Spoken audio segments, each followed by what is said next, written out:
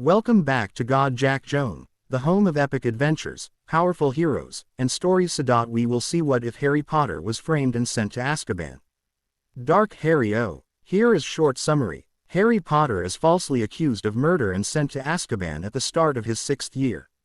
Betrayed by everyone he trusted, Harry discovers a mysterious power that even Voldemort never anticipated. When the truth finally comes out, his former friends must face the consequences of abandoning him, but will Harry ever forgive them?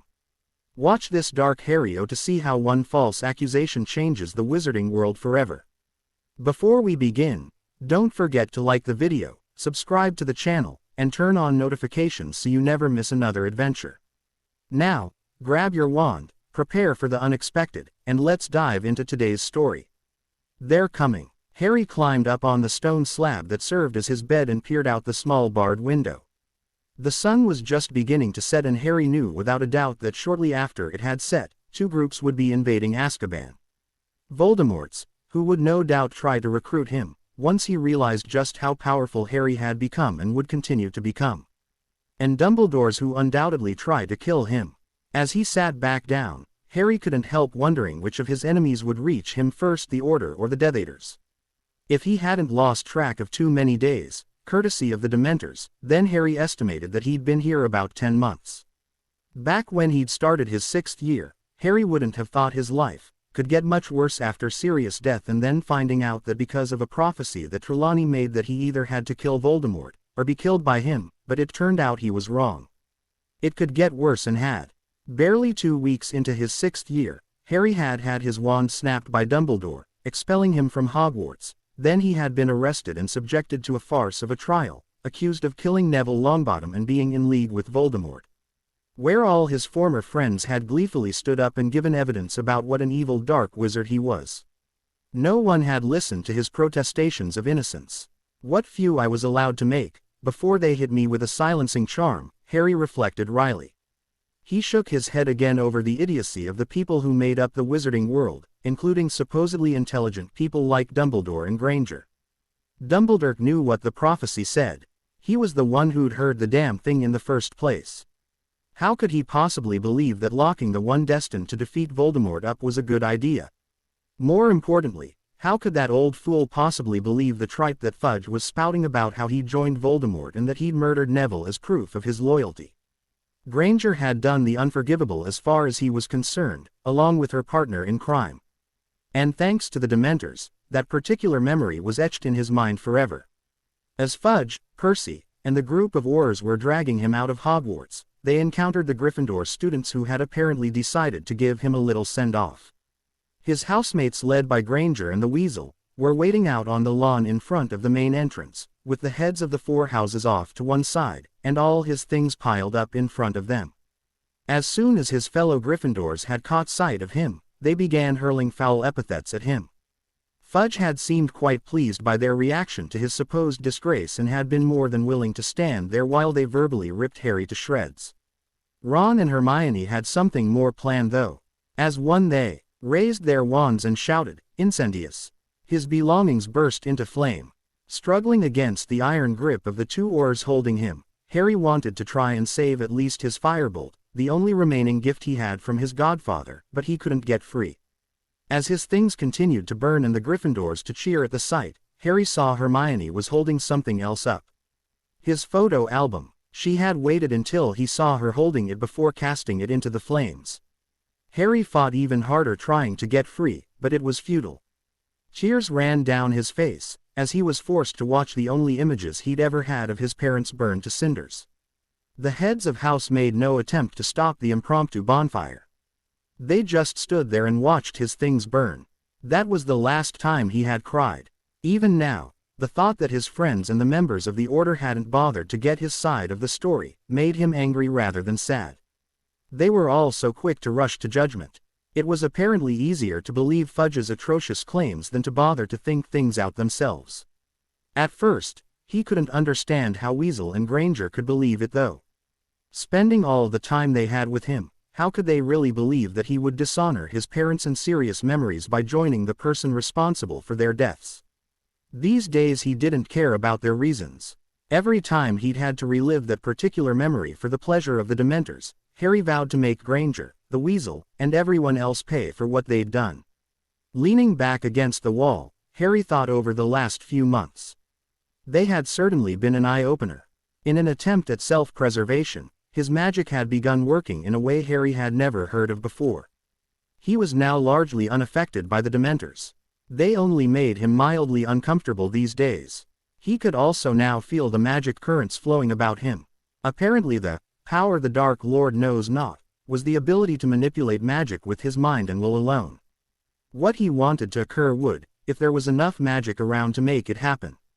He couldn't wait until Dumbledore and Moldy Shorts got here, so he could show them both just how much he'd learned in a place where magic was supposed to be impossible to do. Hearing footsteps coming up the pageway, Harry resumed his vacant, idiot look, so the guard or whoever was coming wouldn't get suspicious. Earlier that same day, number 12 Grimmauld Place, Dumbledore looked at the embled members of the Order, including the two most junior members, Ron and Hermione, who were there in spite of Ms. Weasley's protests. My sources tell me that Voldemort intends to attack Azkaban tonight, to free the Death Eaters imprisoned there. Potter. Ron spat. He's going to release that filthy traitor. I understand that is his intention among other things. Dumbledore told the embled group.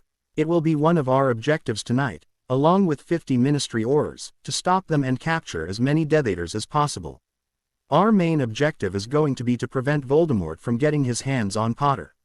Even if we must kill him. Moody wanted to know. Dumbledore's mind wandered back for a moment to the first time he'd seen the wide-eyed innocent Harry Potter enter the Great Hall over 6 years ago. Then his mind just as quickly jumped to the scene of he and Fudge bursting into a third-floor room to find Potter standing over the body of Neville Longbottom, wand in hand. He and Fudge had been discussing the progress that had been made in readying the wizarding community to defend itself against Voldemort, when Percy Weasley had burst into his office, looking pale. In panting breaths, the minister's eye-stand had told them he just heard someone use the killing curse in the third-floor corridor on the right side and what sounded like a body hitting the floor. It had certainly been a good thing that young Percy had been wandering around the castle that day, reliving old memories and heard Harry cast the killing curse, otherwise the boy might have made good his escape. Dumbledore had stood there staring, wanting to deny the evidence of his eyes, but he couldn't. Harry was there, standing over the body of the only other possible person who fit the prophecy. And when Priori Incantato had been done, it showed the last spell cast by his wand had been the killing curse. Fudge, who was very prone to leaping to the conclusions he wanted to believe, had nonetheless, in this instance been right. Harry Potter had killed Neville Longbottom. How could he have been so wrong not to see this coming? Neville's death had to be in repayment for the Dark Lord's killing of Bellatrix Lestrange, a few weeks into the summer. The woman's mutilated corpse had been found near Little Whinging in Surrey a few weeks after the term had ended. When he'd originally heard about her death, Dumbledore had thought it was Voldemort's punishment for her failure to get the prophecy, but now he was certain he knew why she had been killed. Voldemort had given Harry the revenge he wanted on Bellatrix for killing his godfather, in order to gain his loyalty. The headmaster hadn't wanted to believe that he had misjudged Potter that badly, but it was clear that he had. His attempts to mold Potter into the person he needed him to be to kill Voldemort had failed. Young Potter apparently hated him enough, for leaving him with the Dursleys, keeping secrets from him, and by his silence during Harry's 5th year, indirectly being the cause of his godfather's death, to join the person who had killed his parents in order to have his revenge. Dumbledore. Moody's voice interrupted his thoughts. Do we kill Potter, if necessary? Dumbledore looked sad as he nodded. If it is the only way to keep him from rejoining the Dark Lord, then yes, kill him. Azkaban, the main hall. Dumbledore, the Weasleys, Hermione, and about half a dozen Aurors were all that remained of the force that had gone to Azkaban to try and stop Voldemort. They had been herded into the largest wardroom, where Voldemort and his Death Eaters waited. There were a few Death Eaters still out in the prison who, along with the Dementors who had remained at Azkaban, were looking for Potter. We found him, Master. A voice announced as 2 Death Eaters brought the unresisting young man into the room. Excellent. Voldemort glided over to the unmoving boy, looking pleased. Where did you find him? Up on one of the turret walkways, just standing there in the wind. Voldemort put a finger under Harry's chin and raised his head up from where it was looking at the ground. Dumbledore could see the lifeless eyes and the dull, uncaring expression on Potter's face and felt satisfied that at least this Death Eater would be of no use to Voldemort. "Oh, how the mighty have fallen," Voldemort cackled. "And his condition is solely due to those on his own side." "That's a lie," Ron shouted. "Why are you pretending? We all know he joined you. He killed Neville Longbottom for you." Voldemort pointed his wand at the gangly red head and almost lazily said, "Crucio." Ron tried to resist screaming, not wanting to give him the satisfaction, but he quickly let out a shriek. "Don't contradict me again, boy," the Dark Lord warned.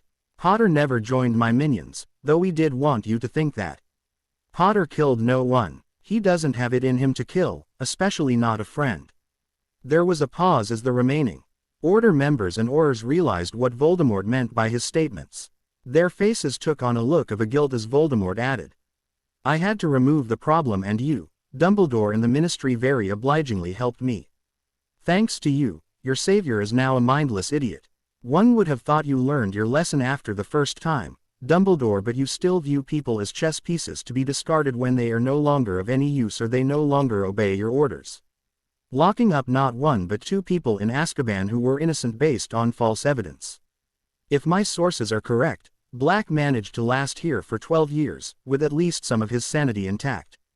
But the second, his godson and the Wizarding World's only chance of defeating me didn't even last a year." While Voldemort was gloating like some bad guy out of a Muggle movie, Harry's eyes carefully noted the positions of the Death Eaters in the room and felt out the presence of the ones in the halls of the prison. He blinked his eyes once and all the Death Eaters in the room collapsed as if someone had thrown a switch shutting them off. Voldemort fell silent, looking for the source of the attack. Then he started demanding, "Who did that?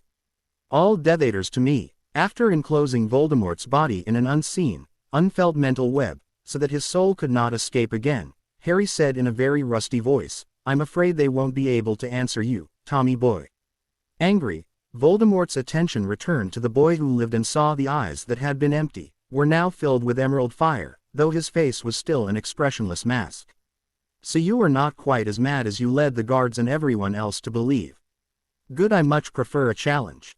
It is a pity you won't join me. We could be great together, but having dealt with you a few times before, I know that you and I will always be enemies. Therefore you must be eliminated. I wouldn't be too sure of who is going to be the victor, if I were you." Harry countered, his gaze never wavering from the S-like face. "You see, I have found that I can kill if given sufficient reason, and you, Tommy boy, have given me plenty of reason." "Don't call me that," Voldemort hissed, pointing his wand at the young man. "Why not? It's your name, though not for very much longer." Harry continued, looking unconcerned by the fact that a wand, belonging to an extremely dangerous wizard, was pointed at him, by said wizard. "As the phoenix is consumed so shall you be, only unlike the phoenix, you will not be reborn." As the Order watched uncomprehendingly, deep green fire burst out of Voldemort's eyes and mouth.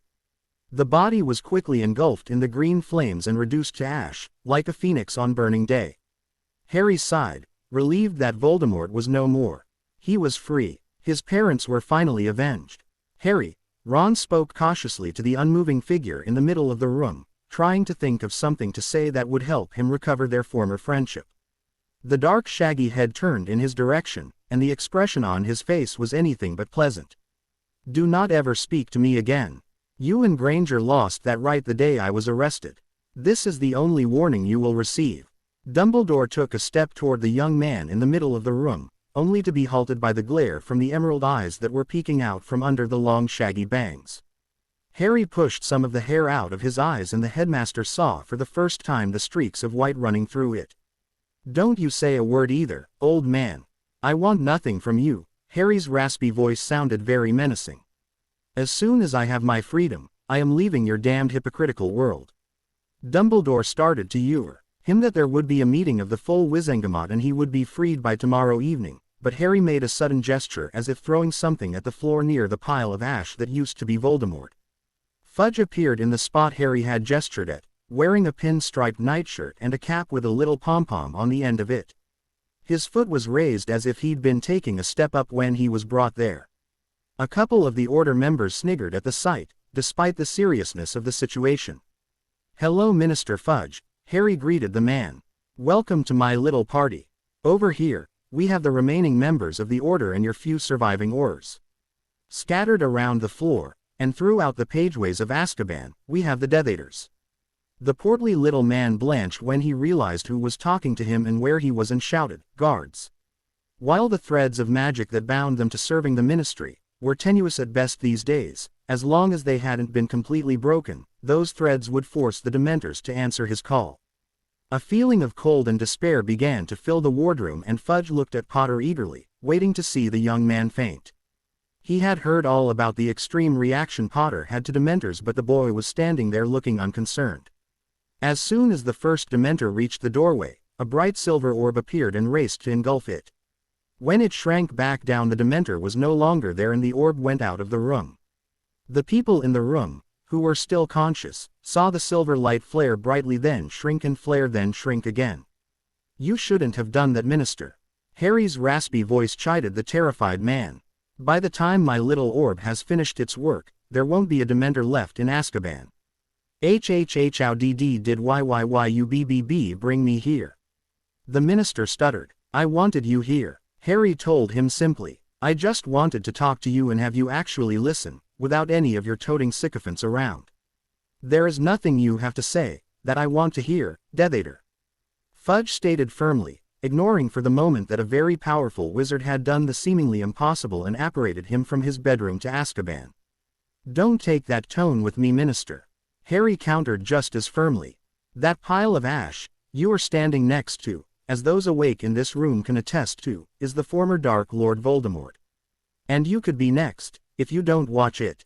After all, at this point, I have nothing to lose." Fudge looked down and jumped back as he caught sight of the huge pile of ash on the floor. He collided with Dumbledore, who had moved closer to try and help smooth things over. It was quite clear that whatever power Trelawney had said Harry would have, he had tapped into, and the last thing the ancient wizard wanted to happen was for Harry to reduce the minister to a pile of ash in a fit of anger. That wouldn't get the boy his freedom. Realizing who he'd backed into, Fudge turned to face the headmaster and demanded, "What's going on here, Dumbledore?" "He's not the one you need to ask, Minister." "I am," Harry told him. "Then why am I here?" Fudge looked at Potter, unable to read anything from the expression on his face. "Do you intend to kill me too? If I wanted you dead, I wouldn't have had to bring you here to do it."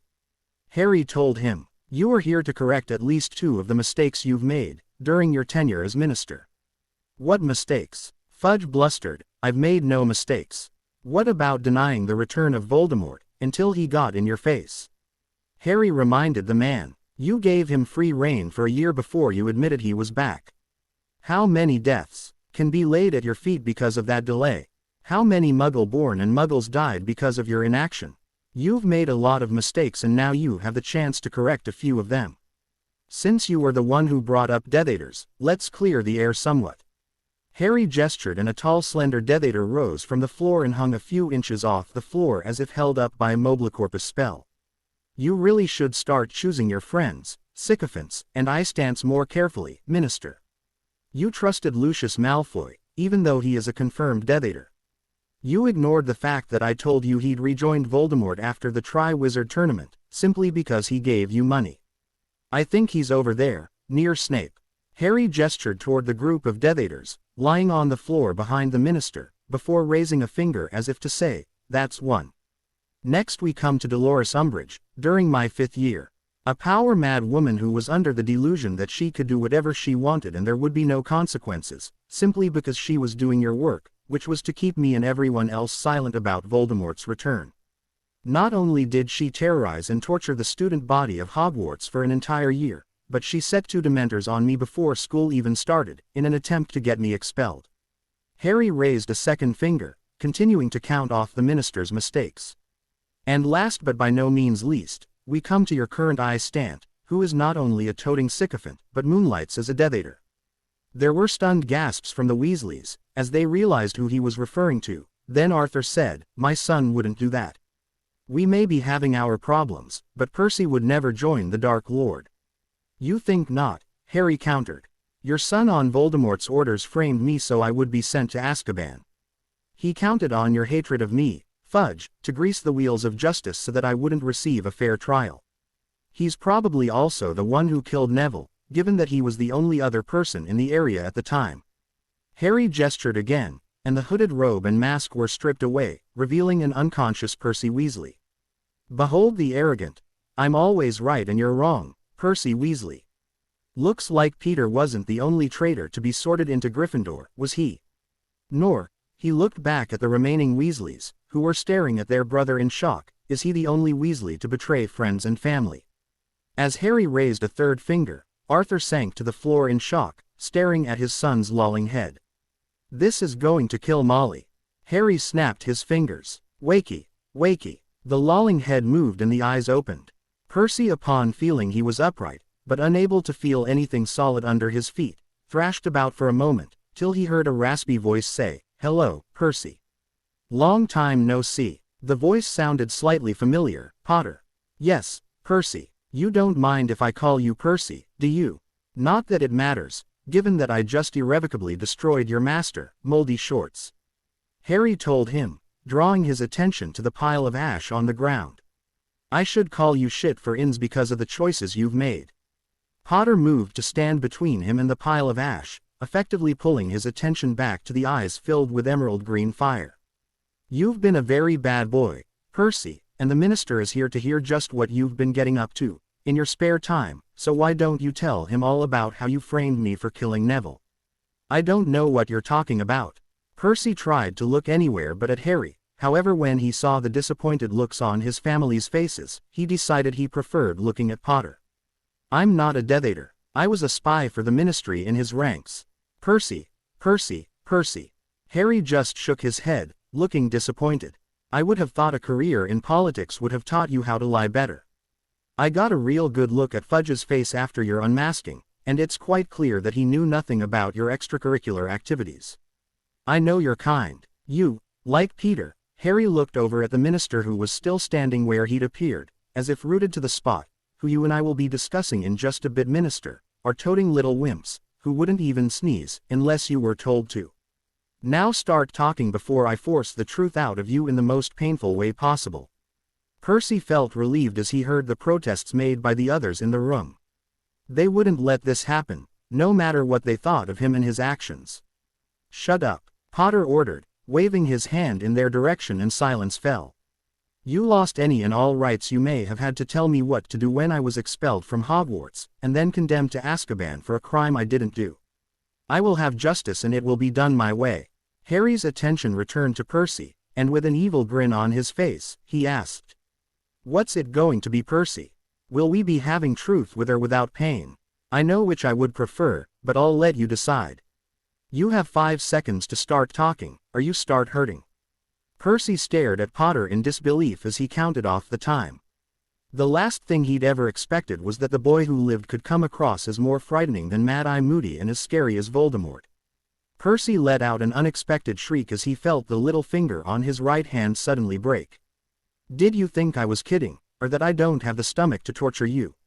Well, think again. I will have my freedom, and if I have to take you apart piece by piece to get it, well, so be it. Potter hissed, then moved closer and said in an even lower voice. Thanks to you, I lost whatever scruples I may have had about hurting someone. A fact that your master found out as I burned him to a cinder from the inside out. Potter stepped back and then spoke in a louder voice. Every 5 seconds another bone will break, until you start talking, and you had better make it the truth. Harry, Dumbledore called. Don't sink to their level. You are better than this. A pity you didn't realize that sooner, old man. Before you snapped my wand and then helped condemn me to hell. Harry's voice was dripping with scorn. Anyway, he has a way out. All he has to do is tell the truth. The spell I've cast will know if he lies and will break 2 bones for every lie. If he remains silent, only 1 bone will be broken. Percy screamed in pain as a 3rd finger was broken. Then he cried, no more. Please, no more. Start talking, Harry ordered implacably. Percy started talking, revealing the whole truth about the day Neville had died.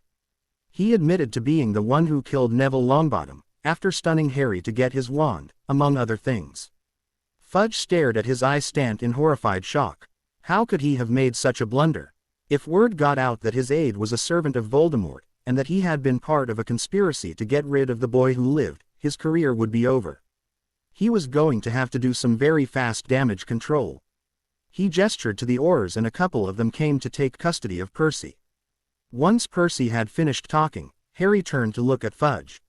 "Well, Minister." "Oh yes, of course, Mr. Potter." The minister stumbled trying to come up with the right words to placate a very powerful and currently very angry young wizard who was clearly capable of performing wandless and wordless magic. "I'll have the papers clearing you of all charges drawn up once you return me to my office, as well as an official apology and compensation for your wrongful imprisonment." The minister was rather surprised when the young man's face remained an expressionless mask. He should have looked pleased or relieved, or something. Not uncaring. Wasn't this what he wanted? "You and I have one more matter to clear up before that happens, Minister," Potter told him. "What?" Fudge looked baffled. "There is the matter of my godfather's wrongful imprisonment," Potter told him. "Black." Fudge looked confused. "He wasn't wrongfully imprisoned. Just like I wasn't," Potter pointed out sarcastically. "Sirius Black wasn't even given a trial. He was just shoved into Azkaban and forgotten." The young man paused and took a deep breath. "He will be forgotten no longer though, and the wizarding world will know the truth." Accio Peter Pettigrew. An unconscious body skidded across the floor, causing the minister to jump back in surprise. As the body arrived at Potter's feet, he gestured and the robe and mask were stripped away to reveal a small balding man with a rat-like face and a silver hand. Another snap of his fingers and the man awoke. "Minister, may I introduce you to the late Peter Pettigrew? As you can see, he is no more dead than you are. I expect him to be questioned under veritaserum, the way my godfather and I were not." Potter knelt down beside the man who was cringing on the floor, and hissed. "Don't bother trying to transform, I have bound your animagus ability. I won't have you getting away again, Peter. Remember, you owe me a life debt and I expect it to be repaid, by your telling the truth, the whole truth and nothing but the truth." Looking back at Fudge, Harry warned him. "I expect to read an accurate story in the Daily Prophet tomorrow morning about how my godfather and I have been cleared. No politics, no editorializing, no attempts on your part to make points with the public or make yourself look good, just to keep your job. If I do not see those articles, or you have done anything to try and make yourself look lily-white in all this, then Minister, your job will not last beyond a week, because I can assure you that I will be giving an interview of my own that Rita Skeeter would give her eye teeth for. It will be there, tomorrow." Fudge promised, well aware that if Potter made good on his threat, the wizarding public would probably use the killing curse on him, not just force him out of office. Fudge barely had time to blink before he found himself in the atrium of the Ministry of Magic, with Dumbledore and the remaining members of the Order and the Aurors who had gone with them. He looked around and found the Death Eaters lying in a pile near the Fountain of Magical Brethren, and they were beginning to stir, just as the intrusion alarm went off. People seemed to come from everywhere, wands out. Shacklebolt took charge, and made arrangements for the Death Eaters to be processed, except for Snape. Fudge looked around trying to find young Potter in all the chaos. "Dumbledore," Fudge called. "Yes, Minster," he responded, coming over to join Fudge. "Where's Potter?" Dumbledore looked around in surprise. He couldn't see any sign of the boy anywhere. "I don't know, Minister. Perhaps you had better take care of those things you promised him you would." "I have a few things to take care of myself. It looks like it is going to be a long night." The Ministry, July 16, 1997, 11 p.m. Because of the sudden appearance of almost 100 Death Eaters, the minister in his nightclothes, and the headmaster of Hogwarts among others, the Ministry was humming like a hive of startled bees. Since the Ministry was in lockdown, due to the intruder alarm going off, none of the Death Eaters were able to apparate out. A few of the Death Eaters, who knew the layout of the Ministry, were quick to take advantage of the chaos in the main hall to try and disappear deeper into the Ministry building, hoping to escape later. Shacklebolt and Moody, ignoring the minister for the most part, set about trying to restore order. The minister, seeing that they had things in hand, headed to his office to change into the spare set of robes he kept there for emergencies. He had heard the not very well concealed sniggers at the sight of his nightshirt and wanted to regain some of his lost dignity. He also needed to arrange to get a reporter from every major wizarding paper here as soon as possible to tell them about Voldemort's demise, and that Harry Potter had been found innocent, as well as the news about Sirius Black being innocent, once they had the details from Pettigrew about what happened the night the Potters were killed by Voldemort. If he worded things right, he could fulfill Potter's conditions and still come out of this with his job intact. Dumbledore, seeing things were under control, as much as they could be with a hull full of Death Eaters, headed for one of the fireplaces. He needed to get the members of the Wizengamot here as soon as possible, if he were to have a chance of preventing Harry from disappearing. He wasn't going to have another angry young wizard disappearing, only to reappear as the newest Dark Lord. Harry's anger needed to be negated or at least turned outward so it could be dealt with, and since he was partially responsible for the situation, it was up to him to try and fix it. Fudge, backed up by Arthur Weasley, who had actually been there, stood facing the crowd of reporters in the atrium of the Ministry. Hem. Fudge cleared his throat, and that silenced the reporters who were talking. Looking at the pile of ash that Potter had transported to the Ministry along with the people in one of the Aurors had placed in a sealed GL box, Fudge decided to get the most important, at least to the wizarding world, news out of the way first. It is my great pleasure to announce that you know who has finally been defeated, once and for all. The noise level became almost deafening as all the reporters began firing questions at once. Fudge held up his hands signaling for quiet. One at a time, please, he requested, then catching sight of a rather well-built in a form-fitting robe, he said, "You, miss." "Pardon," from the Quibbler. She identified herself. "How can we be sure that you know who is really gone? After all, Minister, you did spend an entire year denying he'd come back." Fudge bristled slightly at the implication that he was lying, but before he could blast the witch, he remembered Potter's warning about not trying to make himself look good. "That is why Arthur Weasley is here to confirm that the pile of ash in the container in front of me is that of the Dark Lord. He and Albus Dumbledore, who is currently in a meeting with the Wizengamot, were there when Harry Potter destroyed he who must not be named." "Harry Potter," a number of the reporters chorused. Then Majira from the Daily Prophet asked, "Why would Harry Potter destroy the Dark Lord? He joined him last summer or so, we were told, and he also killed Neville Longbottom on his orders." "Ah yes, well, we made a mistake there," the minister said quickly. Before this could degenerate into an attempt by Fudge to save his job, Arthur quickly put in, "Voldemort, before Harry destroyed him, admitted that one of his Death Eaters framed Harry for killing Neville Longbottom." "You said Potter destroyed you know who?" Riot from the International Wizard Standard asked. "How did he reduce him to a pile of ash? I thought being in Azkaban prevented you from doing any magic. I have no idea why Harry was able to work magic, and I have no idea what spell he used." Arthur told them, "I can only tell you the effects of it. I saw the dark green fire as it came out of his eyes and mouth. It engulfed the Dark Lord and reduced him to a pile of ash in seconds." The reporters stared at the pile of ash with shock and a little fear. Their curiosity quickly overcame their fear and they began firing questions more rapidly. "Wizengamot Chambers, Albus, there should be no problem enacting the statutes you need," Amelia Bones told him, "but are you sure this is the right way to handle this? From what little you've told me, Mr. Potter is currently a very angry young man, and with good cause. Won't this just make him angrier? I am aware of his anger, Amelia, and that is the reason I want these edicts paid." Dumbledore told her, "Yes, Harry, in all likelihood will be angry, at first, but I am certain that he can be made to see reason. I made a mistake once of allowing a young wizard's anger to fester and grow, instead of trying to diffuse it. My neglect allowed a promising young wizard named Tom Riddle to become Voldemort." There was the expected flinch from the other members of the Wizengamot, and Dumbledore sighed. He would have thought that knowing the Dark Lord was finally and irrevocably dead would have given them the courage to say his name, but apparently the fear was too ingrained. "The other reason we need to ped these edicts is because, whether he knows it or not, Mr. Potter needs the wizarding world as much as we need him." Dumbledore said in conclusion, "We just need time to convince him of that."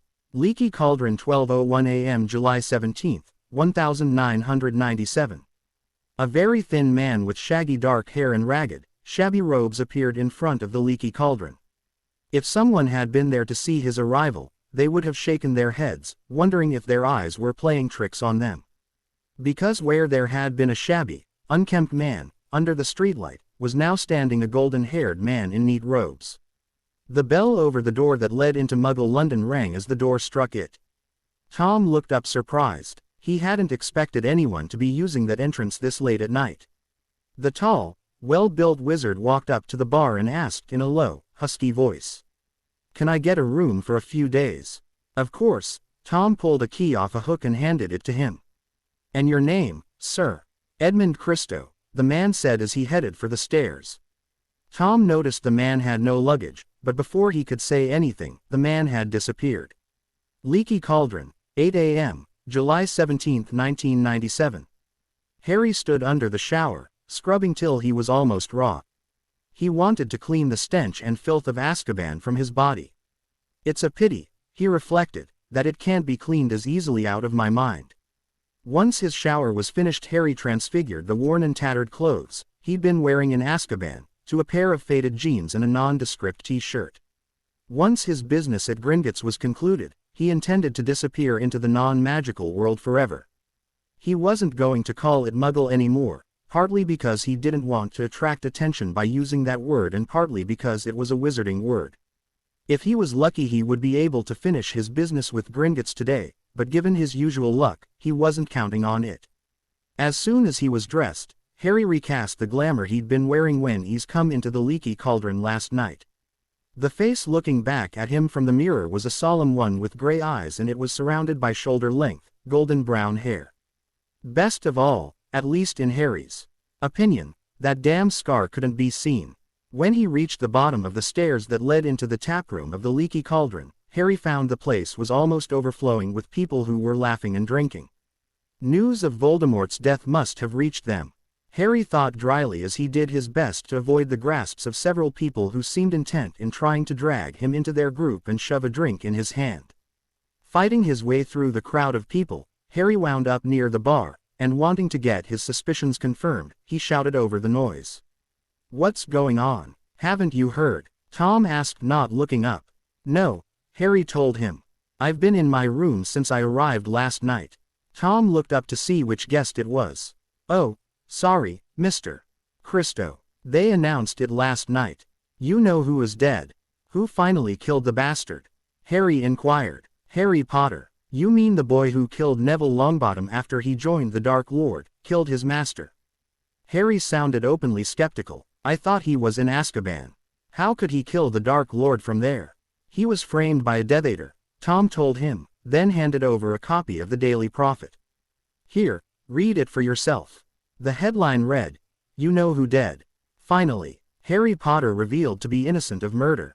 Harry just skimmed the article, wanting to make sure that Fudge had kept his side of the bargain. He noticed that Percy's name hadn't been mentioned. Instead, the traitorous Weasley had been listed as simply the Death Eater responsible for framing Harry. While he was annoyed at Fudge for not owning up to the fact that it was his eye-stant who framed him for murder, Harry was fairly certain it was at Arthur Weasley's request and not out of any desire to make himself look innocent. He was reasonably certain the foolish man didn't want his wife finding out her son was a Death Eater from the pages of the Daily Prophet. Personally, he couldn't see why she shouldn't find out that way, since she, like the rest of her traitorous family, had been so willing to believe him capable of murder and not even being willing to listen to his side of the story. Mrs. Weasley should feel the same pain she gave him, by not even listening to what he had to say.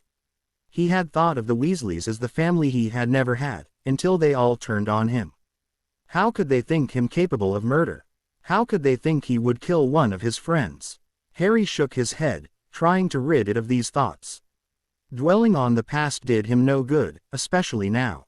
He was here to start on the path to his future. Folding up the paper, Harry pushed his way through the crowd to the empty courtyard in back. He stared at the bricks in the wall, mentally tapping the right bricks. A moment later, the archway into Diagon Alley appeared. Harry stared at the crowded alley in amazement. There had to be as many people here as had been at the World Cup in the summer before his 4th year. Sighing resignedly, Harry stepped through the archway and began pushing his way through the huge M of people. When he finally made it through the huge crowd, Harry was relieved to find the area around the steps and front door of Gringotts clear of any revelers. Grateful for that, Harry nodded to the goblin that held the door open for him. Inside it was fairly quiet, but surprisingly enough there were several wizards in the bank conducting business. Not wanting to alert the wizards to his identity, Harry walked up to one of the goblins seated behind a desk and said, "I would like to speak with an account manager regarding my account." "And which account might that be?" the goblin asked, sounding disinterested. Handing over a folded slip of paper, Harry said, "I would like this matter to remain confidential." After taking a look at what was written on the paper, the goblin gaped at him like a stunned shark. He quickly recovered and requested, "Give me a moment to fetch a manager." He returned a few minutes later, accompanied by an elegantly dressed older goblin. "If you'll follow me, sir." Harry was surprised by the slight hint of respect he could hear in the new goblin's voice. The goblin led him to an impressive-looking office. Once the door was closed, the goblin gestured to the comfortable chair on the other side of the desk and requested, "Would please drop the glamour, Mr. Potter. I need to be certain of who I am speaking to." Seeing no reason not to, Harry dropped the disguise. The goblin gave a quick glance to the scar on his forehead before saying, "While I may not be the first, I want to thank you for ridding both our races of the Dark Lord." "Actually, you are the first," Harry couldn't resist commenting. Certainly no one who had been at Azkaban had thanked him. They had all been wallowing in their guilt, and some of them, their stupidity. This startled the goblin. Given the crowds outside, he would have thought someone in the wizarding world had thanked this vague young man. "Then again, let me offer my heartfelt thanks." Harry nodded. Getting down to business, the goblin said, "My name is Ironknife Grieva. I am a NCH manager for Gringotts. How may we assist you today, sir?" Before Harry could say a word, there was a knock on the door. "Excuse me a moment, Mr. Potter," Grieva apologized. "Come. Sorry to disturb you, sirs," the goblin in the doorway apologized, "but Headmaster Albus Dumbledore wishes to speak with your client."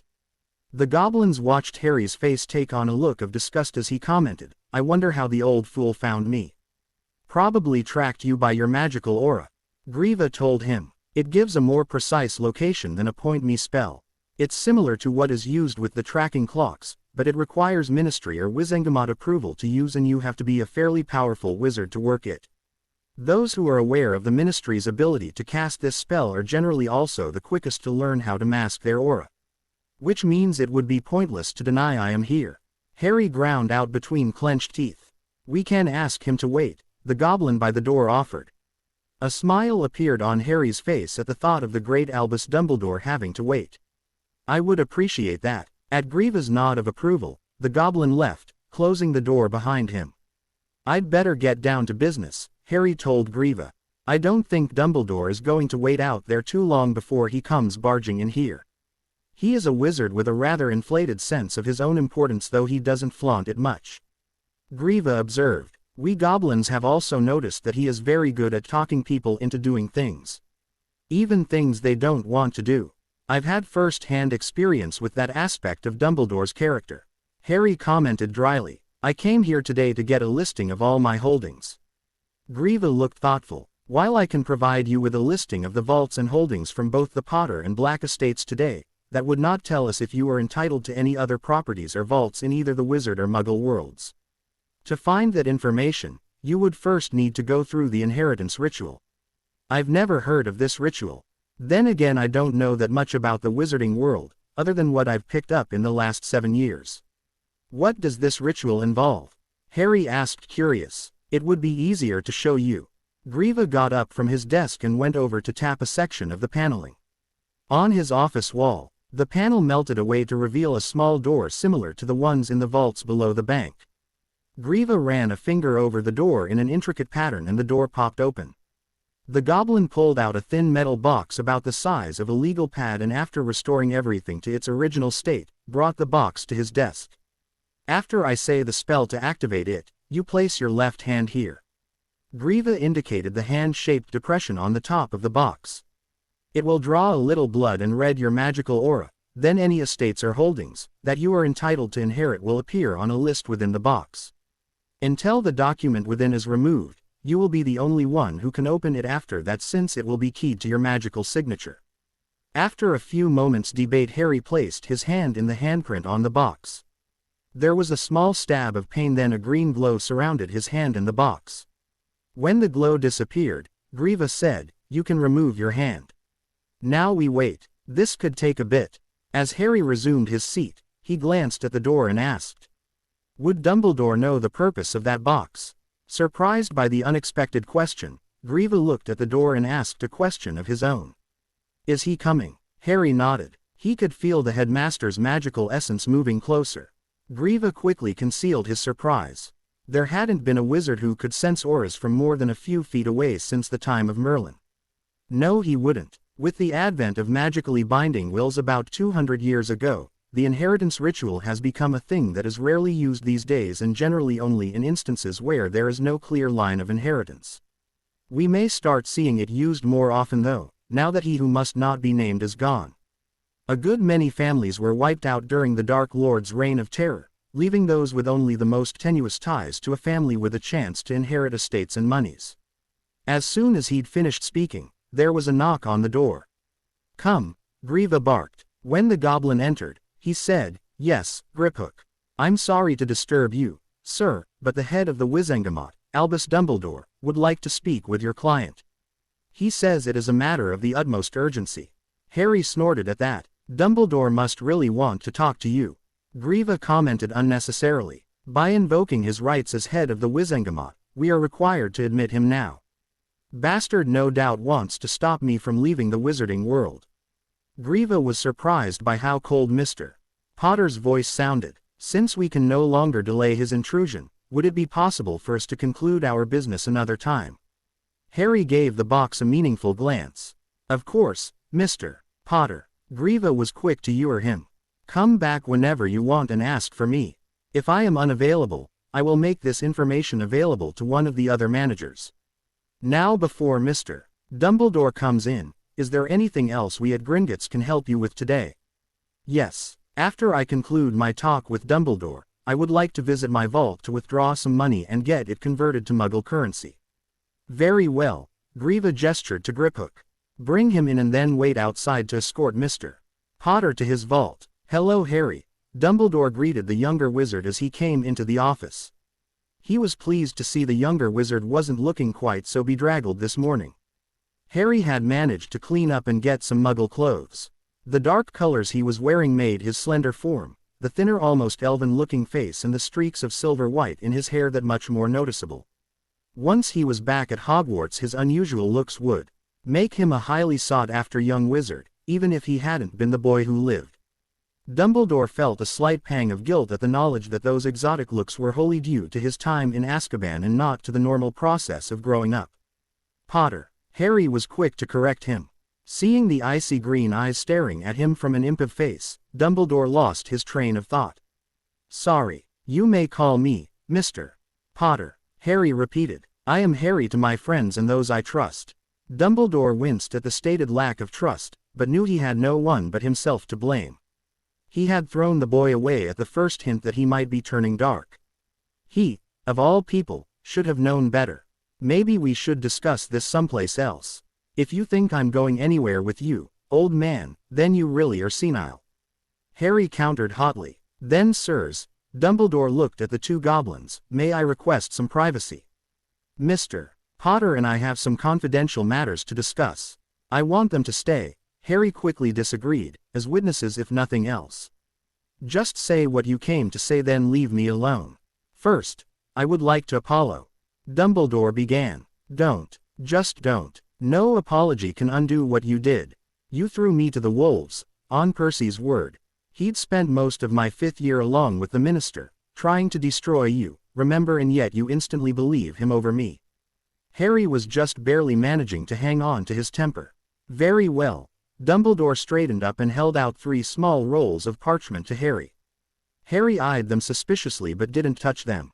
"They aren't intended to hurt you, huh, Mr. Potter?" Dumbledore told him. Harry still didn't touch them. "What are they?" "2 are from the ministry.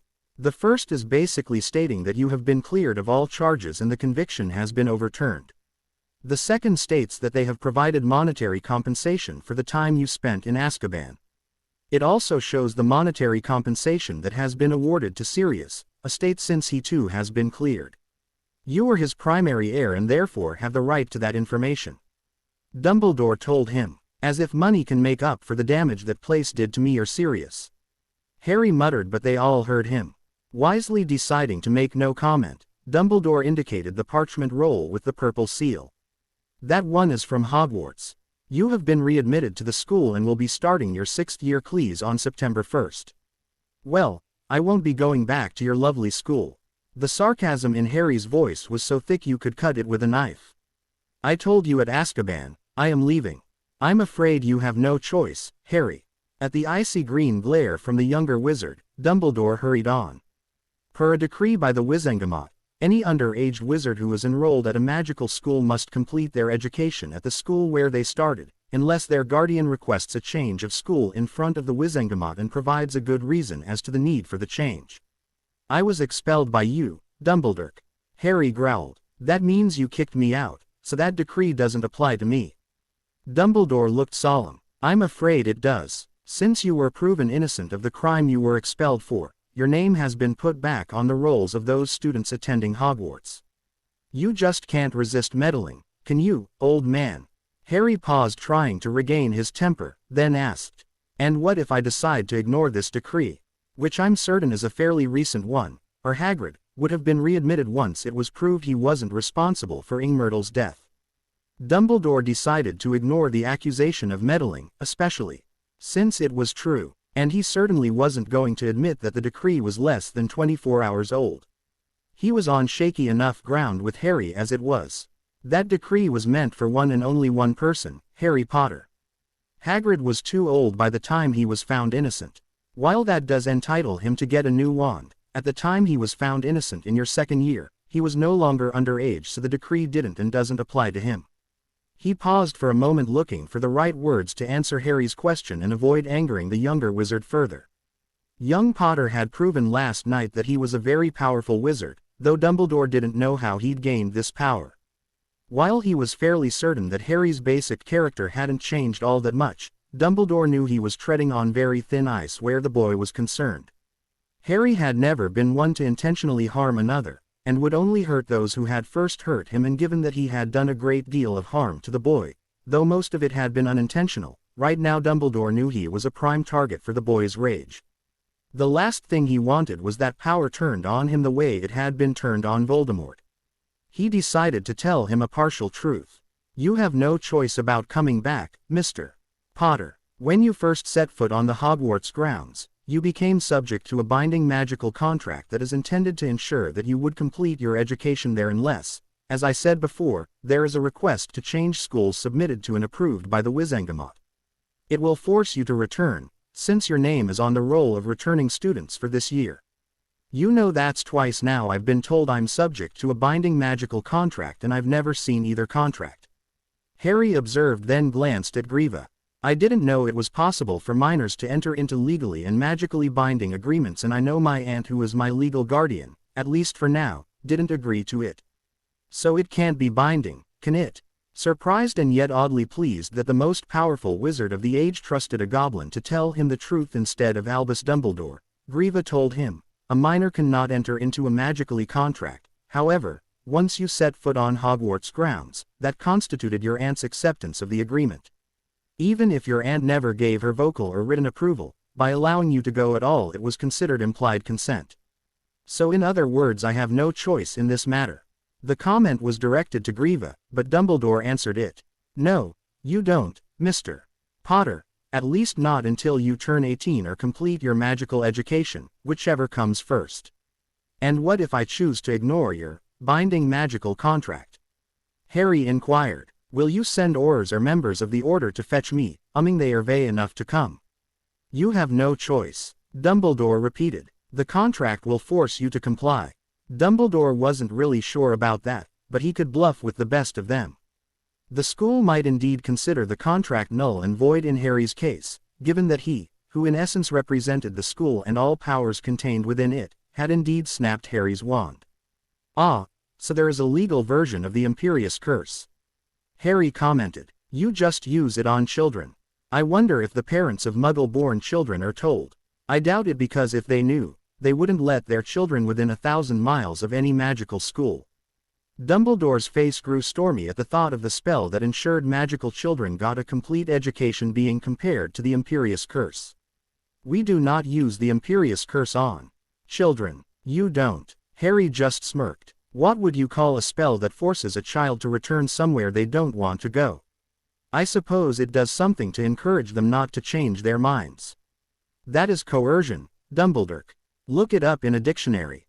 Dumbledore knew there was nothing he could say to change Harry's mind about the purpose of the spell that ensured children completed their magical education, so he didn't even try. His face once more an expressionless mask, Harry resigned himself to spending one more year among the hypocrites of the wizarding world, before he could finally be free of it for good. He could probably break the spell, but that would mean going to Hogwarts anyway, since it was probably the source of the spell. The problem was that if the spell had existed since the Founder's time, then it was probably woven into the other spells surrounding the castle, which would mean any attempts to negate it might bring the castle crashing down. Thinking about it for a few moments, Harry decided to comply, at least for now. In a way it was a better solution for the long run. He wouldn't have to rush disposing of whatever property he had in the wizarding world, and he would have a chance to make those fools at Hogwarts pay. Yes, a much better solution all round. Deciding not to let Dumbledore know he'd won so soon, Harry asked, "Where's Remus?" "I'm sorry." Dumbledore hoped he looked puzzled by sudden change of topic. He hadn't expected this question so soon, but he should have. "Where is Remus Lupin?" Harry repeated a little slower, as if talking to a small child. "He wasn't at Azkaban with you last night, and he certainly wasn't at that farce of a trial I got, so where is he right now? And while we're on the subject, where's Hedwig? I know she wasn't killed by those fools in Gryffindor House, so where is she?" Knowing he couldn't avoid the issue, Dumbledore just hoped that Harry wouldn't kill the messenger. "Remus didn't believe you were guilty of killing Neville Longbottom." Harry snorted. So someone in the wizarding world had some ins. At least Remus learned, unlike the rest of you, not to judge things by appearance. Yes, there wasn't anything else Dumbledore could say to that, given that it was the truth. Anyway, he was looking for the proof of your innocence when he was killed. "How?" Harry growled, sounding almost like a wolf himself. Knowing Harry would get angry if he found out later that any details were withheld, Dumbledore told him what little they knew. Remus was found dead the night after the full moon. He'd been stabbed with a silver knife. Which meant it was someone who knew he was a werewolf. Which would be just about everybody in the wizarding world, thanks to Severus. "I can't let go of a grudge, Snape," Harry pointed out. Dumbledore knew that accusation was true. Prior to Snape's telling the Slytherins about Lupin's condition, only a handful of people had known about it. We assumed at the time that it had been someone with a grudge against werewolves who that knew he was one. Anyway, now that you've been proven innocent, we must assume it was a Death Eater, trying to prevent him from learning or possibly revealing the truth. Once they go to trial, we'll know which one it was. I'll bet it was Percy. Harry closed his eyes, determined not to let Dumbledore see the pain he was feeling. He would be sure to try and capitalize on it. Where is he buried? Knowing nothing could take away the pain of losing the last link to his parents, Dumbledore did hope this information might ease some of the sorrow. "I had him buried in Godric's Hollow. Next to your parents. I'll have to be sure to go visit their graves. It's about time I was allowed to anyway." Harry commented more to himself than anybody else. Burying the pain, at least for a little while, he asked. "Where's Hedwig? Did those fools from Gryffindor kill her after they destroyed everything else I owned?" While the teachers stood by and watched. "No, Hedwig is alive." The headmaster was quick to rear him. "However, I don't know where she is. Miss Granger decided that she would keep Hedwig, but Hedwig must have decided she didn't want to change masters." "You mean she knew that Granger had betrayed me and wanted nothing to do with her?" Harry corrected him. "What did she do? The first time Miss Granger tried to use Hedwig to send a letter, your owl bit her hand to the bone and raked her talons across Miss Granger's head. She took off and hasn't been seen since." Dumbledore told him. "Good for her. I hope she is okay, but at least she, like Remus, is free of your world of double standards." Harry was pleased by the news that Hedwig might still be alive. He hoped she would return to him now that he was free, but if she didn't, he at least took comfort in the knowledge that beloved familiar wasn't serving one of his two-faced former friends. "If there is nothing else we need to discuss, then I will see you in September. Dumbledore looked a little sheepish as he said, there is one other matter. What now? Harry couldn't think of anything else the old bastard could want to do with or to him. We need to make arrangements for where you are going to be staying until the start of term. Dumbledore finally said, you will be making no living arrangements for me. Harry got to his feet, tired of dealing with the interfering old wizard. You are still considered a minor, Harry. Dumbledore backed up at the icy glare. We have been trying to come up with a suitable wizarding family for you to live with for the next month and a half, since you no longer need to be hidden from Voldemort or his Death Eaters. I will not say this again. Harry growled. You will be making no living arrangements for me. If I must live with someone, then it will be the Dursleys. At least I know to expect a stab in the back from them. Not to mention, Harry thought to himself, it will give me chance repay the Dursleys for their many kindnesses. One more thing, Dumbledore, I want no contact with anyone from the wizarding world, unless I choose to initiate it. No letters, no packages, no nothing. If anybody sends me anything, they will get it back with a very nasty hex attached to it. Do we understand each other? At the headmaster's nod, Harry pushed past him and went out the door. Dumbledore heard him say, Griphook, would you please take me to my vault? Dumbledore waited in the lobby for Griphook to return with Harry.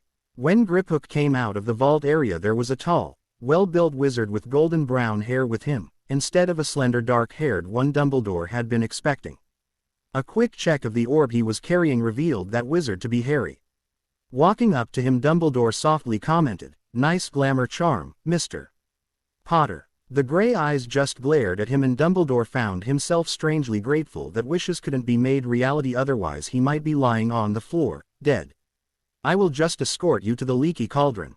Dumbledore told him. I have made arrangements with the Ministry for a car to take you from there to your aunt's in Surrey. Harry said nothing. He walked up to a desk and requested that the wizard money be converted to Muggle currency. He also requested a security pouch to hold it. A few moments later, the goblin handed over a pouch and the requested Muggle currency. Placing the folded currency in the pouch, Harry headed for the door, ignoring Dumbledore. Wisely deciding to say nothing further, Dumbledore moved quickly to catch up with Potter before he disappeared from sight. If anything, the crowd in Diagon Alley had grown even larger. Harry couldn't help wondering how the alley could contain it without exploding out into the non-magical world. He pushed his way through the crowd, well aware of the fact that Dumbledore was following him. Harry managed to get through the crowd and into the Leaky Cauldron a few minutes ahead of Dumbledore. If he could maintain that lead, he might just make it out the door into London and disappear before Dumbledore caught up with him.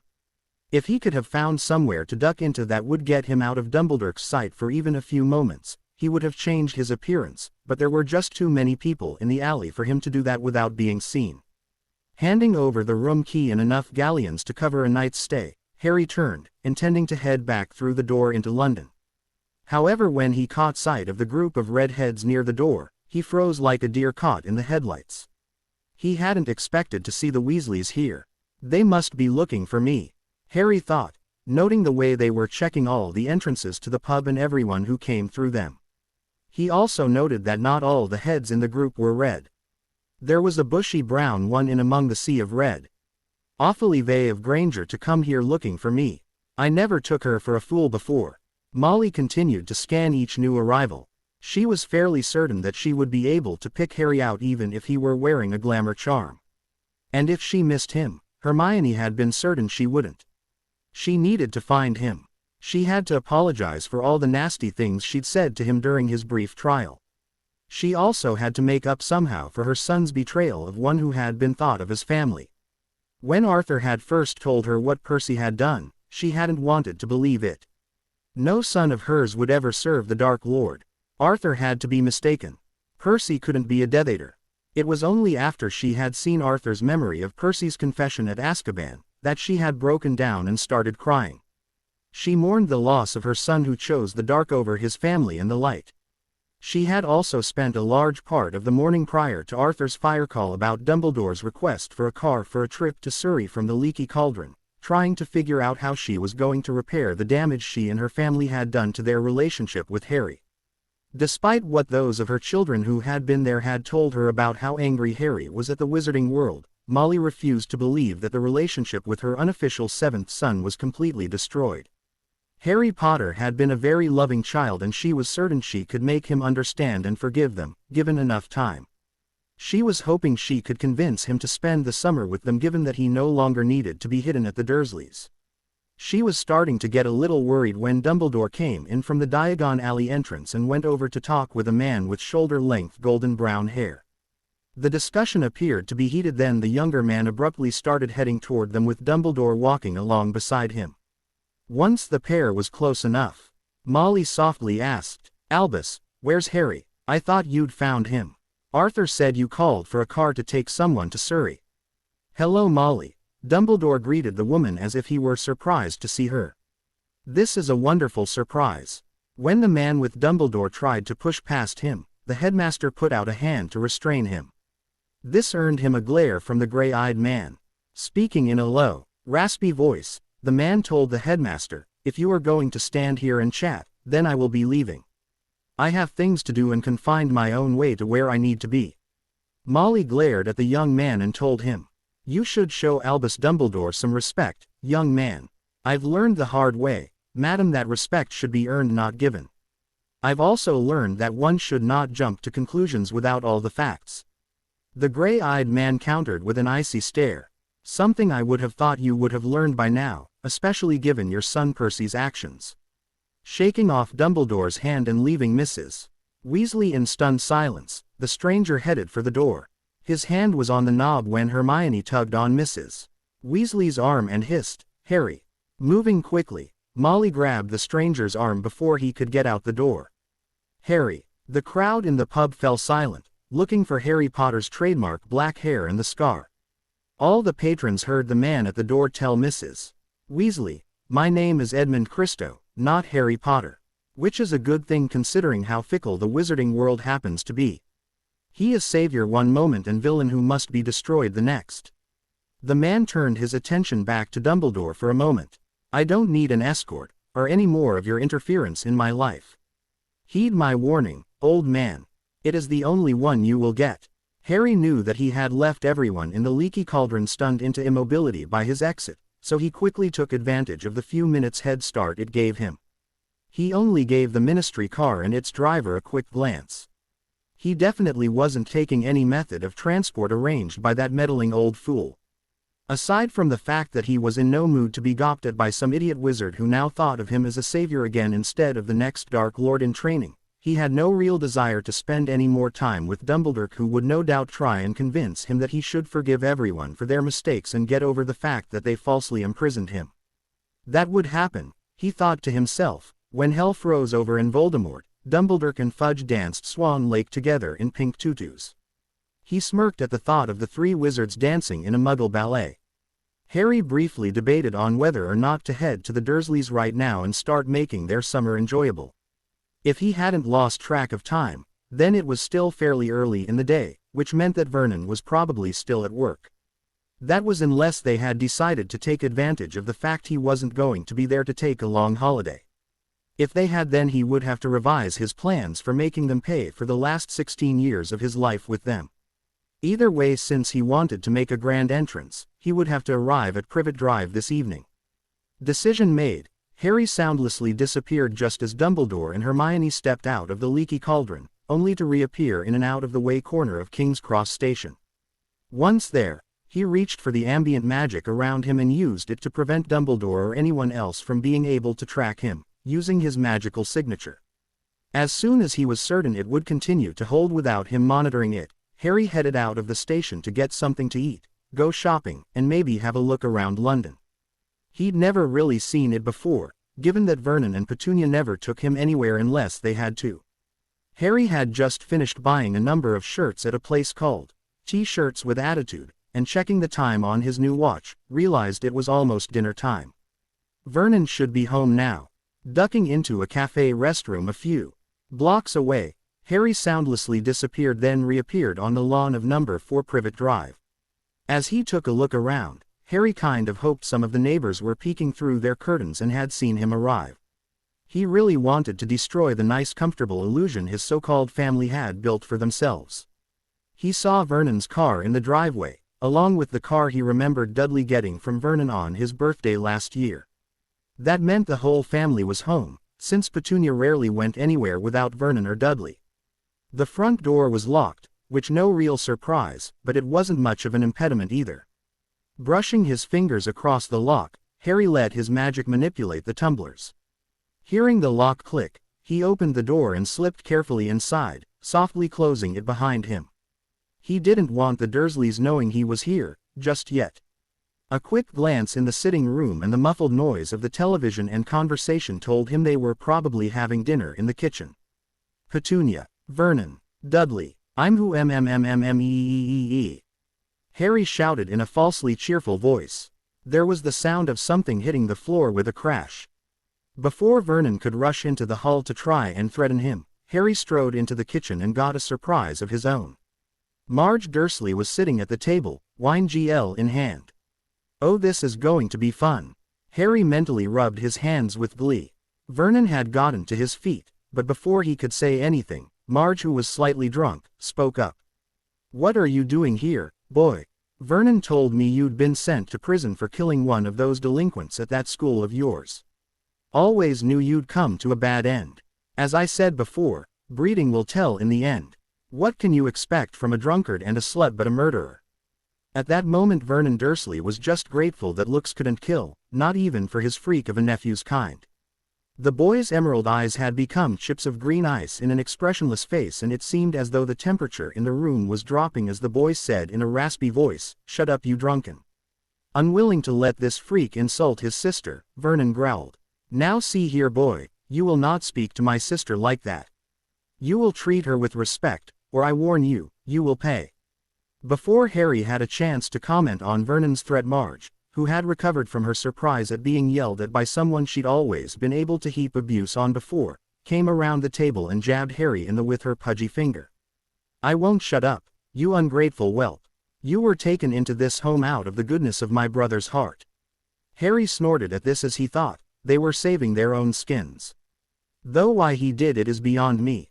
Marge continued, not having hearing the snort. Personally, I think you're a waste of space.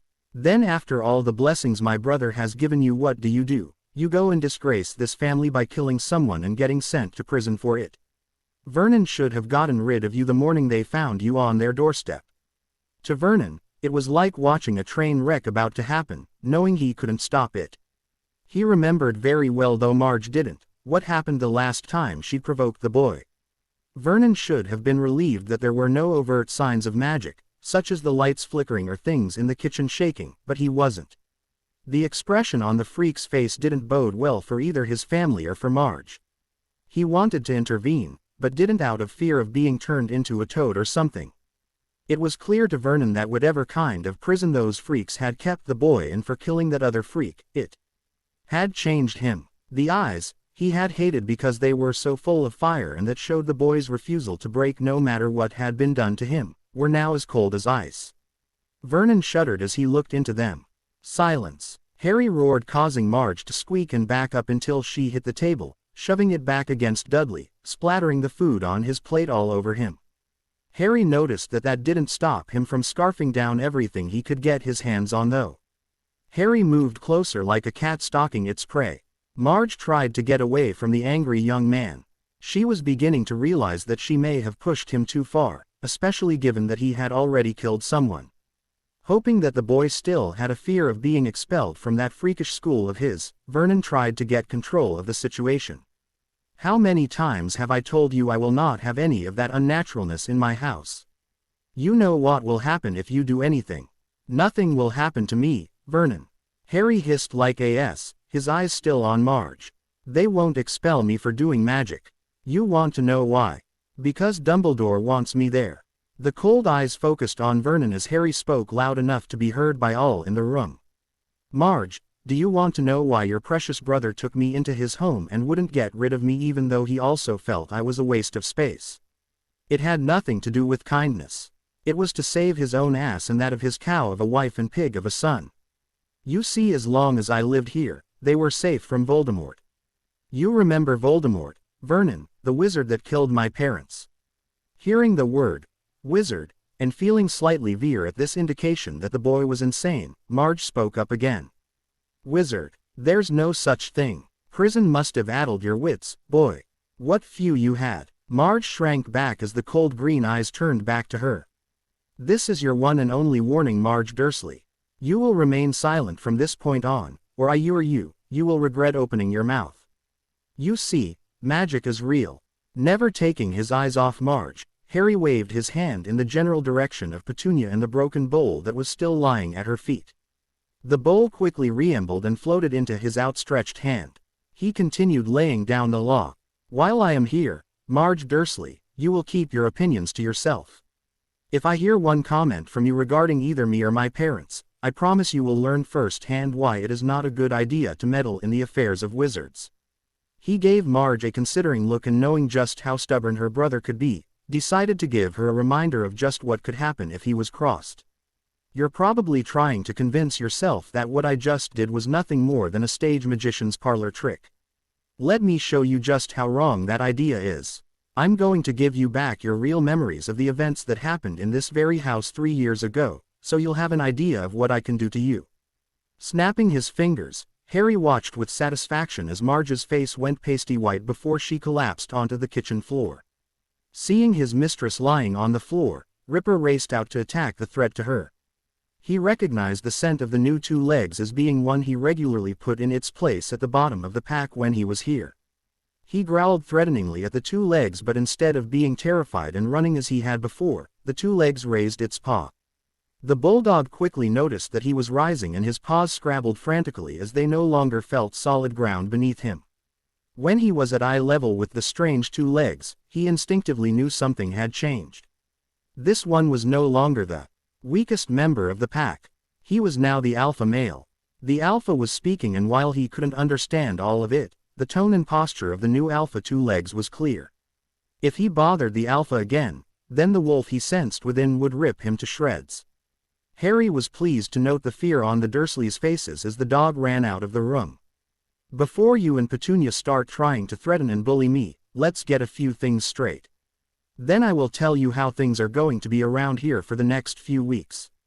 Harry could tell that his choice of words enraged Vernon, and the only thing keeping him quiet, right now, was the occasional glances he gave to his unconscious sister. As you can see, Harry waved his hand around, there are no owls carrying letters threatening me with expulsion. Nor will there be, and the reason there won't be is quite simple. Last night I destroyed Voldemort. Surely those abnormal freaks didn't let you out of prison simply because of that. Petunia scoffed. You did kill some boy at that school of yours after all. The look Harry gave his aunt made her squeak and back up behind the kitchen counter. Did I say you could speak, woman? Trying once more to regain control of the situation, Vernon said, now see here, boy. No, you sit down and shut up. Harry's expression made it quite clear that he would force them to comply.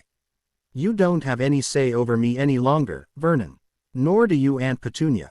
You have both made your feelings about me quite clear over the years. Now it is my turn.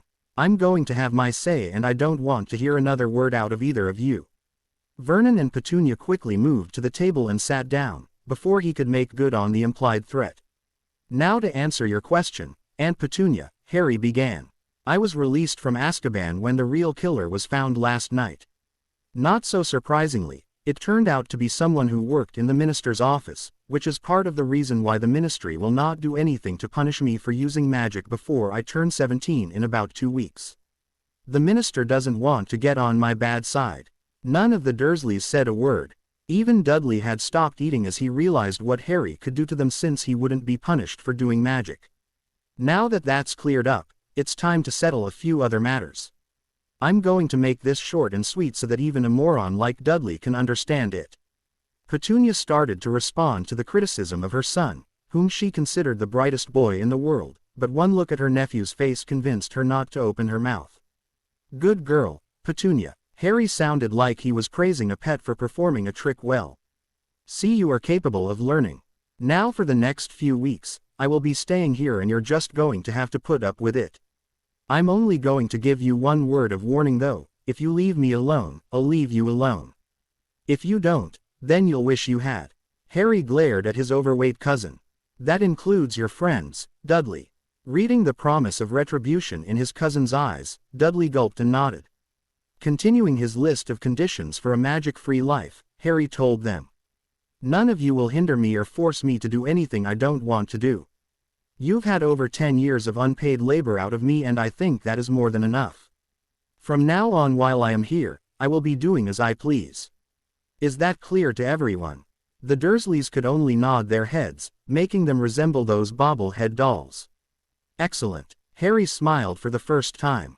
Just remember that, and we should get along fine, for however long I am here. A hooting sound woke Harry the next morning. He rolled over, intending to send a nasty hex back to the Witcher wizard who had dared send him anything by owl post. He received quite a shock, however, when he saw a familiar snowy owl perched on the windowsill. Hedwig, I missed you. Harry quickly moved over to the window to check out his beloved familiar and make sure she was okay. How did you know I was out? How did you know where to find me? Hedwig gave him a look as if to say, silly human, I can always find you. While she looked a little thinner and scruffier than he was used to, Harry could tell that she was pleased to see him as well. Holding out his arm for her to use as a perch, Harry brought her into the small bedroom. Showing her the transfigured bedroom, Harry asked, What do you think, girl? The snowy owl's head twisted around, taking in the changed surroundings. Hedwig bobbed her head and gave an approving hoot. Give me a moment and you'll have a proper perch. Harry transferred the owl to the back of the chair before picking up one of Dudley's broken toys. As he transfigured the broken remote control car into a perch, Harry smiled at the memory of Dudley huffing and puffing as he moved most of the junk out of the second bedroom. He had no doubt that it was the first real work Dudley had ever done. Once Hedwig was settled on her new perch, Harry told her, I'll be right back. I'm going to get you some food and water. Remembering all too well what had happened before when Harry snuck in food before, Hedwig gave him a concerned-sounding hoot. Don't worry, girl. Harry was quick to rear her. The Dursleys and I have come to an understanding. If they don't bother me, I won't turn them into mice for you. Harry had to laugh as Hedwig suddenly looked very predatory. Sorry, love, but they're still human. At least for now. Once Hedwig was settled in for the day, Harry went down and made himself some breakfast. The Dursleys studiously tried to ignore his presence. He was a bit surprised that Marge wasn't down in the kitchen stuffing her fat face like Dudley was. Maybe she was waiting until he was gone to put in an appearance. Given that she had all the tact of a rampaging hippogriff, it was very sensible of her. Harry had no doubt that Marge Dursley would be unable to control her mouth. Vernon and Dudley left as soon as they finished eating, leaving Petunia alone with her nephew. After he finished his breakfast, Harry told his aunt, If anyone comes around looking for me, tell them I'm out and you don't know when I'll be back. Will they at least dress properly? Harry could tell that she really wanted to say, the freaks, but didn't dare. I don't know. Harry sounded as though he didn't care. Probably since they don't want to stand out in a Muggle neighborhood. I did warn Dumbledore that I didn't want to be bothered by anybody from the wizarding world and what would happen to anyone who was stupid enough to ignore the warning, but given that they've never cared about what I wanted before, I have no doubt they'll think I'm bluffing. At least at first anyway. You sound as though you're not too fond of those people anymore. Petunia observed softly. Surprised by her unexpected comment, Harry responded honestly.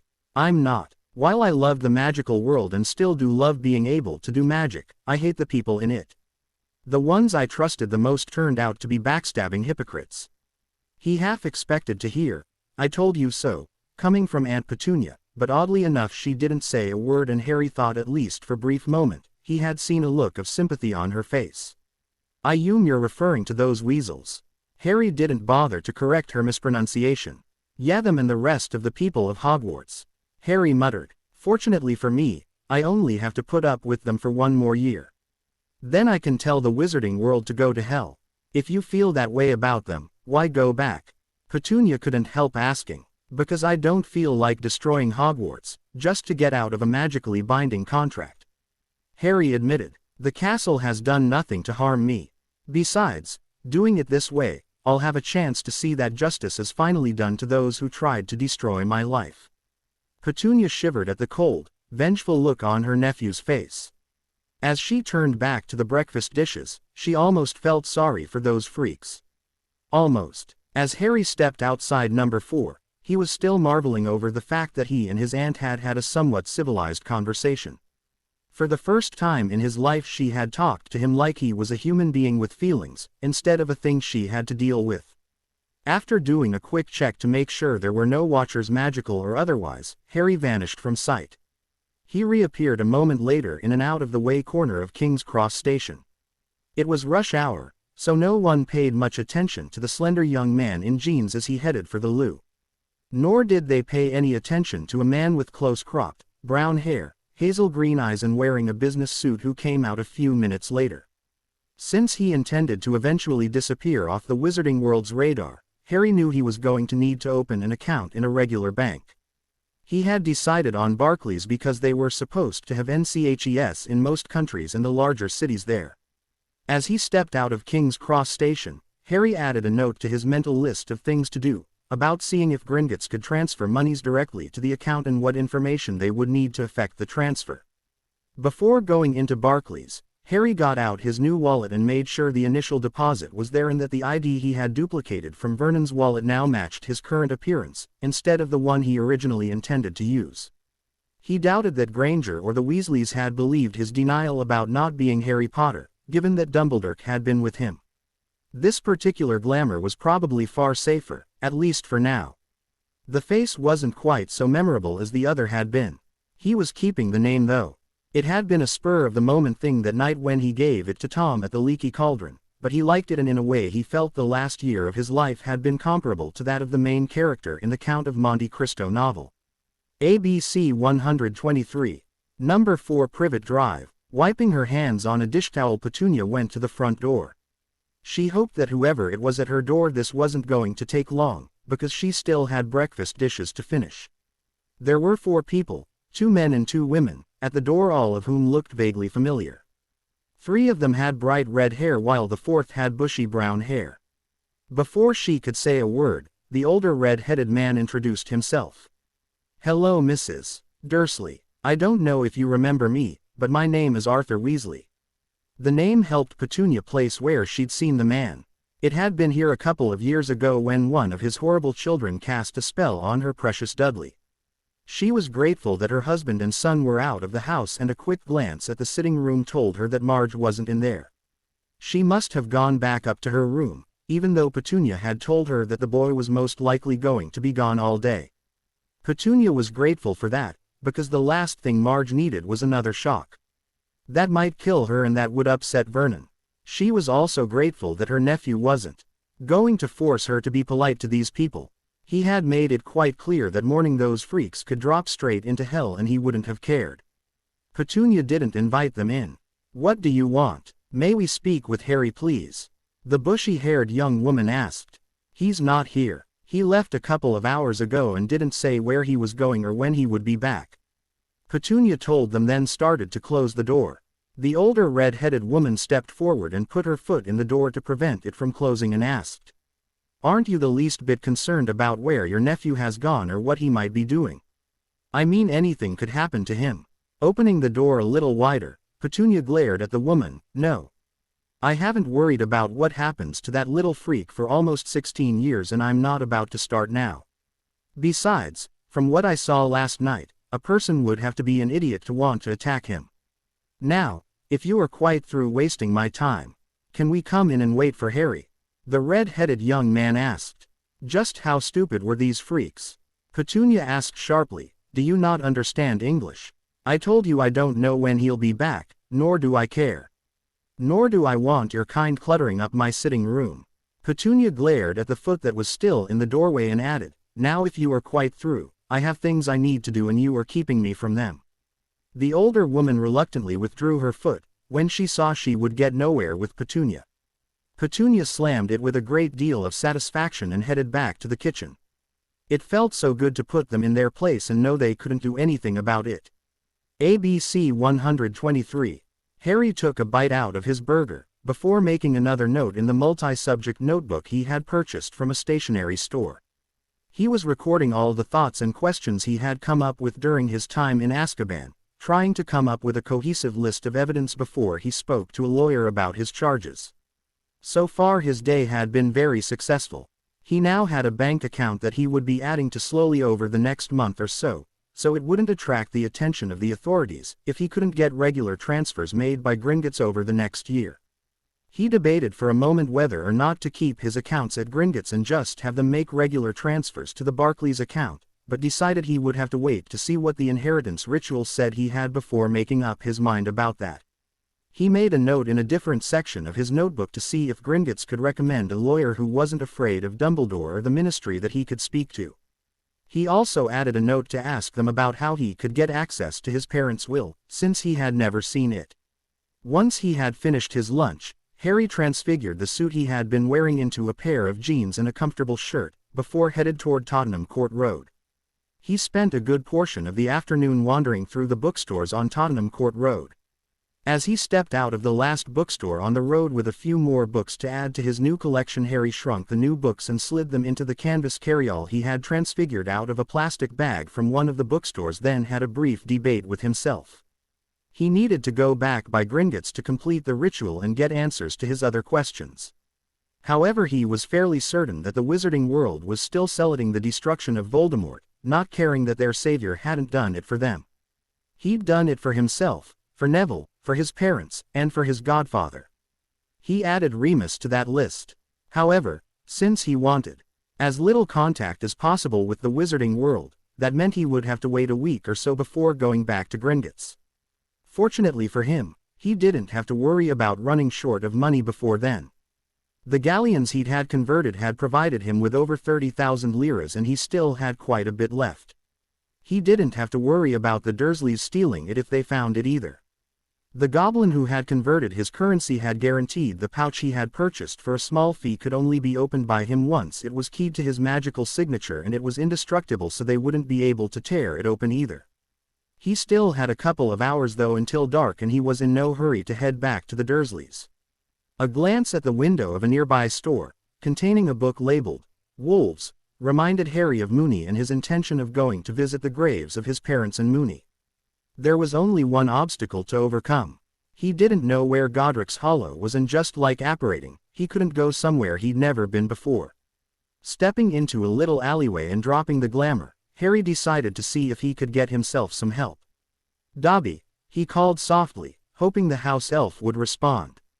He didn't know how house elf magic worked, or how the elf knew when he or she was wanted, especially if they were in another place, but he hoped Dobby could hear him. A moment later his wish was granted as the excitable house elf appeared before him. "Master Harry, sir." Dobby's voice sounded loud in the alley as he bounced in place. "I is happy to see you. Is so glad you free. Knew you was good wizard and not hurt anybody." "Shish." Harry gestured for him to lower his voice. "I'm happy to see you too, Dobby. But we're in non-magical London right now, so you need to keep it down, okay?" Dobby looked around surprised. "Is never been to Muggle world before. Dobby, I need a favor and Dumbledore can't know anything about it." Harry got straight to the point. "What is you wanting?" Dobby asked, slightly suspicious. "Do you know where Godric's Hollow is?" "You is not knowing where it is." Dobby seemed surprised. "Nope." Harry shook his head. "Dumbledore never allowed me to visit my parents' graves, and I want to see them today. And I was told Professor Lupin is buried beside them, and I want to see his grave too. They are the only family I had, and I need to see them. The thing is, I can't go anywhere that I've never been before, so I need someone to show me where it is. Will you take me there, please, Dobby? Master Harry should be allowed to visit family." Dobby decided. "Dobby, take." Harry took the house elf's extended hand, and then Dobby snapped his fingers. The trip felt like a cross between a portkey and going through the flow system. Harry found it slightly nauseating, but at least he was on his feet when he got to the other end.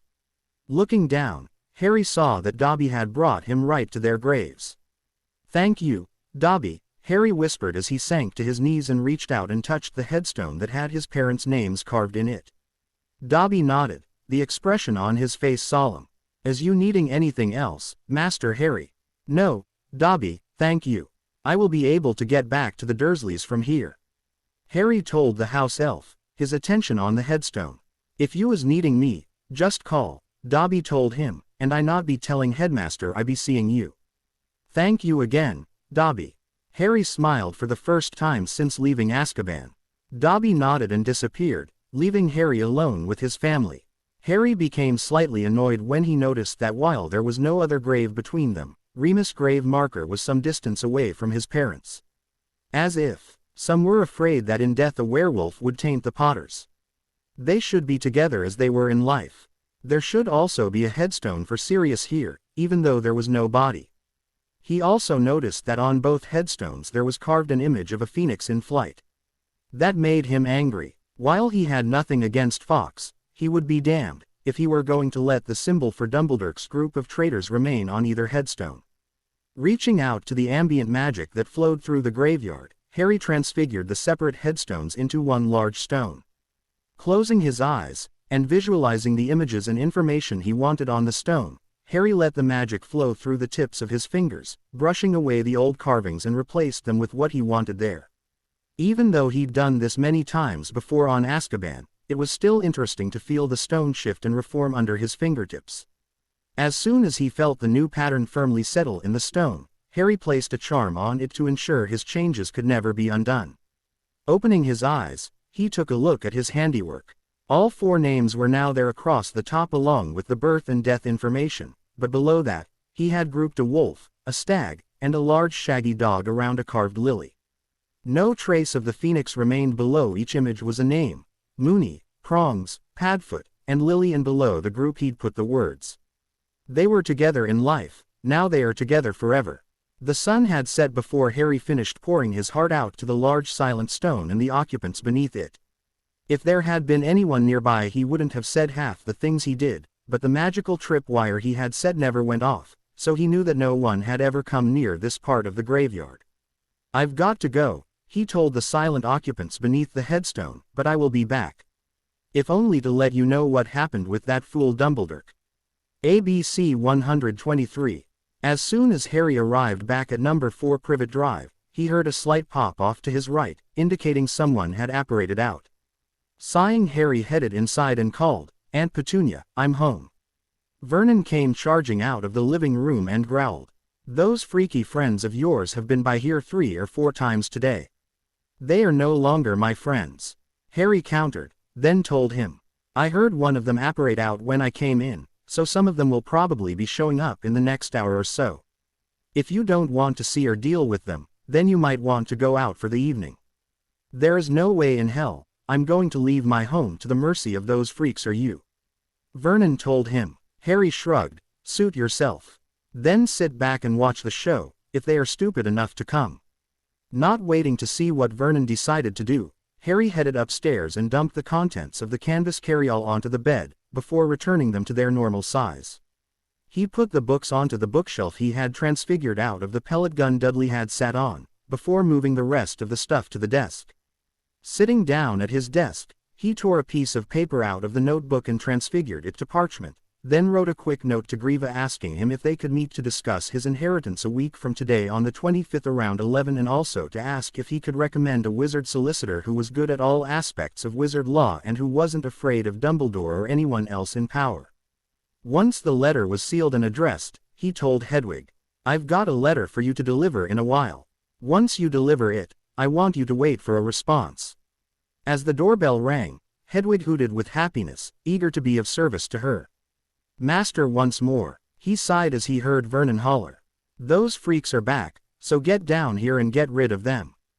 Given that Vernon had said freaks, not freak, Harry was willing to bet that the Weasleys were here. And as soon as he got a look down the stairs he saw that he was right. There were 5 Weasleys in the entry hall and one unexpected guest.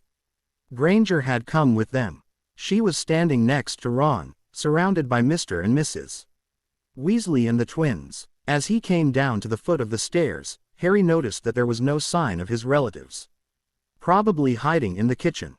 In a voice that could rival the chill of the Arctic, he asked, "What are you doing here?" Since no one else seemed to want to break the silence, Molly Weasley said, "We came to see you, Harry dear." The temperature in the room seemed to drop as Harry commented, "So I'm Harry dear again, am I? Well, as I told Dumbledore yesterday, the name is Potter." The only ones allowed to call me Harry are my friends and those I trust. You and your family, madam, fit into neither category. Nor does the arrogant Miss Know-it-all who came with you. In fact, I don't even know why any of you are here, given your statements at the trial and the comments you made to me afterwards as I was being hauled off. What makes you think I want to see any of you now or ever? Harry, we just came to apologize.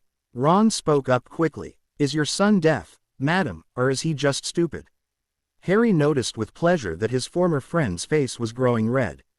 He couldn't help wondering just how long the hot-headed fool would be able to restrain himself. The reason I ask is because I remember quite clearly telling him about 2 days ago that he and Granger were never to speak to me again. And even if he had trouble recalling what I told him in the main wardroom of Azkaban prison, he should have no problem remembering that I just told everyone here that you didn't have the right to call me Harry any longer. Surely his memory can't be that bad. Harry paused, looking thoughtful, though now that I think about it, maybe his memory is that poor. He certainly forgot 5 years of friendship in a hurry, trading it for the spotlight and the attention that comes with it. Now son, you have. I'm not your son, Harry shouted, drowning out whatever else Mr. Weasley intended to say. If I were related to you traitors, I would do whatever was necessary to get myself disowned from your backstabbing family. Now that's not fair. Hermione was filled with anger as well. We made a mistake last year and we're trying to make up for it. You have no right to insult people or not listen to what they have to say. The emerald eyes that stared at Hermione were like chips of ice. The expression on his face looked a lot like Professor Snape's did. The one that said he thought you were a bug that he was deciding whether or not to waste the time stepping on. Hermione tried to swallow the lump that seemed to have suddenly appeared in her throat. When Harry finally spoke, his voice was full of venom. And now we hear from Miss Know-it-all Granger, the fount of all knowledge. She who can't resist poking her nose into other people's business and who was never wrong. Then he growled, but you were wrong, weren't you, and not for the first time either. You didn't listen to me last year when I tried to tell you that I was innocent, so give me one good reason why I should listen to you now. I guess your paean for justice and fairness only extends to house elves and things that are not human, not to those who are supposed to be your friends. How could you throw away 5 years of friendship? How could you possibly think I would kill Neville? Did you forget that I saved your life during our first year at Hogwarts? Remember the troll, Granger? Or do you have a very short memory, like your boyfriend here? Surely the fact that I was responsible for you not dying during our first year should have been worth a few precious minutes of the know-it-all's time. But no, you preferred to join the Harry is an evil dark wizard club without even listening to my side of the story. I tell you what, I'll give your apology the same amount of attention that you gave to listening to my side of the story last September. I think that's fair, don't you? Hermione was silent. There was nothing she could say because he was right. She hadn't listened to what he had to say. She had been so certain of Dumbledore and McGonagall's infallibility that when they said Harry had been caught red-handed standing over Neville's body, she hadn't looked any further. What, nothing to say? Harry observed. You certainly had plenty of things to say both during and after my trial. And don't think I've forgotten what you did the day I was arrested. The Dementors made sure to play that memory over and over again. Hey, I was the one who knocked out the troll and saved both your lives. Ron put in, and when Harry's icy stare was turned on him, he gulped and wished he hadn't said anything. Ah, once more we hear from our sufferer of terminal foot-and-mouth disease. Ron couldn't help noticing that Harry's sarcasm could put the whole Malfoy clan and Snape to shame. He winced as he realized that Harry was just getting warmed up. Do I have to remind you, moron, of just who put Granger in the position of needing to be rescued from the troll in the first place? Harry inquired. Why, it was the yearly winner of the Engage's Mouth Before an award, Ronald Bilious Weasley. Not to mention the fact that you wouldn't have been there to knock the troll out if I hadn't told you that she was in the bathroom and didn't know about it. Mr. Potter, Arthur Weasley spoke up again, trying to avoid getting the young wizard any angrier than he already was. We know that we made a mistake last year by not listening to you, but we want to try and make up for that mistake. Part of the reason we came was to invite you to spend the remainder of the summer at the Burrow with us. Harry mentally applauded Mr. Weasley for his balls. It couldn't be easy to stand in front of someone you and your family had royally screwed and invite that person into your home. Why would you think I would want anything to do with any of you? Harry's voice was again filled with venom. I remember very well the actions of your loving family toward me the day I was arrested as well as during and after my trial. The day you threw me to the wolves. I can never get back what your traitorous son and the rest of the Gryffindors destroyed. Ron isn't a traitor. Hermione defended her friend. Oh, and what is the definition of a traitor, Miss Know-It-All? Hermione hated that nickname. She thought she had gotten beyond that with him and Ron, and now she was clearly back to square one, at least as far as Harry was concerned. Well, we're waiting, Harry told her, doing an impression of Snape at his worst. What is the definition of a traitor? One who commits an act of treason, Hermione stated, knowing full well where he was going with this. Come, Miss Granger, only 1 out of 10. Harry chastised, his patronizing tone making her wince. You know full well that a traitor is also one who betrays another's trust, just as you, Ron, and the entire Weasley clan did to me. The Dementors made sure that your many kind words to me as I was being hauled off to Azkaban were burned deeply into my mind. After all, how many 16-year-olds can say that they will remember till their dying day a woman they looked up to as a surrogate mother telling them that it is a good thing that your parents are dead so they don't have to see what an evil thing you've become. As Mrs. Weasley let out Harry commented, I wonder if you will say something similar to Percy at his trial, madam, or will you be a hypocrite and stand by him to the end? It's a pity I destroyed all the Dementors, otherwise he could have had them to keep him company at Azkaban and to remind him of all your kind words to him. If you think that I or my family condone what Percy did. Mrs. Weasley began to get angry at what Harry was implying. Yes, the boy had the right to be angry with them, but not to tarnish their famly name. Harry's voice rose over hers, shouting her down. I never said you condoned it, just that you were probably going to be a hypocrite and stand by him. He is after all blood kin, unlike I was. You will no doubt stand by him, even if it comes out that he was the next Dark Lord in training. You will do for him what no one in your family would do for me. Harry was fighting to keep control of his temper. After all we'd been through and the help I gave your family, madam, I thought that your family at least would have given me a fair hearing. I nearly died from the basilisk's venom when I was 12, because your daughter was stupid enough to write in an enchanted journal that belonged to Tom Riddle. And none of your own children who should have been able to see that something was wrong with her, ever figured out that something was going on. I provided the money that started the twins' business after the Triwizard Tournament, when they were stupid enough to gamble theirs away with Ludo Bagman and he welched on the bet. It was my vision of Nagini biting your husband that allowed us to find him in time to save his life when I was 15. All of you in one form or another owe me, and how did you pay me back? By destroying the only memories I will ever have of my parents and godfather. By ripping my soul to shreds with your hateful, hurtful words. By not even bothering to take the time to find out what really happened. His gaze roamed over the whole group. I thought you of all people would know that I couldn't do what I was being accused of, but no, you're no better than the rest of the hypocritical wizarding world. I thought that all of you, knowing how Hagrid and Sirius had been framed, would have taken the time to find out the truth, instead of believing what you are told like little children who need to be led by the hand. But no, what do? You toe the party line, instead of bothering to think for yourselves. Why is it that no one in the wizarding world can think or reason? He glared at Granger, as she opened her mouth to say something. Don't bother to tell me you can think and reason, because we both know you can't, Granger.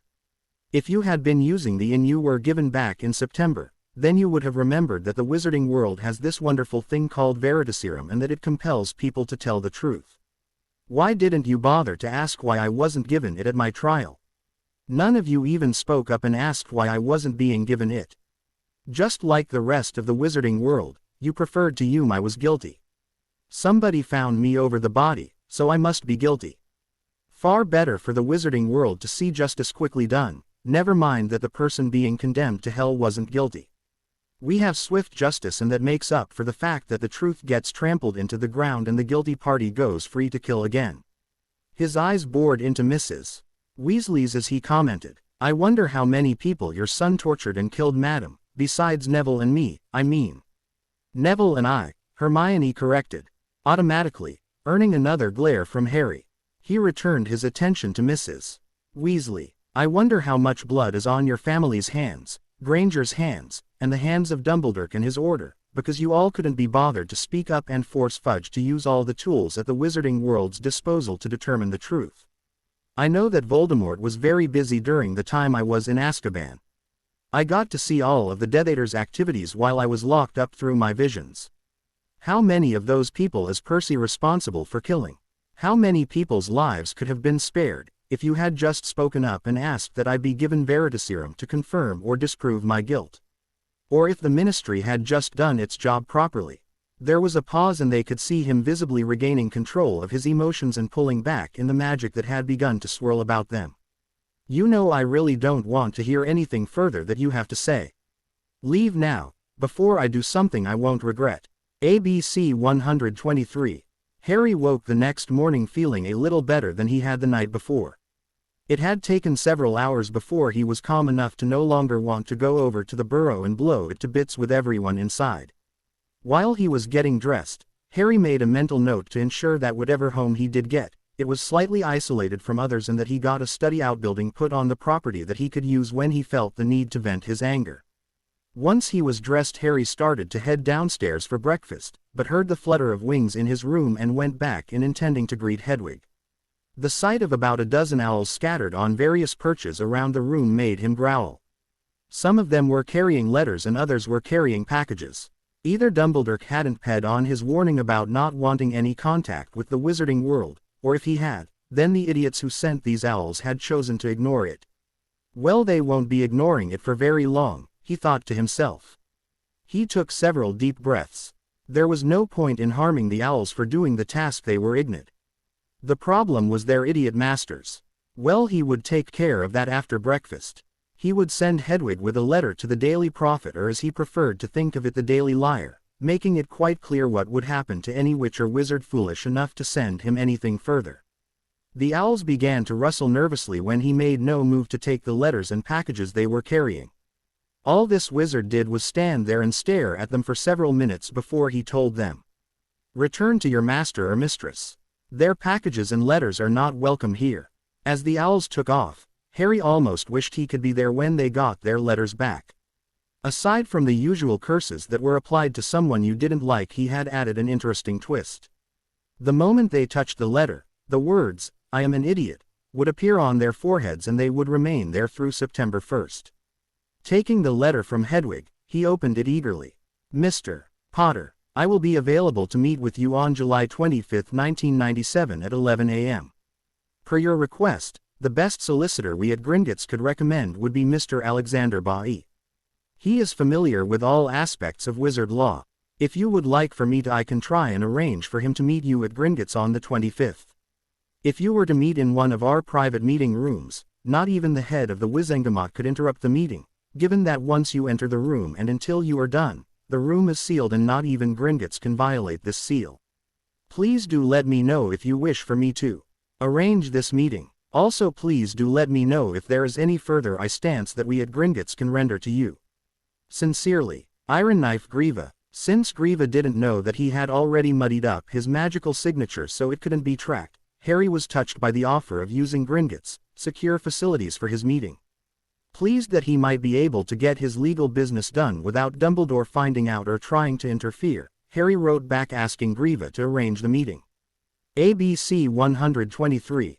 Harry spent most of the next week taking day trips to places that interested him in Great Britain.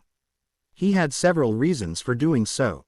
The first reason was because he wanted to spend as little time around the Dursleys as he had to. He also wanted to see some of the country he had lived in most of his life. The Dursleys had never taken him anywhere unless they had no choice, so the only parts of Britain he had ever seen, aside from that rather frantic trip Vernon taken them all on in a vain attempt to outrun the Hogwarts letters, had been London and Hogwarts. The last reason was he wanted to find a new place to live. His time in Azkaban had left him with an intense desire not to be cooped up, but first he had to find an area he thought he would be comfortable living in. Then he would contact estate agents to see what they had available in that area. His goal was to be living in his new home before he had to return to Hogwarts, or at the very least by the Christmas break. He didn't know what kind of home he wanted, but he did know what he didn't want. He definitely wasn't going to live in one of those cookie-cutter neighborhoods, like the Dursleys did, where all the houses looked like they were cut out of the same mold. He wanted a house with personality, just not in the wizarding world. He also got a P-port made under his alter ego identity so he could travel to other countries after his birthday, and well as using a travel agent to book a couple of trips for him to take in August. One was going to be a week-long tour of the French countryside and the other was to Las Vegas in America.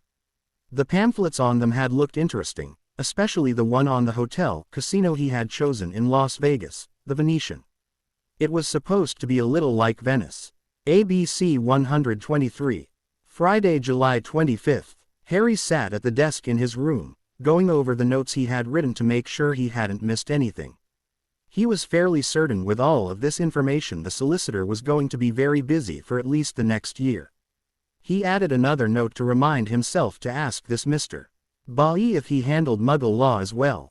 It would save him having to search for another solicitor, if he chose to retain the man's services.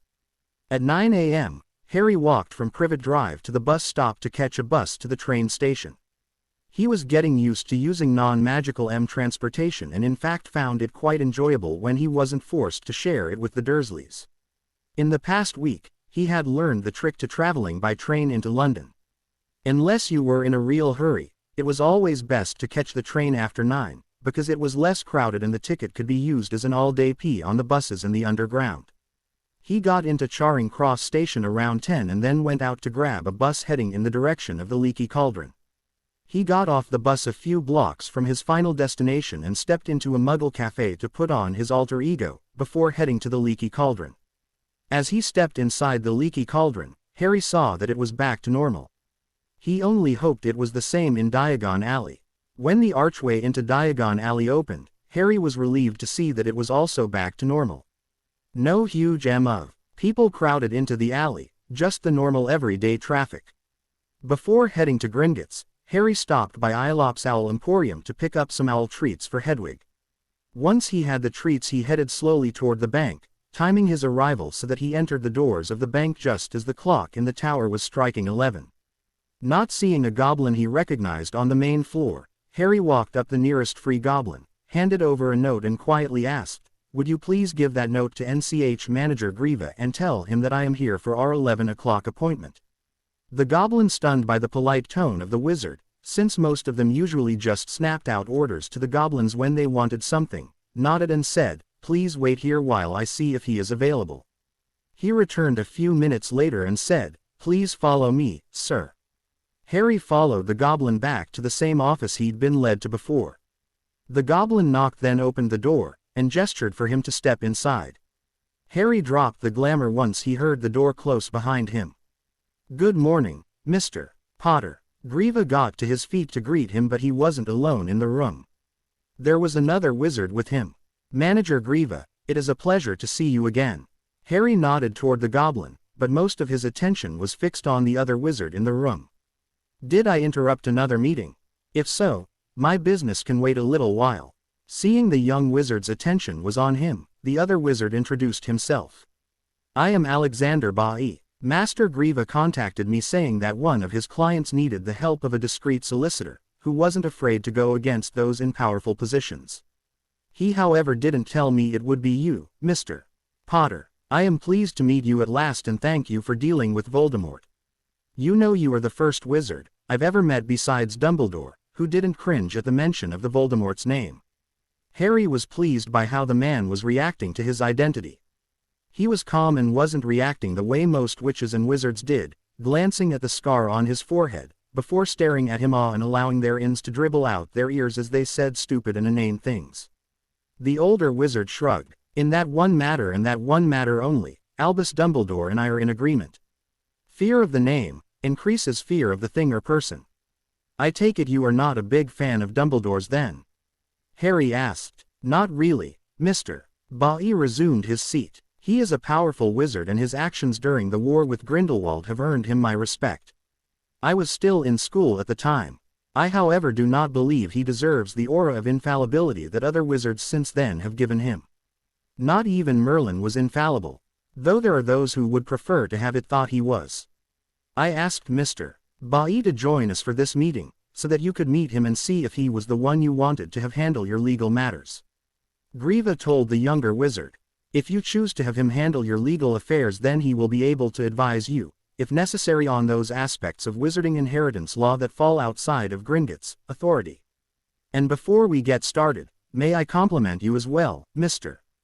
Potter, on the rather pithy and well-chosen comments you made in the letter that the Daily Prophet published on Sunday. Mr. Bai said with a smile. My sister-in-law was rendered quite speechless for several hours because of them, for which I thank you. Harry liked the matter-of-fact way Mr. Bai was handling things so far. He was curious to see if he would continue to be so calm and unflappable once he heard what Harry wanted him to do. Are you also familiar with and able to represent me in matters of Muggle law as well, Mr. Bai? Not personally, the other wizard told him, but I can recommend a good Muggle solicitor if you wish. The lady I am thinking of is a squib, so she is familiar with the wizarding world. She just prefers to live in the Muggle world and have as little contact with the wizarding one as possible. We'll get to that later, Harry told him as he also took a seat in front of Griva's desk. Your being here now, Mr.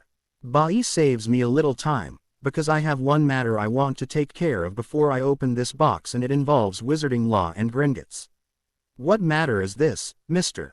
Potter? Griva asked, curious. I would like to open a separate vault to be set up as a trust.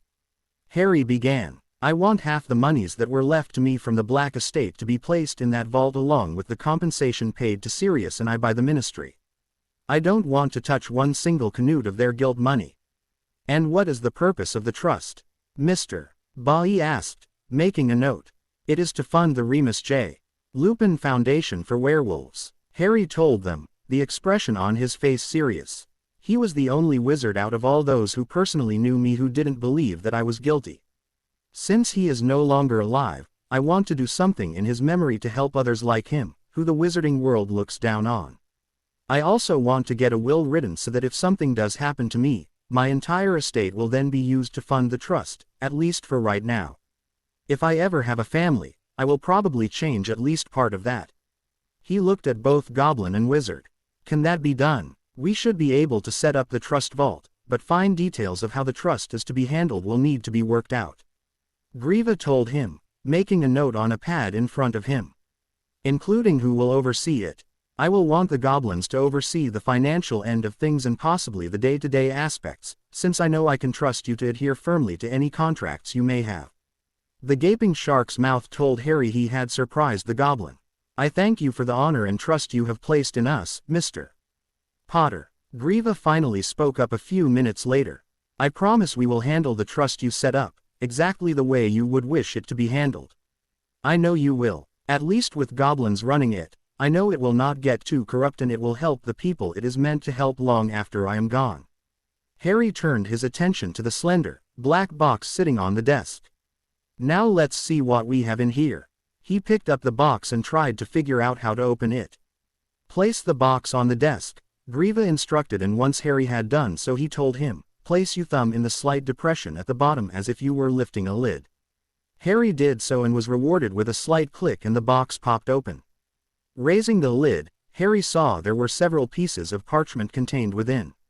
Removing them, he commented, I can't possibly be heir to all of this. Actually, it is entirely possible that you can be. Mr. Bai spoke up before Griva could. Between Grindelwald and Voldemort, a great many wizarding families have been completely wiped out, and not just in England, leaving those with only the most tenuous of blood ties in a position to possibly inherit great wealth. All they would have to do is come forward and attempt to claim it. Harry quickly skimmed the list of properties, businesses, and vaults, growing more and more stunned by the moment. It was the one at the bottom of the list that surprised him the most. Staring at it, he exclaimed, how can I possibly be the heir to that? Harry stepped from the underground station at King's Cross into the main area and headed for platform 9 3/4. Hedwig would be on her way to Hogwarts once she finished her delivery to Gringotts. The goblins for a fee had agreed to keep an eye on the business he had started in the non-magical world while he was out of contact for the majority of the year. Today began his final year at Hogwarts. A year that would see justice meted out to all those who had wronged and betrayed him. He knew without a doubt that Dumbledore expected to use the year to somehow convince him to forgive him and the Wizarding world for their final betrayal, but he had no intention of obliging the old man. In fact, if things worked out the way he planned, his opening salvo in this campaign would be fired during the first week of school. He just hoped he was there to see it when it happened. Once he stepped through the barrier, Harry heard the silence spread outward like a wave as those closest to the barrier spread the word that he was on the platform. The wizards and witches stared at him silently, not sure what to do or how to act.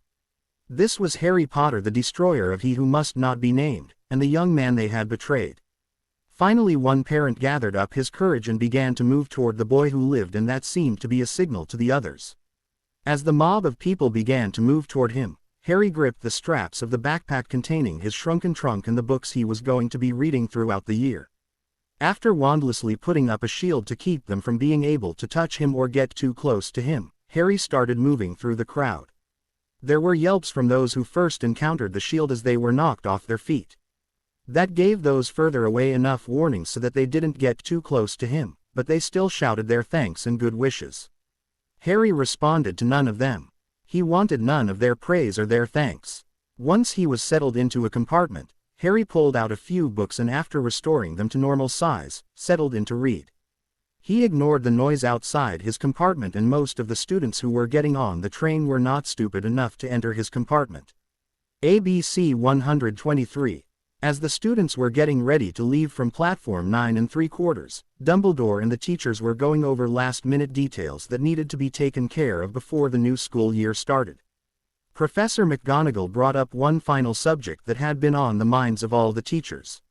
"Headmaster, given how powerful Mr. Potter has shown himself to be, are you sure it is safe to have him here? I mean, given the animosity he must feel for the other students because of the events that occurred last year and the fact that you have basically forced him to come back to Hogwarts, what is to stop him from taking his anger out on his fellow students?" The expression on Dumbledore's face was serious as he said, "I wouldn't have forced the issue with Mr. Potter if I thought he might prove to be a danger to the other students. Part of the reason those laws were enacted was so that he would have to come back here and resolve the issues he has with us and with his yearmates." Personally, Snape commented, "I can't see why the Wizengamot went to so much trouble over one arrogant T. If he didn't want to come back to Hogwarts, then I say good riddance. I am sick of the Wizarding world bending over backwards to accommodate that Potter T. No one has ever bent over backward for that child." McGonagall countered stiffly, "Oh no. Then who made the Tea-Seeker during his first year here, against all the rules?" Snape questioned. "Not to mention bought him the newest broomstick on the market at that time." Before an argument could start, Dumbledore spoke up. "Severus, there are a number of reasons why Harry must come back to Hogwarts, not the least of which is finishing his magical education."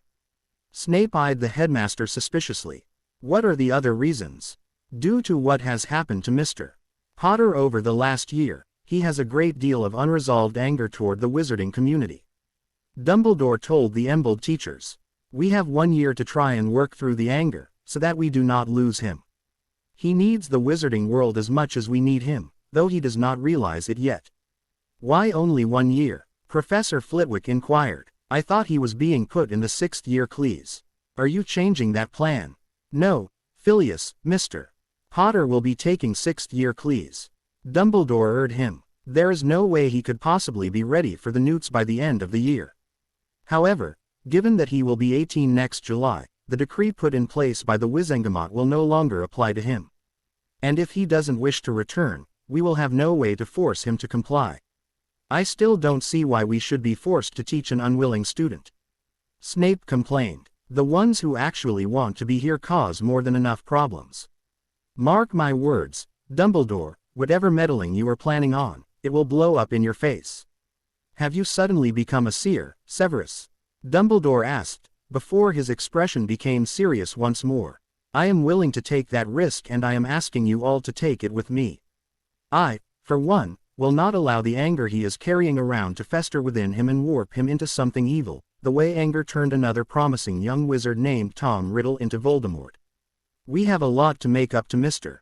Potter for, not the least of which was our lack of faith in him last year, which led to his unjust incarceration. Everyone had fallen silent at the mention of the Dark Lord's name, and some of the teachers flinched. So Potter is going to be given even more special treatment. Snape looked disgusted. No, Severus, he will not. The headmaster countered. He will be treated like any other student. You, however, might try seeing Harry as a person instead of as James Potter, Severus. Professor McGonagall put in. It might help if you think of him as Lily's son instead of James's.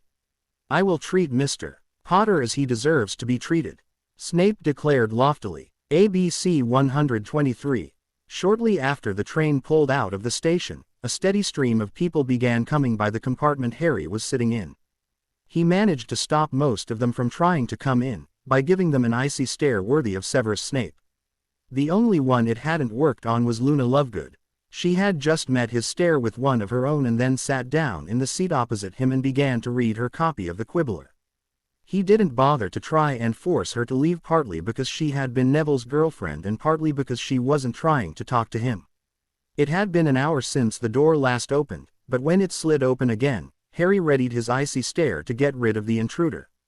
It turned out to be a pair of them this time, Granger and the Weasel's kid sister, who was standing slightly behind Granger wearing a cap pulled low over her forehead.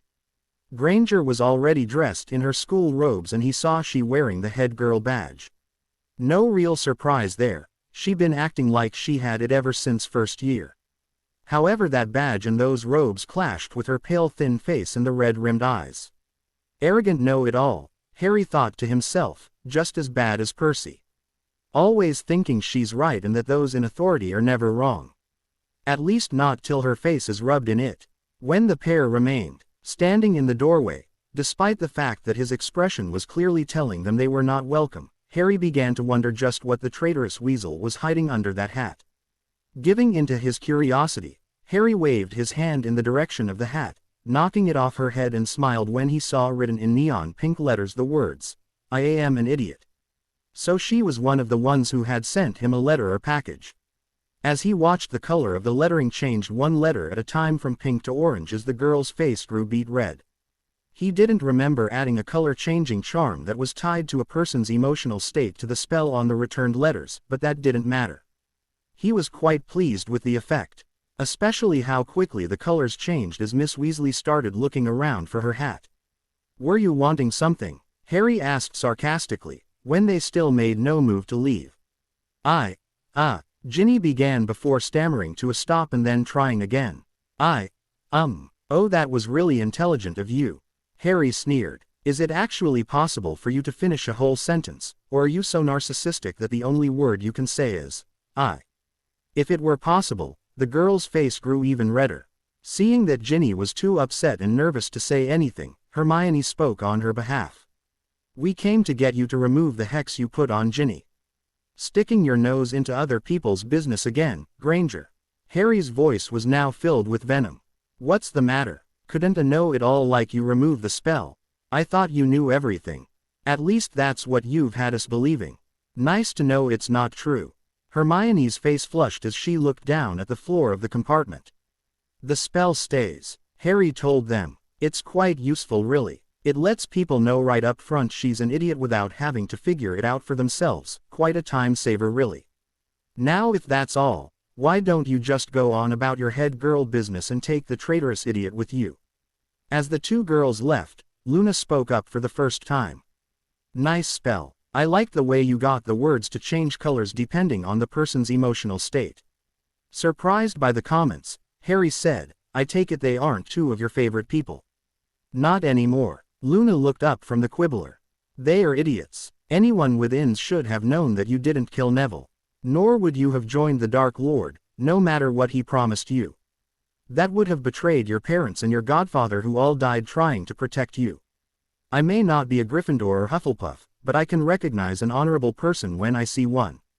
I tried to speak up for you that day and wanted to speak up for you at your trial, but no one wanted to listen to Loony Luna." Harry could see that she was telling the truth. "Thank you. I think you and Remus were the only two who didn't believe I killed Neville." Luna nodded and returned to her reading. ABC 123. The next interruption was one that Harry had been expecting.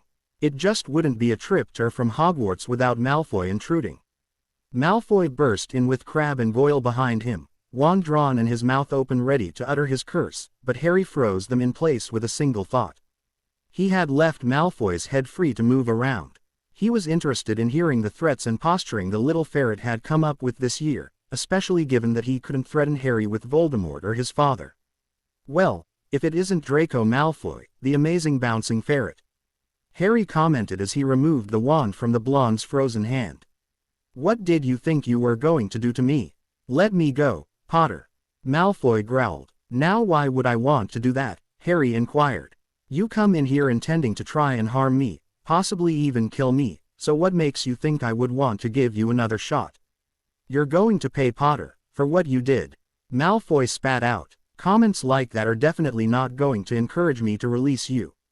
Harry pointed out. I wonder what Moldy Shorts and your idiot father would have made of your current predicament.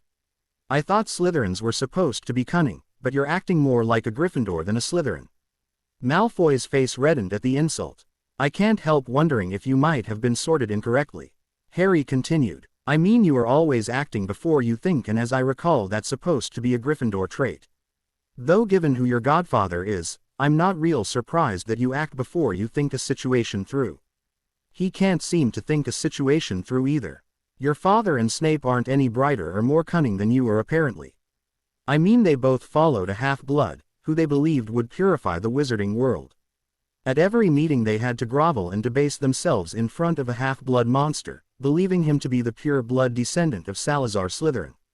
Not exactly shining examples of cunning and intelligence were they. Who knows, maybe the whole of Slytherin house has been misordered all these years. Maybe all of you should have been in Gryffindor. Or maybe you should have been in Hufflepuff all this time. I'm more than cunning enough to take you, Potter. Malfoy snapped out, unwilling to allow the insults to continue. Oh, please, Harry mocked him, even with the help of those two human statues behind you, you couldn't take me on my worst day. I don't need any help to take you down. Malfoy growled. Yes, you do. Harry disagreed. You're a bully, plain and simple. Just like Moldy Shorts, the monster you were going to one day follow, was until I burned him up from the inside out.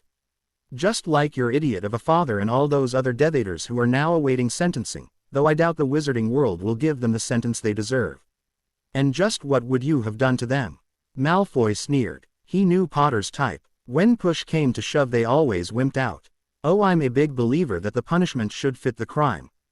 Harry told him. If it were up to me, I would bind their magic, then put them into a Muggle-style prison with the worst of Muggle prisoners.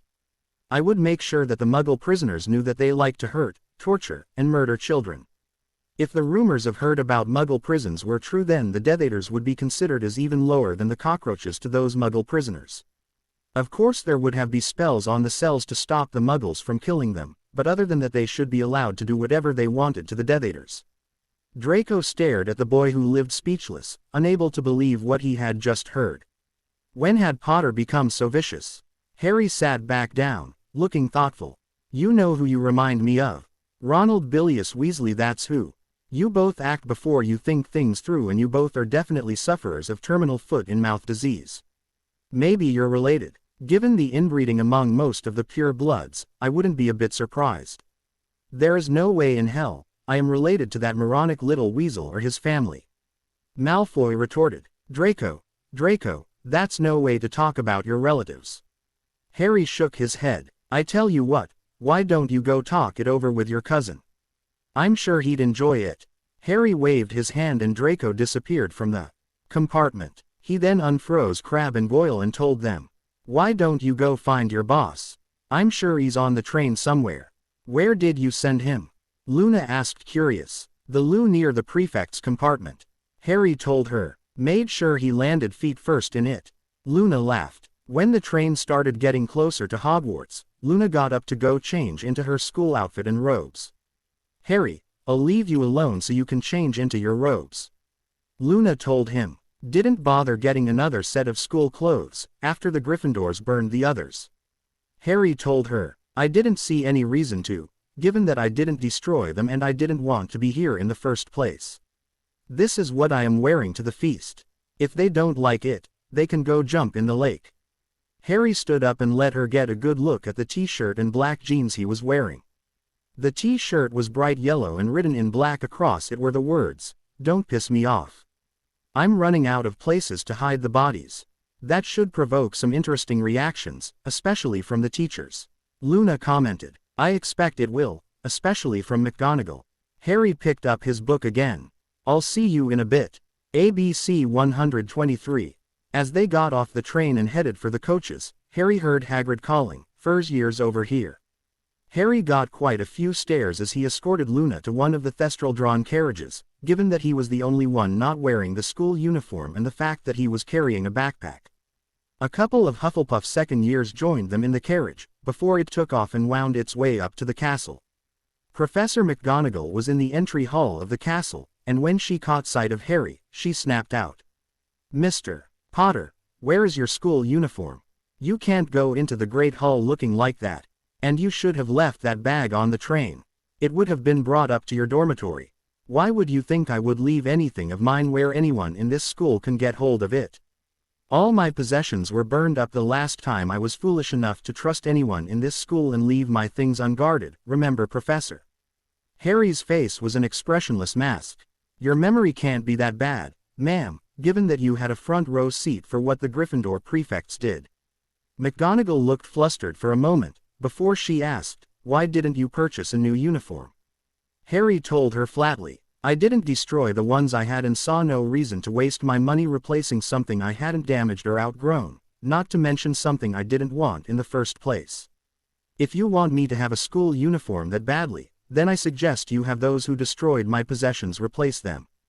Professor McGonagall raised her wand and attempted to transfigure the clothing Potter was wearing into the appropriate outfit, but nothing happened to the Muggle clothing. She tried again, with the same result. "Are you finished with me yet, Professor?" Harry sounded bored. "I would either like to go into the Great Hall, or if, as you say, I am not to be allowed in there, dressed like this, then I will go down to the kitchens and get something to eat. I must insist that you change your clothing into the appropriate school outfit, or remove the charm that is preventing me from doing so," McGonagall ordered, not realizing that a small crowd was gathering in the doorway to the Great Hall behind her. "No ma'am, I will not." The expression on Harry's face was unyielding. "So if you will excuse me, I will be on my way to the kitchens to get some dinner. Would you mind telling me where I will be staying during my time in this prison of yours and the P-word to get in? That way I can get in since I apparently won't be eating with the rest of the students. You are a Gryffindor. You will be in the Gryffindor Tower, in the 6th-year boys' dorm." McGonagall winced at Potter's choice of the word prison for Hogwarts. She had never thought she would hear any student call Hogwarts a prison. "The P-word is victory. I am not a Gryffindor." Harry disagreed. "The students who make up the house you had made that quite clear last year." She had also never thought she would see in her lifetime a student in this school openly defy her, and for the first time in her life she felt trapped because of it. Mr. Potter needed to be in the Great Hall, not isolating himself, if the headmaster's plan was to work, but she could not allow him to enter the Great Hall in an inappropriate outfit. And Dumbledore had specifically said that Potter was to be treated like any other student. 5 points from Gryffindor for improper attire. You will either change your current outfit into the correct attire, or remove the charm that is preventing me from doing so. Failure to do so will result in you having detention tomorrow night. So, Harry shrugged, "I really don't care what you do. I didn't want to come back here anyway. Dumbledore forced this situation on me, and so you're just going to have to live with it. I will not allow you to change the clothing I spent my money on into what you deem appropriate attire. If you wanted me dressed in the correct attire, then you should not have allowed the students of your house to incinerate all my clothing last year while you stood by and did nothing." The crowd in the doorway was stunned by the tone of Potter's voice. Other than the Weasleys and Hermione Granger, no one had ever heard such malice from the boy who lived before. McGonagall knew she didn't have much time. The first years would be arriving in a few minutes and she must be here to greet them. Looking back toward the Great Hall, she saw the crowd of students standing in the doorway and yelled, "All of you take your seats in the Great Hall immediately." She also caught sight of the head girl and ordered, "Miss Granger, escort Mr. Potter to the side room off the Great Hall and ask the headmaster if he would speak with him." "Mr. Potter." Hermione gestured for Harry to follow her. Harry did, smirking at the other students as he was led through the Great Hall to the side room. ABC 123. The headmaster arrived just as Harry made himself comfortable. "Mr. Potter," Dumbledore spoke up as soon as he saw Harry. "I understand there is a problem with your choice of attire." Harry looked down at what he was wearing. "I don't see any problem with it. At least I didn't come in Starkers." "There is a uniform code, Mr. Potter," Dumbledore began. "And unless you have forgotten, old man," Harry interrupted, "all my possessions were burned up by the pyromaniacs who live in Gryffindor Tower. You should have gotten yourself a new school uniform then," Dumbledore told him. "And pray tell, why should I have spent my money to replace what the Gryffindors destroyed?" Harry inquired sarcastically. "Aside from the fact that that would mean they got off scot-free for their acts of vandalism and arson, I didn't want to come here in the first place. Why should I buy something I have no intention of using once I leave this place forever? The school requirements state that you must have and wear the school uniform," Dumbledore countered. "Then kick me out," Harry told him. "I don't want to be here in the first place, remember. Tomorrow morning Professor McGonagall will take you to Diagon Alley to purchase your school uniform," Dumbledore told him. "For tonight, and tonight only, you will be allowed to attend the opening feast in what you are wearing. Unless you plan on making those who destroyed all my school supplies last year cough up the money to pay for them, then she will be wasting her time and mine," Harry told him. "I told you, I will not be spend one single canute of my money to replace what was destroyed while the heads of house made no move to stop it. They will also have to cough up the money for all the other supplies on your list, because I didn't get those either." "Harry," Dumbledore began, but seeing the angry expression on the young man's face, quickly said, "Mr. Potter, how do you expect to pee or please, without any of the necessary materials?" "I don't," Harry stated simply. "I am just here, marking time and taking care of some business until I can get out of here. You may have forced me to come here, Dumbledore, but you cannot force me to learn anything that your inept teachers may try and teach." "Harry," Dumbledore said quickly, "don't waste this chance you've been given to start over. Not many people get the chance to start over. Don't let the anger you have within you keep you from making friends and moving on with your life. You have to let go of it and forgive those who have wronged you." Harry got to his feet and asked tonelessly, "Are you done, for now?" Dumbledore realized it was too soon to expect to make any headway, but he had hoped that some of the boy's anger toward the wizarding world had begun to ease, so that he might at least hear what was being said. "Good." Harry pushed past the headmaster and walked out into the Great Hall. ABC 123. "I see the favoritism has begun," Snape commented once the sorting was completed. The yellow T-shirt that Potter was wearing stood out amongst the sea of black, even if the T hadn't been sitting at the end of the Gryffindor table. "Not at all, Severus," Dumbledore urged him, then turned to McGonagall, who had just joined them. "Minerva, tomorrow, you will be taking Mr. Potter to Diagon Alley to get all of his school supplies. And you will charge the purchases to the school account." "Why the school account, headmaster?" McGonagall had no problem with taking the boy to get his supplies, but didn't understand why the school would be paying for them when the boy clearly had more than enough money to pay for them himself. Young Harry had a valid point about one thing. Dumbledore told the two professors as he sat back down after making his welcoming speech. If the heads of house hadn't stood by and allowed it to happen, he would have had his school supplies for 6th year, as well as the invisibility cloak that belonged to James, the photo album, and the firebolt Sirius gave him. Since no teacher made any attempt to stop the destruction of his personal belongings by students of this school, then Hogwarts must pay to have them replaced. And what of the Gryffindors who destroyed the items in the first place? Snape wondered. Are they to avoid having to pay for the destruction they caused? No, they will not. Dumbledore told him. The cost of replacing one firebolt will be divided among the parents of all Gryffindor students from 2nd year through 7th, since we will not be able to charge it to those who were not here last year and are not here now. A letter will be sent to every parent explaining the reason for the charge. We will allow the Gryffindors to present the firebolt to Harry. It may help to heal the rift between them. In that case, headmaster, we might want to turn the task of replacing the photo album and presenting it over to Miss Granger. McGonagall suggested. It might help repair the damage to her relationship with him as well. An excellent idea, Minerva, Dumbledore told her. ABC 123. Unaware of the plans being made at the head table, Harry filled his plate and ignored anyone's attempts to get him to talk. Those few who were somewhat persistent, he glared at until they left him alone. Once they were released from the Great Hall, Harry took the quickest route to the Gryffindor Tower. He wanted to get an idea of who his dorm mates were going to be before they got there, given that he hadn't been at the feast during his second year. There were 6 beds in the 6th-year dorm, and 5 of them had trunks in front of them, which made the 6th one his. The names on the trunks were vaguely familiar, but the only 6th year he knew by sight was Colin Creevey, and that was only because the fool had kept jumping out and taking pictures of him like a celebrity stalker. He wrote a quick note and left it on Colin's bed, warning the little fool that if he tried to take pictures of him this year, he would stick that camera of his somewhere painful.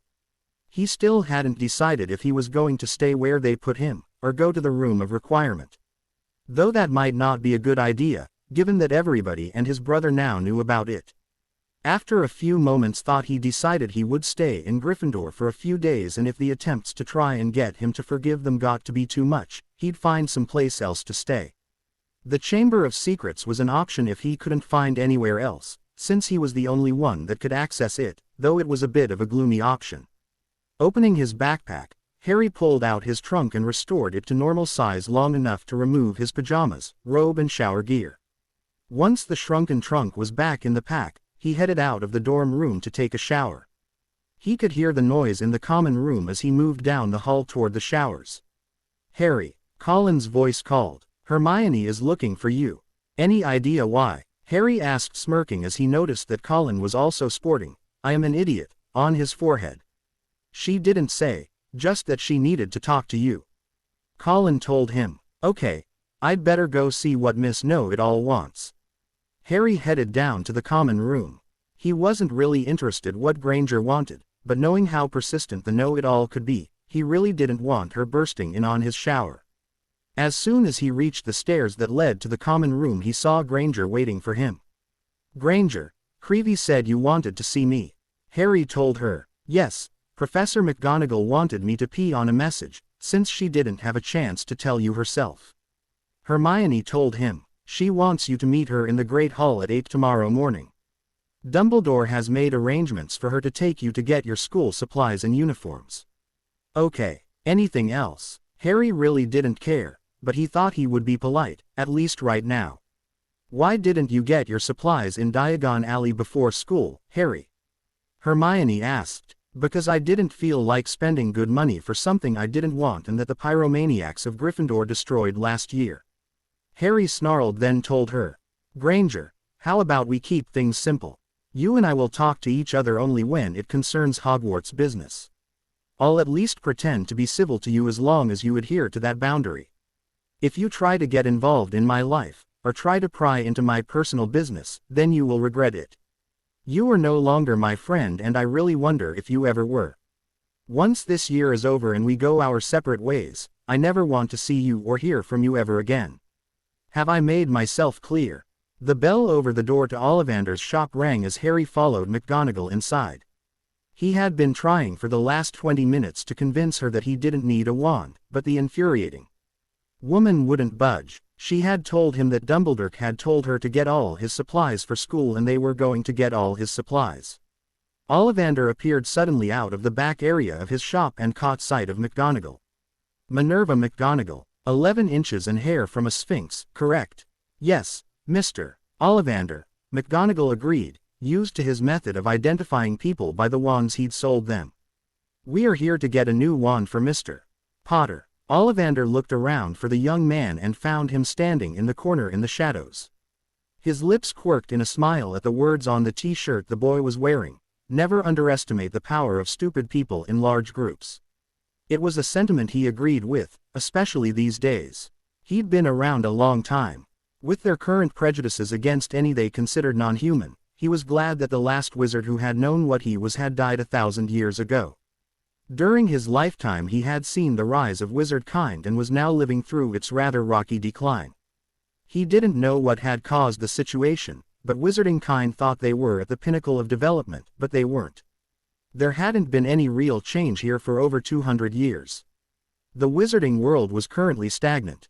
If they were going to survive, Then what the wizarding world needed was something or someone to jumpstart another period of growth. What he did know, having lived through the rise and fall of several civilizations, was that if nothing happened to change the situation, then one day, probably within the next couple of 100 years, then the wizarding world would disappear forever. Who knows, he mused, maybe the catalyst for change will be young Mr. Potter. Bringing his mind back to business at hand, Ollivander commented. I was expecting to see you last month, Mr. Potter. I didn't see the need to get a new wand. Harry told the wandmaker. I tried to explain to Professor McGonagall that I no longer needed one, but she wouldn't listen. He looked up at the ceiling and muttered loud enough to be heard, not that she ever does listen to anything I have to say. I always listen to what you have to say, Mr. Potter. McGonagall replied through gritted teeth. You may hear it, but you either don't listen, or you don't believe it. Harry countered. Name one time, you told me something that I didn't listen to or believe. McGonagall challenged him. Harry took up the challenge. First year, I and 2 others who shall remain nameless, told you that someone was going to go after the Philosopher's Stone the day Dumbledore was sent off on that wild goose chase to the Ministry. I believe you told us something along the lines of, the stone is too well protected, no one can possibly steal it, and when I kept insisting, you said, I know what I'm talking about. You even threatened to take points from Gryffindor, when we were trying to protect the stone. And what happened later that night? Someone did make a try for the stone, and if it hadn't been for me, Quirrell, or should I say Voldemort, would have had the stone. The protections you had in place a first year could get past, or rather 3 of us did. If they were that strong and that impenetrable, then we shouldn't have been able to get past even the first of them. But that wouldn't have suited Dumbledore's purpose, which was to mold me into the perfect weapon to take out Voldemort, now would it? McGonagall stood there speechless for several moments as Harry marked off 1 point in the air. How dare you accuse the headmaster of trying to harm you? He has always done his very best to try and protect you and all the other students at Hogwarts. Really? Harry drew the word out, the sarcasm very evident in his voice. His very best included hiring at least 2 incompetent teachers for defense against the dark arts. There may have been more, but I can only count the years I was there. Allowing 2, count them, 2 followers of Voldemort free access to Hogwarts, and no, I am not counting Snape in that group, though I should. Forcing a 4th-year student to compete in a competition that was clearly meant for 7th-year or higher students. Allowing a ministry employee who was masquerading as a teacher to torture his students without making any moves to stop it, and neither did you come to think of it. Allowing me to be condemned to Azkaban without a fair trial. And wait, I saved the best for last. Dumbledore, who was the executor of my parents' will, violated the terms of it, by placing me with the Dursleys. If that is the very best that Albus Dumbledore can do, then God help us when he does his worst. What do you mean he violated your parents' will? McGonagall couldn't believe the venom she was hearing from the young man she thought she had known so well. She was also so surprised by Potter's litany of the headmaster's supposed crimes that she completely missed the insulting name that he had given to Dumbledore. That's none of your business, ma'am. I will deal with Dumbledore on that matter in due course. Harry told her, I believe we are here to prove why I don't need a wand, so that you can return to your school and I can be returned to my prison. Ollivander, who had been watching the argument with interest, suddenly realized they had both returned their attention to him. Oh yes, of course, Mr. Potter. Now as I understand it, you can now perform wandless magic, is that correct? Yes. Do you have to make the movements as if you were holding a wand when you do the wandless magic? Ollivander asked. Do you have to say the incantations? It's not really necessary, Harry told him. I sometimes do make gestures, though that's probably out of habit, and those aren't necessarily the ones that went with the spell. Ollivander nodded. Then you are quite correct, Mr. Potter. You can no longer use a wand. No single wand core would be strong enough to channel and enhance your magic at the level you are capable of working at. You would burn out the core of any wand you handled. You will need a staff. A staff? McGonagall stared at the wandmaker in surprise. There hadn't been a wizard who required a staff since the time of Merlin. Even the founders of Hogwarts, who were the strongest wizards and witches of their age, had used wands. What's the difference between a staff and a wand other than size, I mean? Harry couldn't help being curious. A staff can have up to 10 different cores in it, each selected by the wizard who will be using it. No two staffs are ever exactly the same, and no staff will work well for another wizard, unless it is ped on before the current wizard's death, using a blood ritual. Usually what will happen is the staff is buried with the wizard who used it. Ollivander told him. Then it would be a waste of your talents to make one for me, Mr. Ollivander, since I do not intend to remain in the wizarding world once this year is up. Harry informed the wandmaker. I'm sorry to hear that, Mr. Potter. Ollivander was sincere and Harry could tell that he meant it. Well, you're probably only one of about a handful, Harry observed. Personally, I think they'll be glad to see the back of me, that way they don't have to be constantly reminded of their stupidity and their narrow-mindedness. Tell me something, Mr. Ollivander. Did you believe I killed Neville Longbottom? I'm sorry to say that I never decided one way or the other.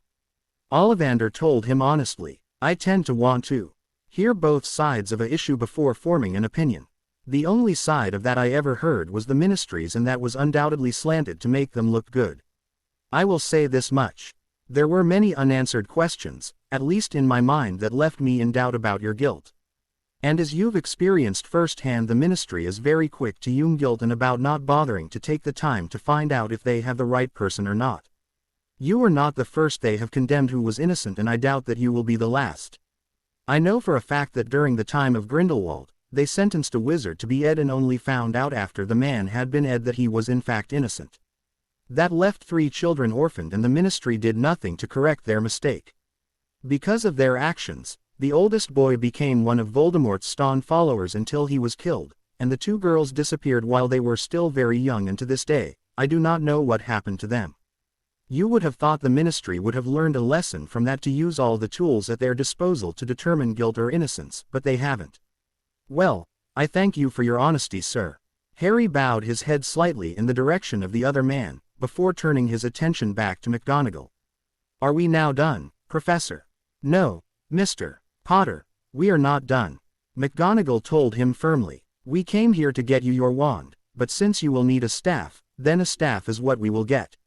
Oh, and just who is going to teach me how to use it? Harry sneered. You, Professor Flitwick perhaps. He paused, then added, oh, I know, how about the great Albus Dumbledore himself? McGonagall heard the insulting name this time. Mr. Potter, I must insist that you show the headmaster some respect. My respect was freely given the first time around to both you and the headmaster. Harry informed her. This time both you and he will have to earn it back. And I can tell you right now that, if you keep towing the party line, you never will. Harry turned back to Ollivander. Well, Mr. Ollivander, it seems that you will be making a staff for me, since the deputy headmistress wants to waste Hogwarts money. Ollivander turned to Professor McGonagall and said, Professor, just so you are aware, a staff takes at least 2 weeks to create, once the materials have been chosen by the wizard. Mr. Potter will not be leaving with one today. Do you still wish to have one made? May I borrow your fire, Mr. Ollivander? ABC 123. Harry gave the P word to the fat lady and then stormed up the stairs to the 6th year dorm. Once there, he set the trunk down and unshrunk it. He made sure to put a charm on it that would give anyone a nasty curse if they deliberately touched it. Not that he intended to keep anything he valued in there. He'd learned his lesson last year. The things he valued would be kept in the trunk he had shrunk down to the size of a matchbox in his book bag. He had placed charms on the book bag and its contents to prevent them from being destroyed and to keep anyone but him from getting into it. Potter, you're back. It took Harry a moment to remember this boy's name, Terry Loring. He came from a non-wizarding family. Brilliant observation, Loring, Harry sneered. I'm heading down for lunch now. You might want to warn the others not to touch my trunk or they'll get a nasty surprise. Why trapped your trunk? Why? Loring wanted to know. Surely your memory can't be that bad. Harry countered sarcastically. I have no intention of losing another trunk to the pyromaniacs of Gryffindor. Harry, the other boy began. Potter. Harry corrected him. Potter then. The other boy tried again. You have to. Give us a chance to try and make up for what we did last year. I don't have to do anything. Harry interrupted hotly. You all think that all you have to do is say, I'm sorry, and all will be forgiven, that things will go back to the way they were. Well, it's not going to happen. The Harry Potter, who let people walk all over him, no longer exists.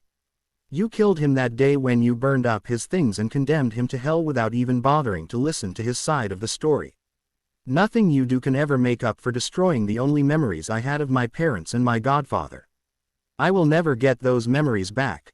However, I know from experience that most Gryffindors are too stupid to realize that and will continue to try or do something equally stupid, so why don't you pay the word to all the other traitors in this tower, that unless it has to do with school, to leave me the hell alone. Terry Loring watched the older boy leave without giving him a chance to voice any of the arguments he'd come up with over the summer or since seeing him yesterday. He had been shocked when he first saw the article in the Daily Prophet proclaiming Harry Potter's innocence and the fact that he had defeated Voldemort. At first he had been so relieved to read that Voldemort was dead, but then the knowledge of what he had helped the others do to the savior of the wizarding world had set in. He had spent most of the next day trying to write a letter to the boy who lived to let him know how sorry he was and to thank him for destroying he who must not be named. He was just glad he hadn't sent it when he got a letter from Colin, warning him not to write Harry Potter, because of the nasty hexes he would get back if he did. Remembering the look of satisfaction on Potter's face when he saw Colin sporting the words, "I am an idiot," on his forehead, Terry shivered. It had reminded him a lot of Malfoy. He was beginning to wonder if it might not have been a mistake for Harry Potter to return to Hogwarts. McGonagall stared at the report on her desk of Harry's afternoon cleese. His determination to make things as difficult for everyone apparently had not changed. So far he had gotten detention from at least 3 more teachers and Gryffindor was currently in negative points, despite the efforts of Miss Granger and other students. He was currently serving the detention she'd given him, for failure to comply with a teacher's orders, with Filch. She dreaded to think of what the house points for Gryffindor would look like after potions on Friday. She shook her head wondering if turning young Potter around was going to be worth all the effort they were going to. A knock on her office door distracted McGonagall from her thoughts. "Come in." Hermione Granger stepped into the office and closed the door behind her. "You wanted to see me, Professor?" "Yes, Miss Granger." McGonagall, even though she had originally proposed Miss Granger for this task, was now having second thoughts about asking her to do it. "I have a task for you, but I want to let you know that you do not have to do it if you don't want to." Hermione was curious about what could have her favorite teacher so nervous. "What is it, ma'am? If you are agreeable, the headmaster and I would like for you to contact the friends of Mr. Potter's parents and try to get pictures of them so that the album Hagrid gave him his first year can be recreated," McGonagall said quickly. Hermione was silent for several minutes before she said, "I'm afraid I will have to refuse this IGN meant, Professor. If it would not be prying, may I ask why? I have no desire to be the target of Harry Potter's vengeance. I've found out that he has a mean streak that makes Malfoy look like a wimp by comparison." Hermione told her, "Did you know that in August, he had the Weasleys and I summoned to court at the Ministry?" When McGonagall shook her head, Hermione continued, "We didn't have to appear before the Wizengamot, but in a smaller court. As the main heir of Sirius Black's estate, he was trying to have several aspects of Sirius Will voided. He apparently hired a very good wizarding solicitor, because he won. Of course that may also have been because the wizard judge didn't want to do anything to anger Harry. I remember his solicitor saying that based upon the wording of Sirius Will, claiming that we were the friends and family Harry needed while he was growing up had been disproved by our actions at his trial, because real friends and family would have stood by him and not immediately hummed his guilt. I'm sorry you had to go through that, Miss Granger." McGonagall told her, "That wasn't the thing that convinced me to avoid having him angry at me." Hermione told her, "When I got home, there was a box waiting for me. There was a note on the top of it that said that since I found house elves much more worthy to defend than those I called my friends, that I probably wanted the contents. When I opened the box, I found the shrunken heads of the house elves from Grimmauld Place and the freshly decapitated head of Creature. It was still bleeding." "Oh, my dear," McGonagall looked properly horrified. "How could he do such a thing? Now you understand why I want to avoid drawing his anger, if at all possible." Hermione told her, "Last night he presented me with a sort of truce. He said that as long as I keep any conversations with him to school matters and did not try to interfere in his life, that he will be civil to me." She looked at McGonagall, her expression serious. It's a start, ma'am, and I don't want to blow any chance I may have of getting Harry to forgive me." "I understand, Miss Granger." McGonagall was pleased to hear that there were at least some signs of thawing from Potter. ABC 123. By Friday, Harry still had no wand, but he knew he would be receiving a staff from Mr. Ollivander sometime in the next few weeks. Since Dumbledore had given McGonagall the go-ahead, Ollivander was making one out of ash with 7 wands cores. Despite the slight looks of awe when they first saw him, either because he was the first wizard since Merlin to need a staff, or because he had destroyed Voldemort, Harry had also managed to rack up detention with every teacher but Hagrid and Binns, and that beat the Weasley twins' record. He hadn't done anything to deliberately disrupt the Cleese, but he also hadn't done any of the expected work either. He would just sit in the back of the CL and stare at the teacher. If things worked out the way he expected, he would have one of the worst grades at Hogwarts for a 6th year. If they didn't expel him first, and knowing Dumbledore, they wouldn't do that. He was looking forward to today's potions CL. Since the expected event hadn't happened yet, he thought that Mr. Bailly had managed to arrange it so that it happened during his potions CL, so he would be able to witness it firsthand. He made a mental note to thank the man when he saw him again. Harry finished breakfast and headed down to the potions CL room. He wanted a front row seat for what was going to hopefully happen today. ABC 123. Snape swept into the 6th year CL, his robes billowing behind him. This was the CL for those who would be taking their newts in potions in their 7th year. This was one of the few Clees where there weren't that many students, so all 4 houses could be combined into the 1 centiliter. There were only about a dozen students in all who had scored the O on their owls necessary to get into this CL. "Well, you've made it into the Advanced Potions CL," Snape began. "How only Merlin himself knows, but now that you are here, let me tell you what I expect from you." Whatever Snape had intended to say was left unsaid because the CL room door slammed open and 4 men came into the room. Severus Augustus Snape, the one at the front of the group, asked. "Yes," Snape replied. "I am Auror Broadmere." The man identified himself. "You are under arrest, sir. Please come with us, Professor Snape." "On what charge?" Snape demanded. "Alton of the mind of a student, using the Legilimens curse," Broadmere said flatly. Several of the students in the room gasped, while Snape quickly put the pieces together and commented caustically. "Having me arrested on false charges, Potter. I would have thought that given your experience of being falsely accused and imprisoned, you wouldn't have tried the same thing on someone else." "They aren't false charges and you know it, Snape," Harry pointed out. "And unlike me, you will receive a fair trial. I insist on speaking to the headmaster before you haul me off," Snape told the Aurors. "We have no problem with that, since he is being charged as an accessory to your crimes," Broadmere told him. "We were going to have to stop by and pick him up anyway." "Potter, you will come with us," Snape ordered. "The rest of you, CL dismissed." Harry followed behind Snape and the 4 Aurors as they headed for Dumbledore's office, wearing a smirk on his face. Snape had a murderous expression on his face that caused those few students they encountered on the way to the headmaster's office to scramble frantically out of the way. Said students became even more confused when they saw Harry Potter following Snape, a huge grin on his face. They quickly scattered, trying to find someone who had been in Potter's 6th year potions CL. They wanted to know what was going on.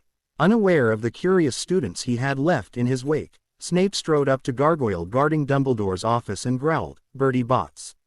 The gargoyle moved aside and Snape stalked up the stairs and entered the headmaster's office without knocking. "Severus," Dumbledore greeted his potions master in surprise. "I thought you had a 6th year potions CL right now." "And I was just starting to teach that CL," Snape told him sourly, "but the Aurors behind me decided to interrupt. I am apparently under arrest, thanks to Potter here." Harry had taken a seat while Snape was talking and Dumbledore saw that the younger wizard was looking very pleased with himself. "And just what are the charges against Professor Snape?" Dumbledore asked the Aurors. "Alton mind, using the Legilimens curse," Broadmere told the headmaster. "And headmaster, you are also under arrest as an accessory to his crimes. Given what happened to you, At the scowl that crossed the younger man's face, Dumbledore quickly changed it to, "Mr. Potter, I would have thought you would be the last to bring false charges against another." Isn't this carrying revenge a little too far? As I told Snape, Harry began. Professor Snape, Dumbledore corrected automatically. As I was saying before you interrupted me, Harry countered. I told Snape, this is justice not revenge. The way I look at it, you and Snape will certainly get far fairer trial than I ever did. But it is revenge, Mr. Potter. These false charges of yours could ruin a man's career. Dumbledore sounded disappointed. If you had bothered to attend one of those remedial potions lessons you forced me to take with Professor Snape, you would know the charges aren't false. Harry pointed out calmly, and it seems as though Madam Bones must agree with me. After all, she's the one who sent the Aurors to arrest you both. Is that correct, Auror Broadmere? Yes, Mr. Potter, it is. You can't accuse her of being swayed by public opinion, because unlike Fudge, she is not guided by a love of power. My being the so-called destroyer of Voldemort and one of the wealthiest wizards in the world, would have no bearing on her decisions, unlike our beloved minister. Harry reminded Dumbledore, only facts matter to that woman. She probably the only one in the ministry or here at Hogwarts who doesn't have a hidden agenda, with regards to me. Headmaster, Auror Broadmere spoke up before Dumbledore could say anything further. Would you please come with us? Madam Bones is waiting. May I make arrangements for Professor McGonagall to take over during my absence? Dumbledore requested. Yes, sir, you may, but please don't take too long. Broadmere respected Dumbledore, but only up to a certain point. He knew the man was sneaky enough to have been in Slytherin, and in fact that was the guess he had put into the ministry pool for which house Dumbledore had been in. So far no one had found the answer to that question. Auror Broadmere, do you need me to come as well? Harry wanted to know. Not today, Mr. Potter. The Auror told him. Madam Bones will be sending you a letter by owl to let you what time next week you need to be there for the hearings. I believe she also mentioned something about arranging for an Auror to escort you to the hearings. Ask her please if she could to make sure it is not Auror Tonks who was sent to get me. Harry requested. I have no real desire to see her any time soon. I will pee on your request. Broadmere urged him. I can't believe this is happening. Snape finally spoke up. He was unable to understand why Dumbledore wasn't forcing the boy to admit he was lying. Surely the headmaster couldn't feel that much guilt over the T's false imprisonment. You are arresting the headmaster and a respected professor of Hogwarts on the word of an arrogant boy. Mr. Potter is 17 unless I am very much mistaken, so he is a man, not a boy. Auror Broadmere countered stiffly. In fact he is acting far more adult at the moment than a certain potions master I could name. While am I too old to have had you for potions, I have heard all about you and your teaching methods from my nephew, Professor Snape. To me, you are not a professor worthy of respect. I can't help wondering how many dreams you have crushed with your teaching methods and caustic comments, Snape. Jeremy had hopes of following in his grandfather's footsteps and becoming a potions master, but you destroyed that dream, just because you enjoy terrorizing children. So don't talk to me about arrogance. Dumbledore handed the note he had written to the waiting house elf and spoke up before an argument could start between the two men. I am ready, Auror Broadmere. Then shall we go, gentlemen? Broadmere gestured toward the door. 2 Aurors went out first, followed by Dumbledore and Snape, and bringing up the rear were Harry, Broadmere, and the remaining Aurors. Since he didn't have to go with them, Harry decided to go to the Leary to do some research into magical wills. McGonagall met the Aurors, Snape, and the headmaster in the entry hall. Headmaster, I got your note saying I was to be in charge for a while. What is going on? Potter had us arrested, Snape told her sourly. On what charges? McGonagall demanded of the Aurors. That is none of your business, ma'am. The oldest Auror told her. Now if you will please step aside, because we need to bring these gentlemen to Madam Bones. I will not step aside, until you tell me why you are taking them away. McGonagall stated firmly, you are not directly involved in the case, therefore you do not have the right to. No, the Auror told her just as firmly. However, if you wish to continue to block the way, we will be more than happy to arrest you for preventing an Auror from carrying out their duty. Minerva, Dumbledore spoke up, don't worry, this will all get sorted out. I'm certain Amelia will be cooperative and we should be back by tonight. Just take care of the school and students until our return. I'm certain they will be worried because of this and you need to keep them calm. Very well, Headmaster, McGonagall stepped aside. Once the door closed behind the group of men, McGonagall headed for the headmaster's office. As soon as she was settled behind the desk, she called, "Dobby." There was a pop, then she saw the house elf bouncing in place on the other side of the desk. "Dobby here, Professor McGonagall." "Dobby, I need you to find Mr. Potter and tell him I want to see him in the headmaster's office as soon as possible," McGonagall instructed. "Dobby find," the house elf promised and popped out. The knock on her office door startled Amelia Bones and she spilled tea on some papers in her lap. Even though she was expecting visitors, she hadn't expected them so soon. After taking a few moments to mop up spilt tea, she called out, "Come." "Auror Broadmere, ma'am," the oldest Auror told her. "I have Headmaster Dumbledore and Professor Snape here as requested." "Thank you, Auror Broadmere." Madam Bones quickly recovered from her surprise. Knowing Dumbledore as she did, she had expected the canny old wizard to try and stall their arrival as long as possible. "Please bring Dumbledore in and escort Professor Snape down to a holding cell." "Yes, Madam Bones." He turned to fulfill her orders and then remembered the message that Harry Potter had asked to be ped on.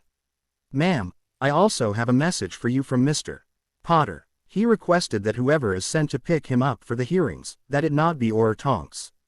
Madam Bones made a note on her calendar on the date she had scheduled for Snape's and Umbridge's hearings for Auror Shacklebolt to pick up Mr. Potter, and if he wasn't available for Broadmere to do it. "I have taken care of it. Thank you again, Auror Broadmere." "Thank you, ma'am." As the Auror left, Dumbledore came in. "Tea, Albus?" Madam Bones asked. "That would be lovely, Amelia." Dumbledore was relieved to see the evidence of civility. Maybe things weren't as bad as he had envisioned. "I am surprised that Severus is not allowed to join us. He is being taken to a holding cell," Amelia told him as she handed him a cup of tea. "I have a few questions to ask you before you join him there." After taking a sip of his tea, Dumbledore asked, "May I ask what I am being charged with?" "You are being charged as an accessory to the crime of assault and mind by Professor Severus Snape upon the person of Harry James Potter. You may also be charged with negligence with regards to Madame Umbridge's actions during the year she was teaching at Hogwarts," Madam Bones told him. "And until today, if anyone had ever told me I would be arresting Albus Dumbledore for instigating an assault upon one of his students, I would have said they were mad." There was a pause before Madam Bones looked him in the eye as she asked, "What I want to know is how could you stand by during Mr. Potter's 5th year and allow Snape and Umbridge's actions toward the boy to go on unchecked?" Dumbledore sipped his tea in silence for several minutes, his mind working frantically, trying to figure out what she was talking about. Finally he had to admit, "I'm afraid I do not know anything about the assault you were referring to, Amelia. The only task I ignored Severus outside his normal teaching duties was to teach Harry occlumency in an effort to try and protect his mind from Voldemort. As for Dolores Umbridge, I know from Minerva that Harry had a lot of detentions with her, but from what I was told she just had him writing lines." Madam Bones stared at him in disbelief. "Do you think I'm that gullible, Albus?" Dumbledore stared at her shocked. What had he said that was wrong? Madam Bones continued before he could say a word. "I may not know everything about how the wards in and around Hogwarts work, but I do know the headmaster or headmistress is linked to them so that they have an early warning system in case of danger. The sorting hat links all students into the wards at the time they are sorted so that if a student is in real danger and it's not just a matter of two students throwing hexes at each other in a fit of anger, he or she is supposed to be alerted." "Are you trying to tell me that you knew nothing about the attacks by Snape upon Mr. Potter, or the fact that Dolores Umbridge brought an instrument of torture into your school and used it on him and other students as well?" "What instrument of torture?" Dumbledore growled. "She brought a blood quill into the school and used it upon a minor, several minors in fact. Not only that, but she threatened Mr. Potter with the Cruciatus curse." Madam Bones told him, then asked, "What happened, Albus? How could the wards not have told you what she and Snape were doing to that boy?" Dumbledore looked shocked at hearing that Umbridge had managed to bring a blood quill into his school. The wards shouldn't have missed it. He tried to remember if the wards had gone off during Potter's 5th year and couldn't remember any alarms coming from them. There had been a numbers of times the wards had gone off during Potter's 1st and 2nd year, and he had largely ignored them unless Mr. Potter had been in danger of losing his life. He thought back trying to remember the last time they had gone off when Mr. Potter or any other student had been in danger, and that had been near the end of his 3rd year, when the Dementors had nearly killed him along with the Mr. Weasley and Miss Granger, but the wards had also told him that a second Harry was out there on the grounds dealing with the situation. That had let him know that he had allowed Miss Granger to tell Harry about her time turner and that they had gone back to fix things. But they hadn't gone off when Sirius had tried to attack Pettigrew in Ron's bed, and that had been a situation where a child had been in danger. Sirius might have easily missed Pettigrew and stabbed Ron, and yet there had been no tremor in the wards. Had the fact that he ignored the castle's warnings because he needed to mold Mr. Potter into the warrior weapon that would destroy Voldemort made Hogwarts think he wasn't interested in knowing about the danger his children were in until it was almost too late to help them. Had he made the castle think it had to take steps to protect the children, since he wouldn't? He would have to have a talk with the Hogwarts about keeping secrets from him when he got back. Well, Albus, Amelia Bones had gotten tired of silence from the older wizard. Dumbledore felt embered when he admitted, "I'm sorry, Amelia, but the wards never went off. I don't know why they didn't alert me.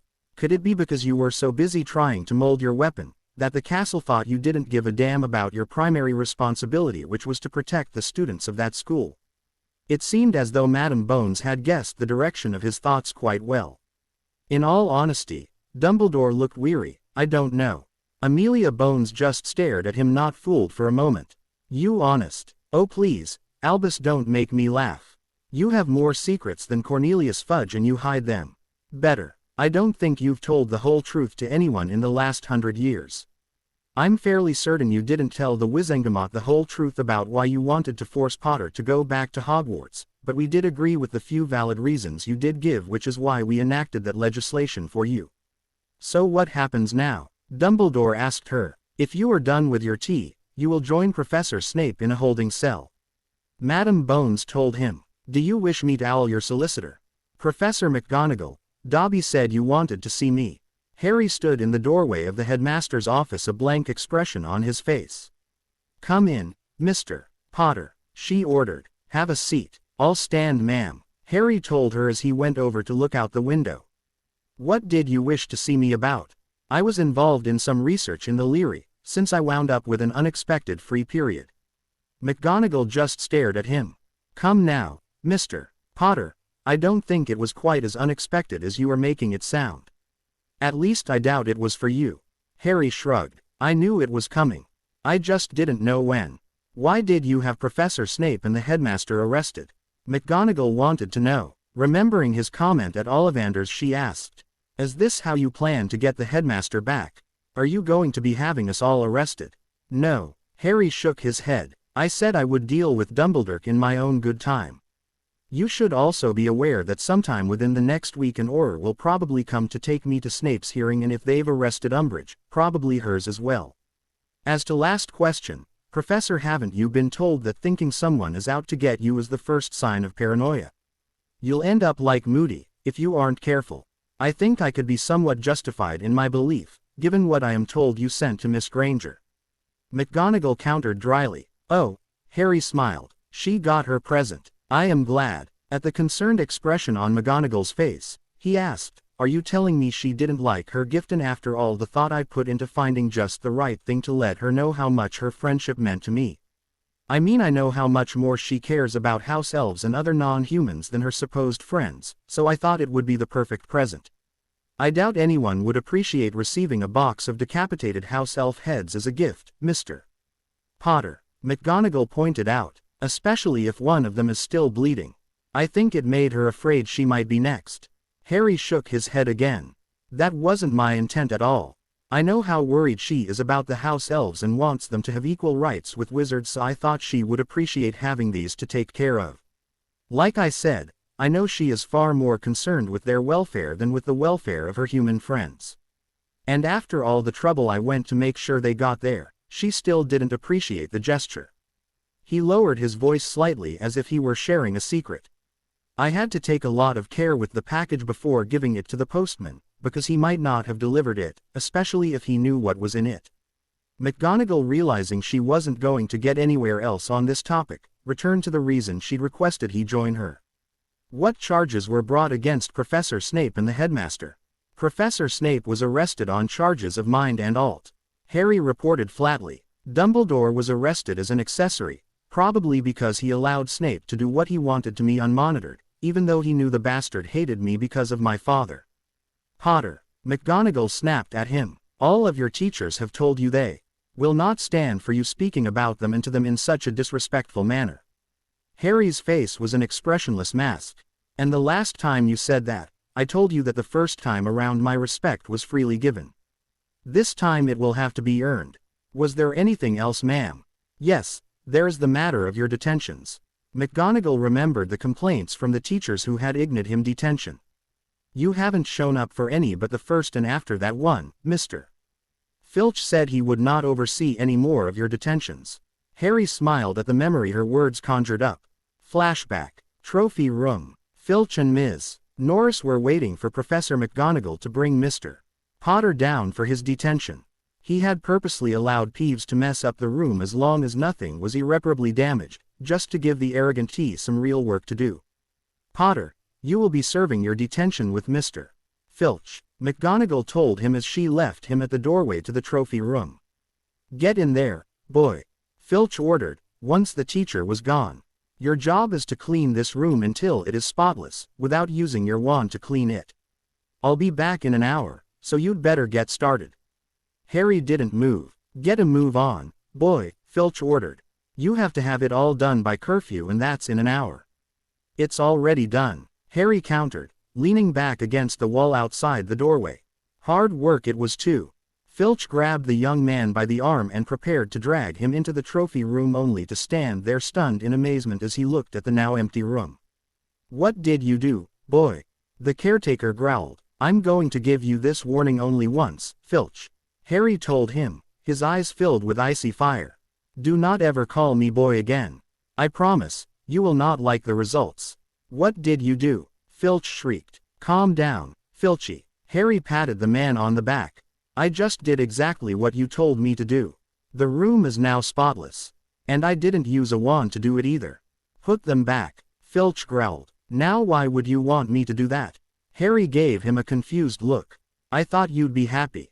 Especially since I went to all the trouble of making sure you'll never have to clean this room again. Put everything back the way it was, Filch demanded, or I'll make sure you are expelled. You know, Filchy, that threat only works if someone really cares about staying here. Harry told him, your threats are meaningless, because I really didn't want to come back here in the first place. You have no power over me because there is nothing you can threaten me with that will make me do what you want. Not to mention the fact that Dumbledore wants me here, so he won't expel me. If you want those stupid trinkets back, I suggested you ask me nicely. Looking at the implacable expression on the boy's face, Filch knew he had lost and that if he wanted the items he was responsible for back he was going to have to do what he really didn't want to do. Please, Mr. Potter, put the trophies and their cases back where they belong. Harry clapped the caretaker on the back. See, that wasn't so hard. He gestured toward the trophy room. There they are, and I even cleaned off what Peeves did to them. As he turned to leave, he added, not very nice of you by the way, allowing Peeves make an even bigger mess in there. End flashback. Pleased that Filch was still cowed by what he had done, Harry said, so, I didn't ask to be given any of them anyway. You earned those detentions by not being prepared or participating in CL.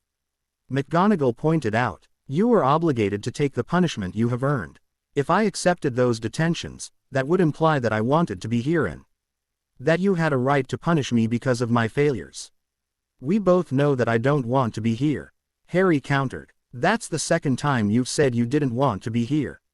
McGonagall commented, if that is the case, then why did you even bother to come? To avoid being a victim of the wizarding world's double standards, again. Harry told her stiffly. What double standard are you talking about?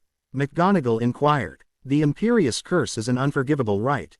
Yes, she couldn't see where this was leading. And yet the adults of the wizarding world think nothing of subjecting their children to it. Harry told her. McGonagall got to her feet and stiffly demanded. What are you talking about? We have never used the Imperious Curse on our children. That would be unthinkable, And just what would you call the spell that forces a child to return somewhere they in their heart of hearts do not wish to go? Harry wanted to know. I know all about the spell that is placed on a child the minute they step foot on school grounds as part of the magically binding contract that ensures they come back every year, even if they may not want to. As I told Dumbledore, the effect of the spell is forcing a child not to change its mind, and that makes it just like the Imperious Curse. McGonagall stared at the young man across from her, stunned. Did he really have no concept of how important it was for a child to finish their magical education? Before she could come up with a suitable response, Harry said, "Are we done, ma'am? I do need to get to my next CL. Don't want to rack up another detention for being late now, do I?" By dinner that evening, nearly everyone at Hogwarts had heard about Snape and Dumbledore's arrest. The teachers were all giving Harry dark looks, even Hagrid. The students' reactions varied, depending on their house. Granger spent most of dinnertime glaring at him, but said nothing. Harry had been grateful for the fact that Granger's looks and thoughts couldn't kill, or else he'd be 6 feet under right now. He also briefly admired her restraint. He was certain she wanted to verbally rip him apart for having one of her heroes arrested, and the only thing stopping her was her fear of provoking him. He couldn't help wondering if she would be this restrained when she saw what he had in mind for McGonagall and the other heads of house. The Weasels had also settled for giving him dark looks and muttering to their friends and cohorts. Maybe there was hope for the older Weasel, his former friend. After a moment's consideration of that idea, Harry decided it wasn't the case. It was far more likely that his companions were restraining him to keep him from doing anything stupid. A pity, he sighed. He would have enjoyed turning the idiot into a ferret like Malfoy had been during their 4th year. It was a member of the Weasel family after all. Other Gryffindors along with some of the Hufflepuffs showed less restraint. They would come up and congratulate him on having Snape arrested and in the next breath be blasting him for having Dumbledore arrested. The Ravenclaws, with the exception of Luna, left him alone. She came over to congratulate him on a well-thought-out strategy that took out 2 with 1 very legal strike. The Slytherins, on the other hand, were the exact opposite to the Gryffindors. They were pleased that Dumbledore had been arrested, but were very angry that Snape had been too, and on a more serious charge. For the most part, Harry ignored them all, except when they began to threaten to hex him. He would take his attention from the book he was reading and give them an icy stare that some of the younger Gryffindors would later swear was worse than Snape's. After a few moments under that icy gaze, the student in question quickly found someone else to talk to or somewhere else to be. Harry spent a large part of the weekend in the Leary researching the legal wizarding terms that made up a large part of his parents' will. There were clauses and sub-clauses he needed to sort out, among other things. He wanted to make sure he had all his wizards in a row before he started knocking them over. Not that any of the other students who had wandered over to see what he was doing in the out-of-the-way corner of the Leary would know what he was working on. He had cast a glamour charm on the books and papers so that anyone who came by would think he was working on his IGN Ments for CL.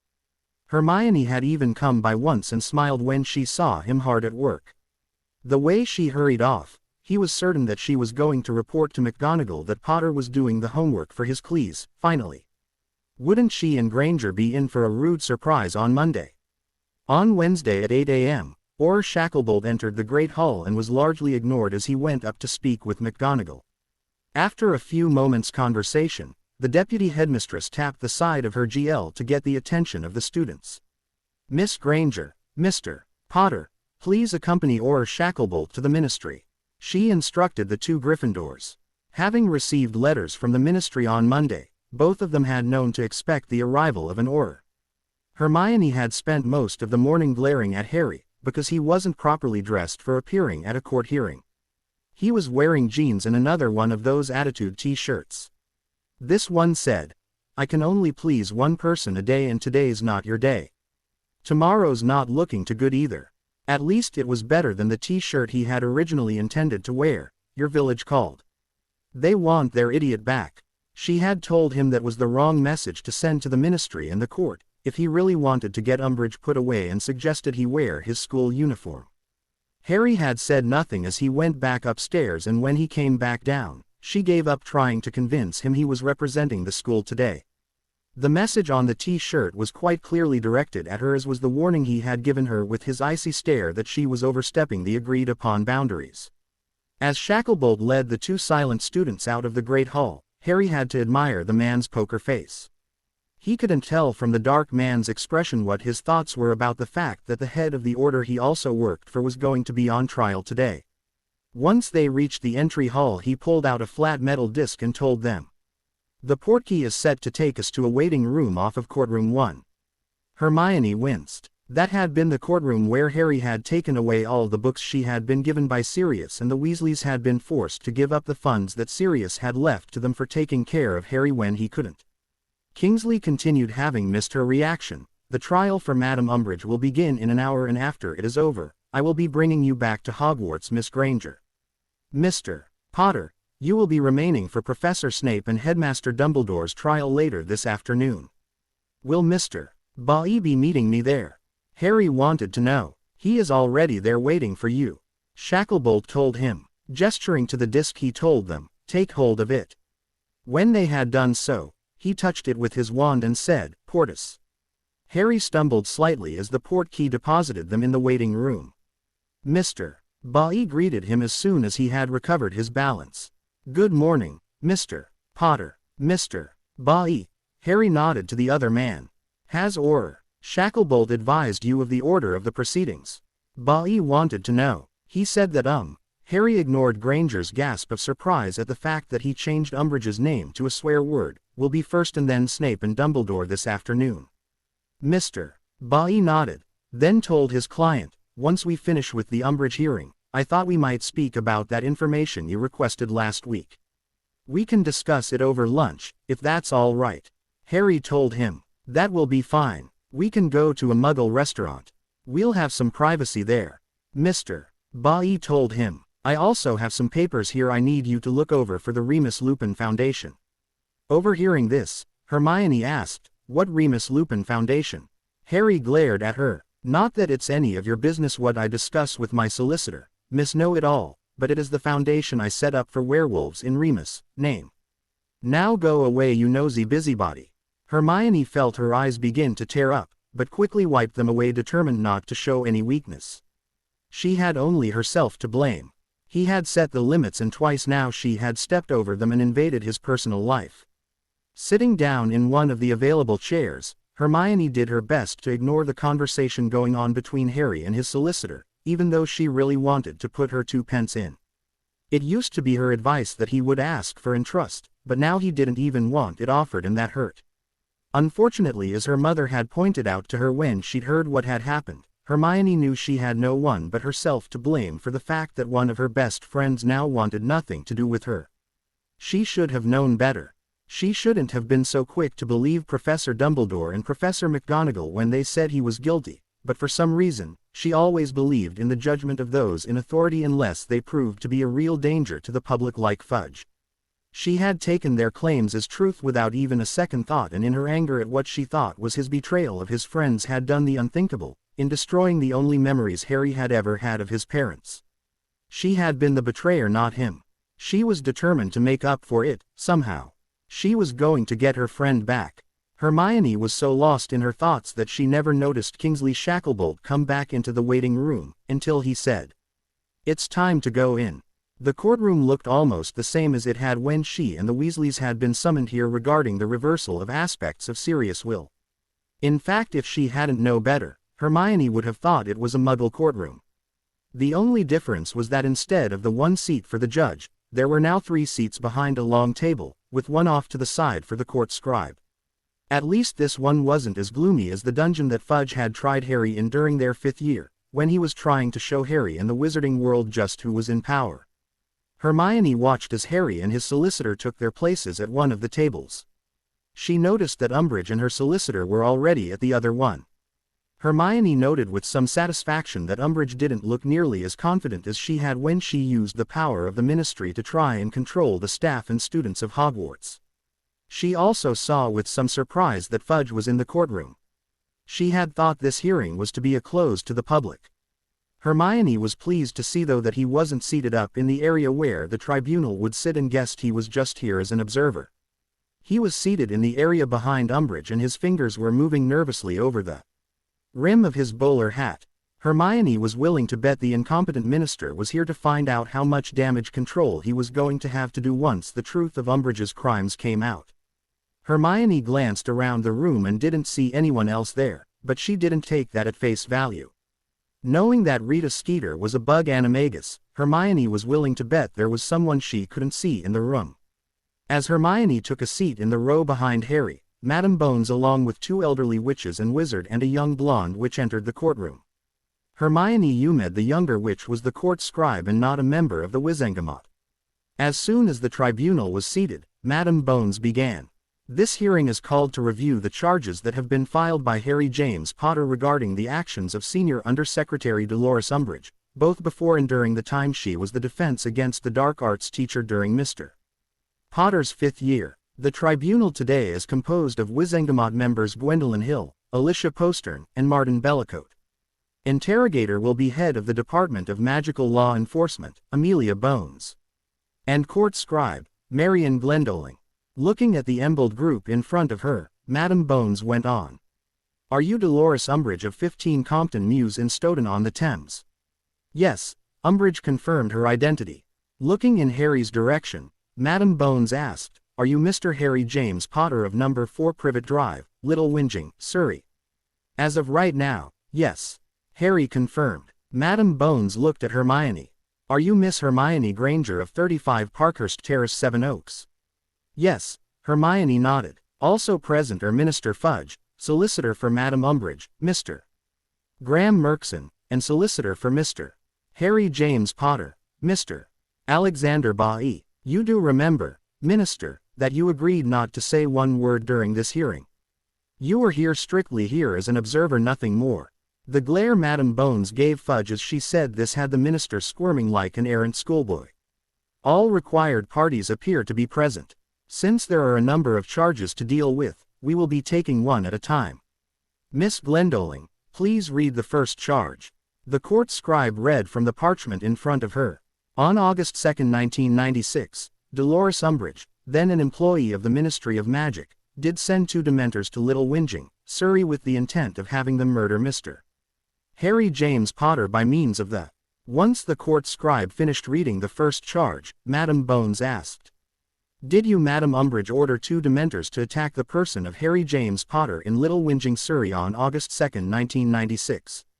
If you remember, at that hearing we were never able to satisfactorily prove that Mr. Potter was even attacked by Dementors. Umbridge told her smugly. Based on the eyewitness testimony of the squib Mrs. Arabella Figg, it was confirmed that there were Dementors in the area. We just never found out who sent them. Bones reminded her. If you will recall, the hearing was terminated by Minister Fudge when he found out he would not be able to expel Mr. Potter for using magic to defend himself and his cousin. So Umbridge, are you saying you did not send the Dementors to Surrey? The elderly witch sitting to the right of Madame Bones asked the question again. I believe she has answered that question, Madame Hill. Umbridge's solicitor spoke up. I didn't ask you, young man. Madame Gwendolyn Hill sounded exactly like a crotchety old woman should as she berated the solicitor. I asked Umbridge and she hasn't answered it. She evaded the question. No ma'am, I did not. Umbridge told her. We shall see, Madame Bones countered. Miss Hermione Granger, according to information provided to the Department of Magical Law Enforcement, you were present the evening that then Headmistress Umbridge admitted to sending the Dementors after Mr. Potter, is that correct? Standing up, Hermione said, Yes, Madame Bones, I was. Would you please tell this tribunal what you heard Headmistress Umbridge say? Madame Bones requested. Hermione took a deep breath, wanting to make sure she had it right. She said that what the minister didn't know wouldn't hurt him. She said that he never knew that she had sent the Dementors after Harry, but that he was delighted to be given the chance to expel him all the same. A quick glance at Fudge showed he was shocked by Umbridge's reasoning. She didn't know why he should be shocked given that he had spent Harry's entire 5th year up until the moment Voldemort had gotten in his face trying to discredit Harry. Did she by any chance say why she sent the Dementors after Mr. Potter? The elderly wizard Martin Bellicote wanted to know. She said it was because somebody had to act. Hermione responded. She said they were all bleating about silencing or discrediting Harry somehow and that she was the only one who actually did something about it. Hermione noted with some satisfaction, That Fudge and Umbridge's faces had gone pasty white for a moment, but they quickly recovered. Surely, Madam Bones, Mr. Murkson inquired obsequiously, you are not going to take the word of a child over the undersecretary to the minister, are you? She is one of Mr. Potter's best friends after all. That is no longer the case, Mr. Bailey spoke up, unintentionally sending Hermione's hopes for regaining Harry's friendship plunging to the ground, and hasn't been since the trial that sent Mr. Potter to Azkaban on false charges. Perhaps she hopes to regain Mr. Potter's friendship by telling lies that would get a woman Mr. Potter clearly hates, imprisoned. Mr. Murkson pointed out, I mean, given that Mr. Potter was imprisoned at least partly because of her testimony, this will not be the first time she would have lied before the Wizengamot. Given that he was falsely convicted and imprisoned, Mr. Potter wouldn't have another person imprisoned on false charges, even if it is someone he hates, and even though there are no longer Dementors at Azkaban to give them the same experience he had there. Mr. Bailey countered, I will take Veritaserum if necessary to prove what I am saying is true. Hermione offered, can Madame Umbridge say that she will do the same? There was silence from both Umbridge and her solicitor. Hermione resumed her seat feeling vindicated. Bones ordered, read the next charge, Miss Glendoling. The scribe moved on to the next charge. As the ministry appointed defense against the dark arts teacher, Miss Dolores Umbridge deliberately provided substandard teaching that if it continued would have put the students graduating from Hogwarts in danger and left them unable to defend themselves and their families from the Dark Lord. There was a momentary hesitation before the scribe said, Voldemort. This to Hermione was a very serious charge. She hated poor teaching with a paean, and while Hogwarts had had a succession of defense teachers during her time there, none of them had ever been as bad as Umbridge, not even Lockhart, who after a year with Lupin as teacher, she had finally conceded hadn't been the best teacher they could have had. But even he hadn't done as much harm as Umbridge had to the lower year Clees. Hem. Umbridge made that annoying sound she made just before she was going to say something pompous. That is what Aurors are for, to defend the wizarding public. Oh, and I thought they were to defend and protect the minister only, Harry countered. He certainly kept enough about him whenever he was in public after he finally admitted to Voldemort's return. Not that he was in any real danger from Voldemort, given that he was inept and pretty useless. Mr. Potter, Madam Bones rebuked him. Please refrain from making comments like that at this hearing. Minister Fudge is having a hard enough time keeping silent as it is. Both Harry and Hermione looked over and saw the minister was red-faced and appeared to be biting his lips in order to keep from saying something he might regret. Yes, ma'am, Harry nodded. He really didn't want to get the pompous little man started, even if he would enjoy seeing what Madam Bones did to him for breaking his promise. Then he asked something that had been puzzling him about behavior. What really surprises me, ma'am, is that Umbridge is sitting there so calmly. I would have expected her to be foaming at the mouth in paranoia by now. How did you manage that?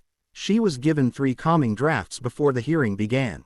Madam Bones told him. The drafts don't interfere with her ability to mount a defense, but they have kept her hysterics down. Harry smiled at the thought of tranquilized like a patient in a mental ward. Returning to the matter before them, Madam Bones asked, did you deliberately provide substandard teaching to the students at Hogwarts?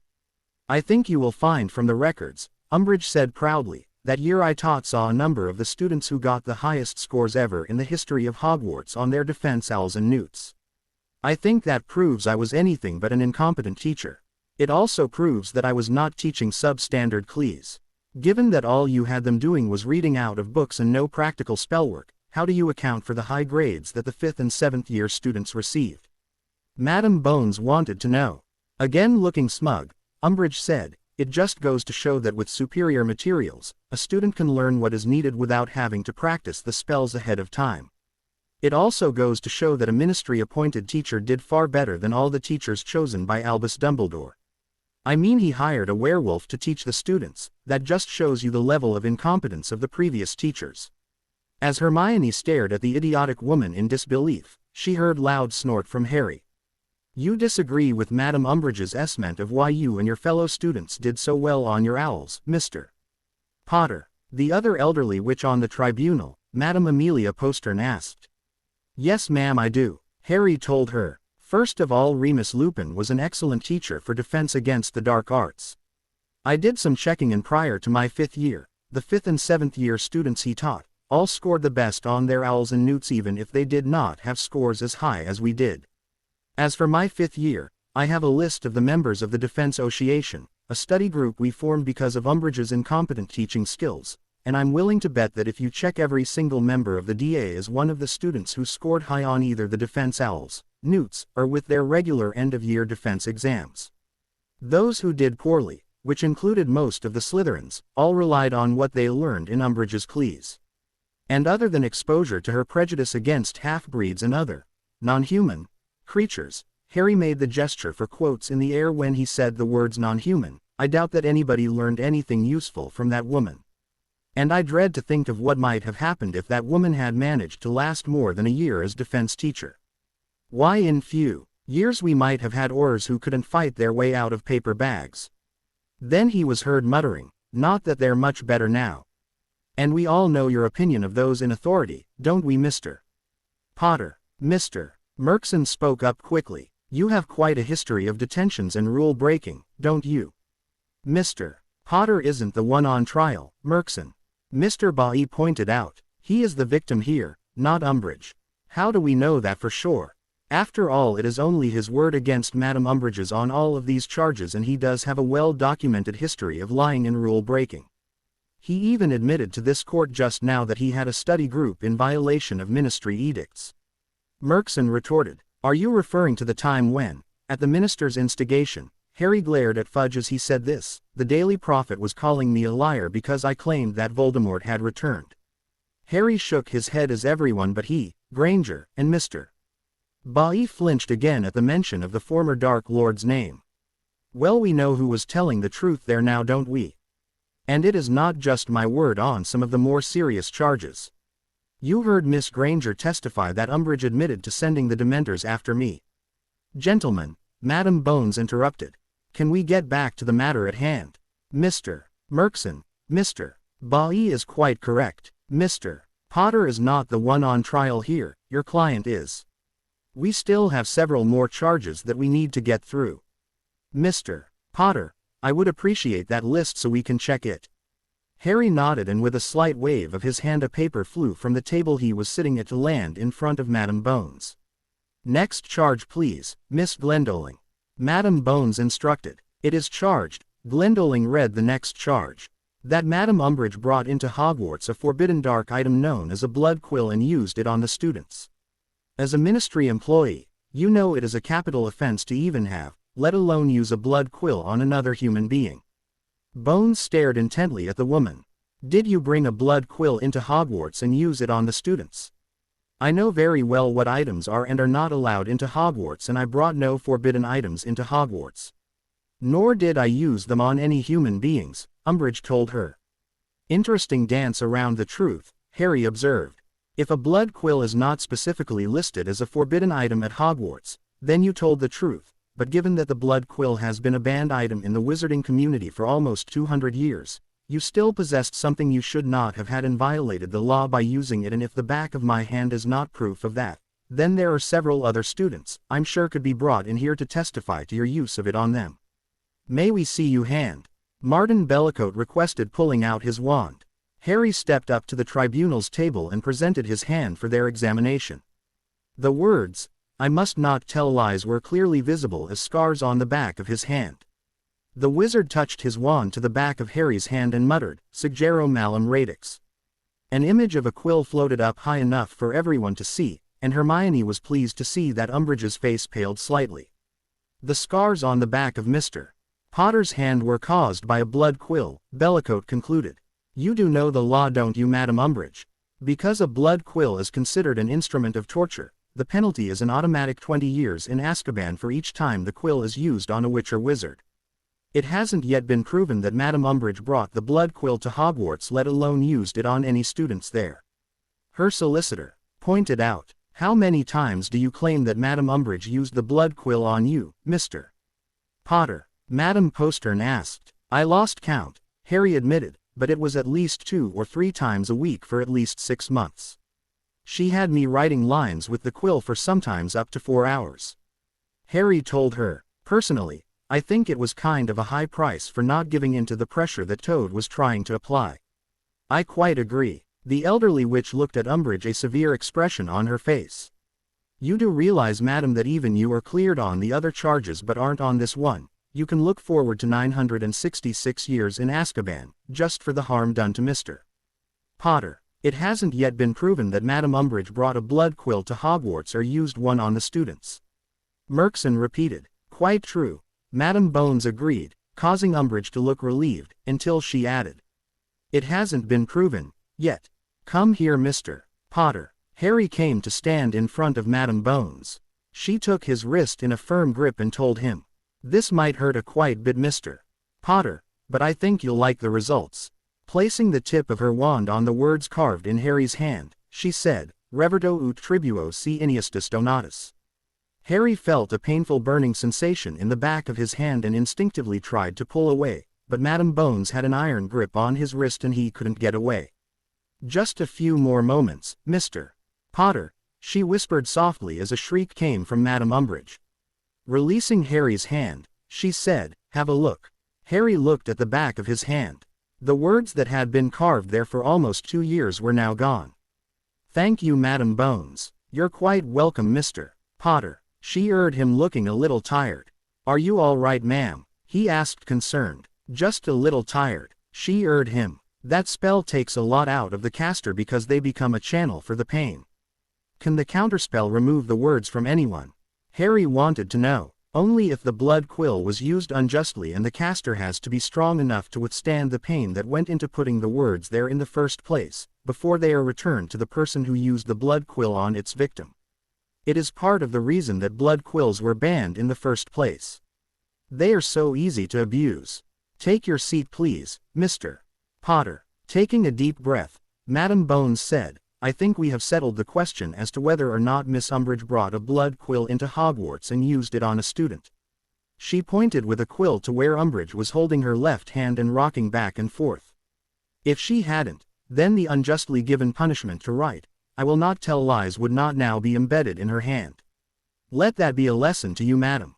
Next charge, Miss Glendoling. The next charge is in 3 parts. The court scribe recited from her list. Madam Umbridge is charged with attempting to give veritaserum to an underage wizard. First, without getting the ministry's approval to administer a truth drug she is not qualified to dispense. Secondly, of attempted murder due to the fact that too much veritaserum was used in her first attempt and that might have killed Mr. Potter by overdose because she failed to follow the instructions of the school's potions master in administering it. Thirdly, she requested additional veritaserum to use on the same student at a later date, again without ministry approval, but due to the fact that the potions master of Hogwarts had none available, she was unable to try again. As a ministry employee, Umbridge, you know that veritaserum is only to be used with ministry approval and to be given to any person. To be questioned only by someone authorized to prepare and dispense it. Madam Bones spoke up when the court scribe had finished. I know from your records, madam, that you are neither of those. You failed to get an owl in potions when you were going to school. Did you request veritaserum from Professor Severus Snape, knowing that if she denied requesting the veritaserum, they would just bring Professor Snape, who was a respected potions master, in to confirm that he had indeed given her veritaserum to use on Mr. Potter and that she had requested a second vial from him? Umbridge decided to admit to this charge. She would, however, not accept the attempted murder charge. I did request veritaserum, but I did not intend to murder Mr.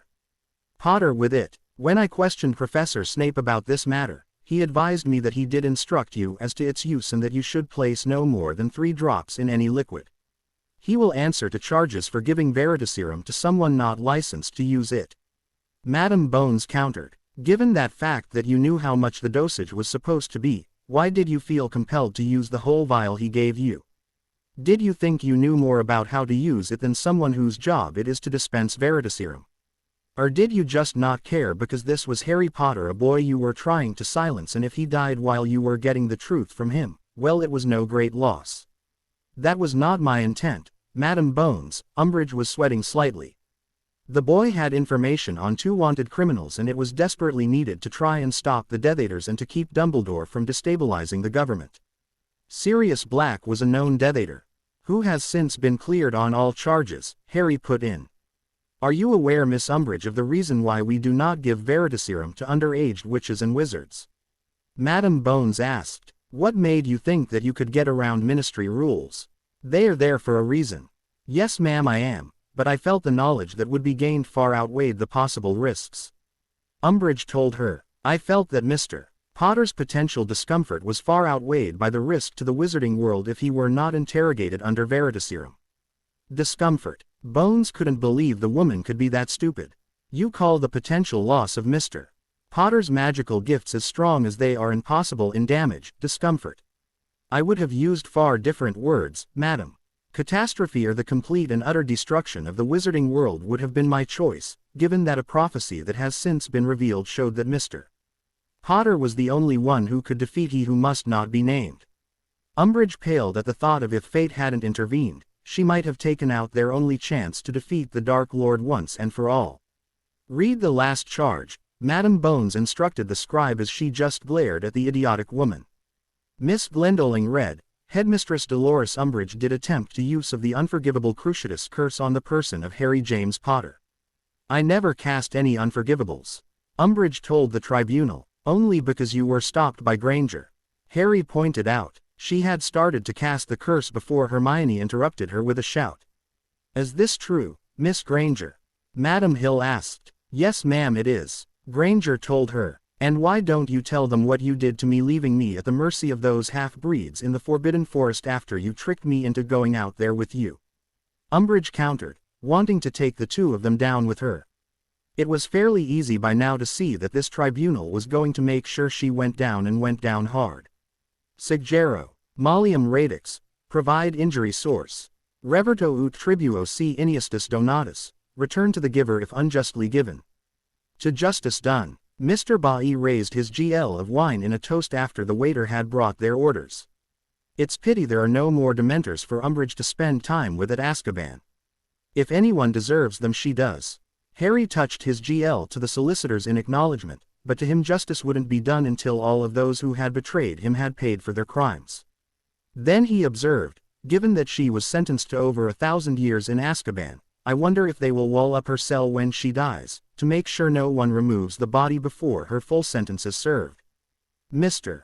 Bailly wisely made no comment to either statement by his client. Before taking a bite of his meal Harry asked, Alexander, what do you think the chances are that Dumbledore will go down with Snape? After a moment's consideration, Bailly replied, not very likely. He'll probably get probation. Also the Wizengamot may require some kind of monitor on his activities at the school for a while. I spoke with Madam Bones the day I brought in your charges and your pensieve, and she told me that the wards around Hogwarts should have alerted him to both Umbridge's activities and Snape's.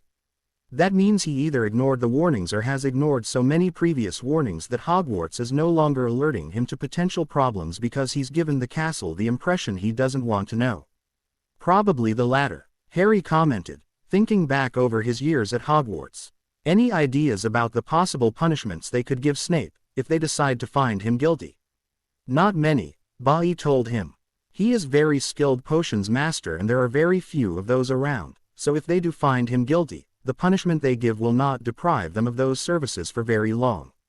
One thing I will push for is that the man be banned from ever teaching again, unless it is to an apprentice, and then that the master-apprentice relationship be very carefully supervised.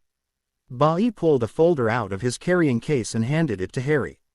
These papers you need to sign as soon as you can so that the Foundation can get started.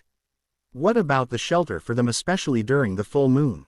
Harry took the folder and gave the contents a cursory look. I had one of my people and one of Gringotts' best wizards check out the black properties as you requested. Bailly told him. The best choice for a place for them to stay especially during the full moon would be Blackmoor Isle. The castle there, while it needs some work, is easily the size of Hogwarts. Given that it is on an island, it will be easiest to ward so that they can only leave it when they are human. That way they are safe and they don't have to be confined. They can run free on the nights of the full moon, and I have been told that wards to ensure they can't leave the island while in wolf form will be easy to put in place. Good, Harry was pleased with the arrangements. Once the Foundation is up and running, let the werewolves know there is shelter and employment there. I will pay them for repairing the castle. Did you want an article in the Daily Prophet to let them know about the foundation and the offer of work and shelter? Ba'i wanted to know. Have the head of the foundation hold a press conference and invite every paper, since werewolves are everywhere. Harry decided. Remind the Daily Prophet that it is best not to bite the hand that feeds them, given that between all those families inherited from I now own about an 80% controlling interest in their paper. Make sure the Prophet understands that if they slant this story the wrong way, they will be shut down the minute it hits the street. Also make sure they understand I will no longer tolerate them being an extension of the ministry. If they have no proof about what they print, it will not be printed. No longer will they be allowed to print innuendo and half-truths. They are not going to like that. Ba'i observed. I don't give a damn. Harry countered. I'm sick of them getting away with destroying people's lives.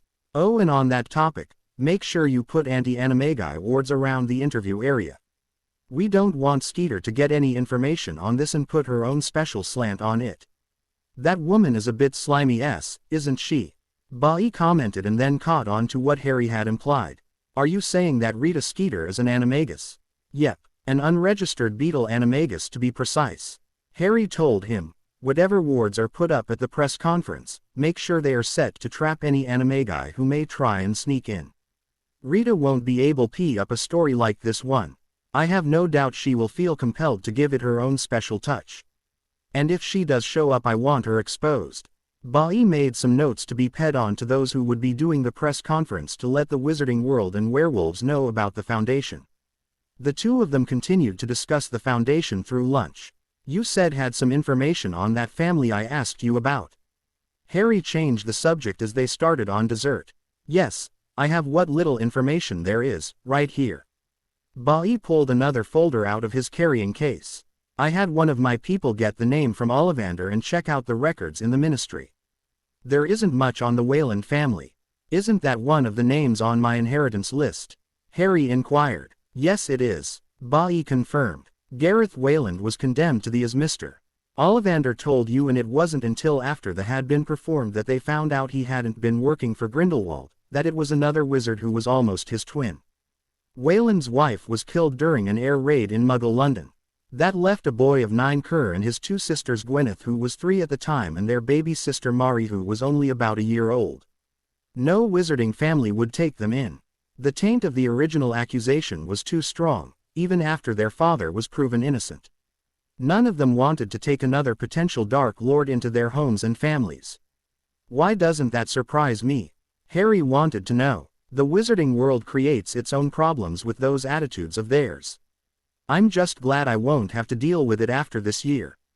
What else do you have on the family? Not much more, Mr. Ba'i told him. The ministry confiscated all their property, but couldn't touch the vaults at Gringotts since the Waylands were the main heirs of Ravenclaw line and her vaults were protected by magic far older than the ministry, so they couldn't get near them and the goblins weren't going to hand them to the ministry. The confiscated property was given to the families of those Gareth Wayland had supposedly wronged, and even after it was proven that he wasn't guilty, the ministry made no attempts to get that property back and give it to the children. Nor did those who received the property offer to give it back. That was probably part of what drove Kerr into Voldemort's camp. Harry commented. More than likely, given that he had no one to stand up for him and his sisters and ensure they were treated fairly. Mr. Ba'i agreed. Harry was silent for several minutes. I have a good idea what happened to Kerr, given that according to Mr. Ollivander, he joined Voldemort, but do we have any idea what happened to his sisters? Unfortunately not, Mr. Ba'i told him. Those times were very unsettled in both the Muggle and Wizarding worlds, and it was far too easy for people to disappear for good. Tracking what happened to 2 little girls is going to be impossible. However, given that you are the heir to the Wayland's vault and it is a documented fact that Kerr had no children, it is reasonable to assume that he took his sisters out into the Muggle world after a bombing and left them where they could be found, and those who found them would assume that their parents were dead, killed in the bombing. Kerr may have wanted to protect them from the prejudice he had already experienced in the Wizarding world, even if it meant he never saw them again. I do know they never attended any magical schools. At least they didn't under their real names, and if they did go, they were probably thought to be Muggle-born. Harry looked thoughtful. I wish we had more than that, but you're right, it would probably be impossible to track what happened to them, given that it happened nearly 60 years ago. Is there any way to find out what properties were confiscated? I want them back. They should have been given back, once my great-grandfather was proven innocent. Since those who received the properties weren't honorable enough to return them to the children they rightly belong to, they will be forced to return them to their heir. When they returned to courtroom 1 after lunch, Harry saw the room had undergone significant changes. The raised dais where the tribunal had been seated earlier was no much larger than before, and there was a heavy chair halfway between it and the tables he and Umbridge had sat at. In the room, there appeared to be about 20 witches or wizards, besides Madame Bones and Miss Glendoling the court scribe. Once Madame Bones saw them, she called the hearing to order, and 9 of the older witches and wizards joined her on the dais. Given that a member of the Wizengamot is on trial here today along with Professor Snape, there will be more members to the tribunal. Mr. Bailly told Harry as they took their seats at the table on the right. It is supposed to give the appearance of impartiality. Harry snorted in disbelief at that statement. And the chair, you will sit in it when giving you testimony.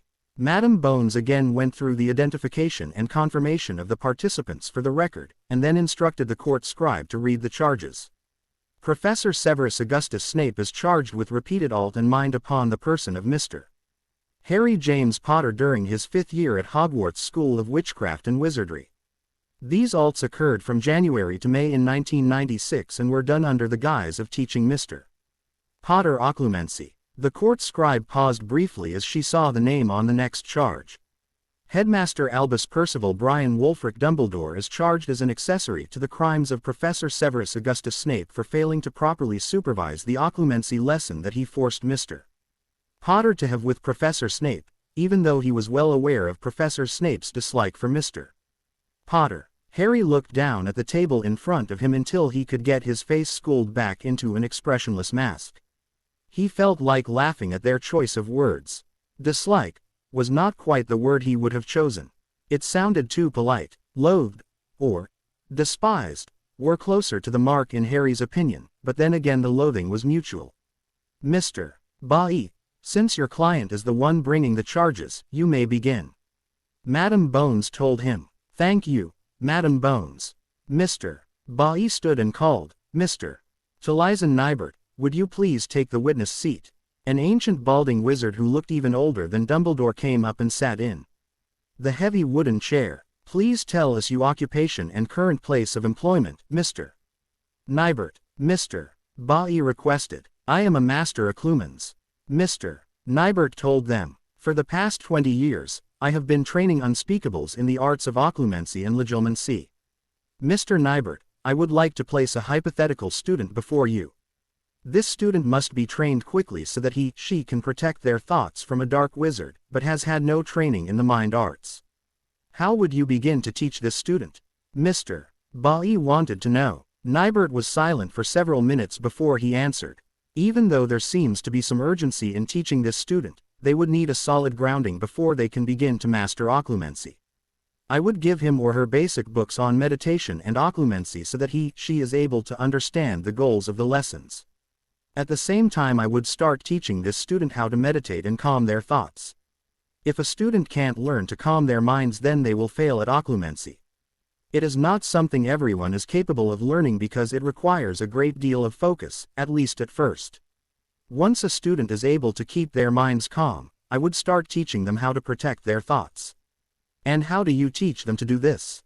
Bailly inquired. The techniques I use will vary from student to student. Nybert told the Embold group.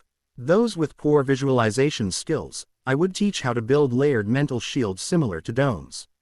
For those who are very good at visualization, I teach them how to hide what they don't want found, how to set traps or deflect legilimens probes away from those thoughts.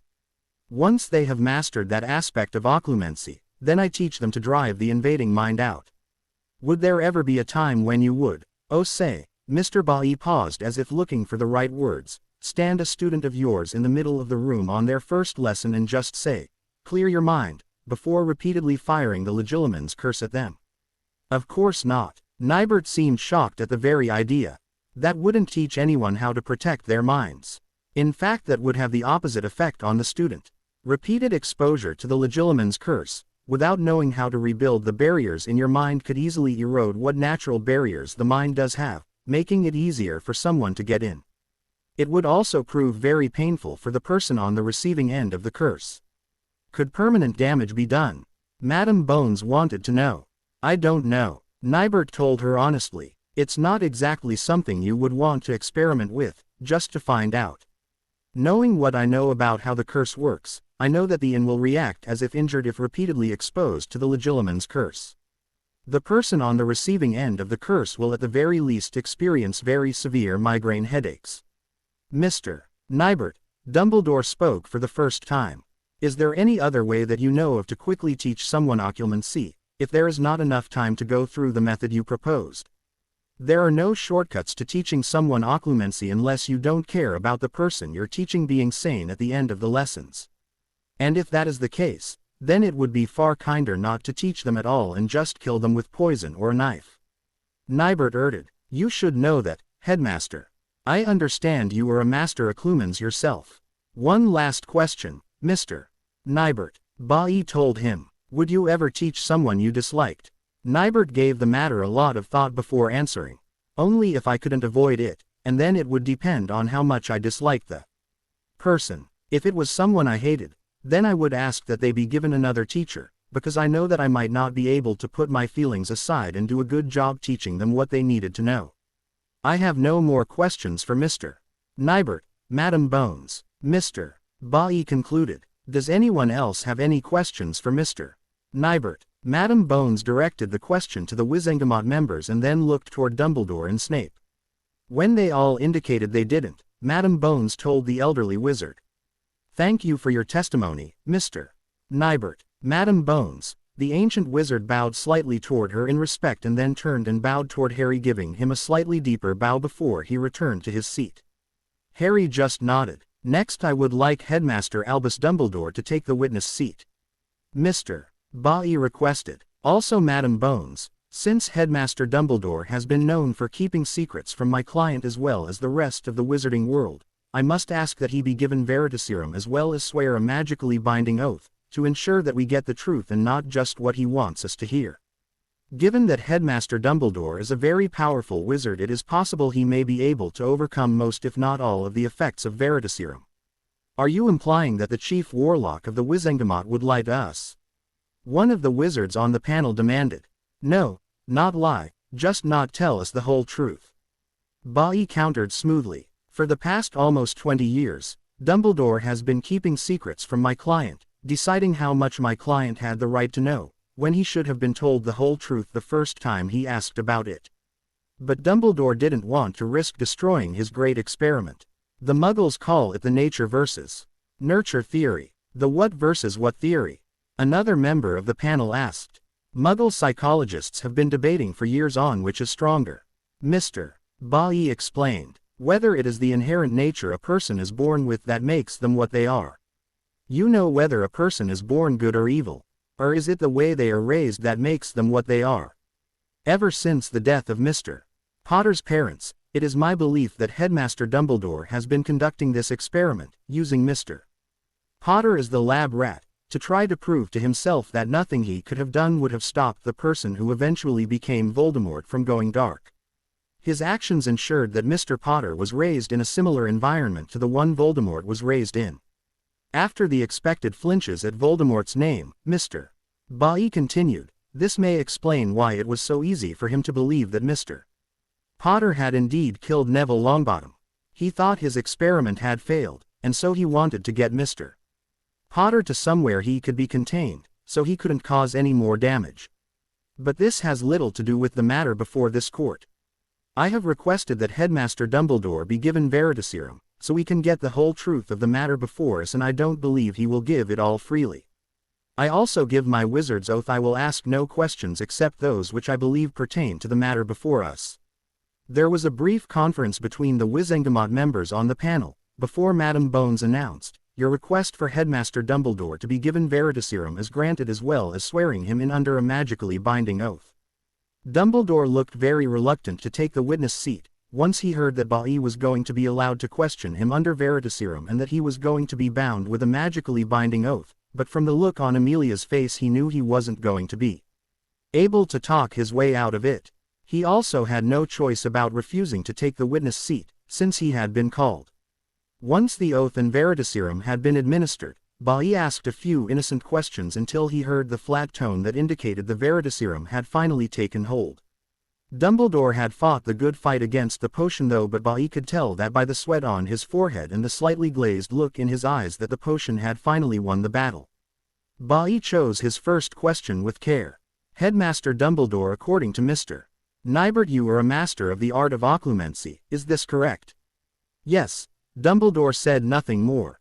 Why then did you send Professor Severus Snape to Grimmauld Place shortly after Christmas in 1995 to tell Mr. Potter that he would be teaching him occlumency?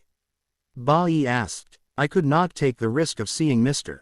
Potter face to face. Dumbledore replied in a monotone. I knew the anger he was feeling wasn't all his, though some of it was because I had kept him in the dark and prevented his friends from writing to him or telling him what was going on.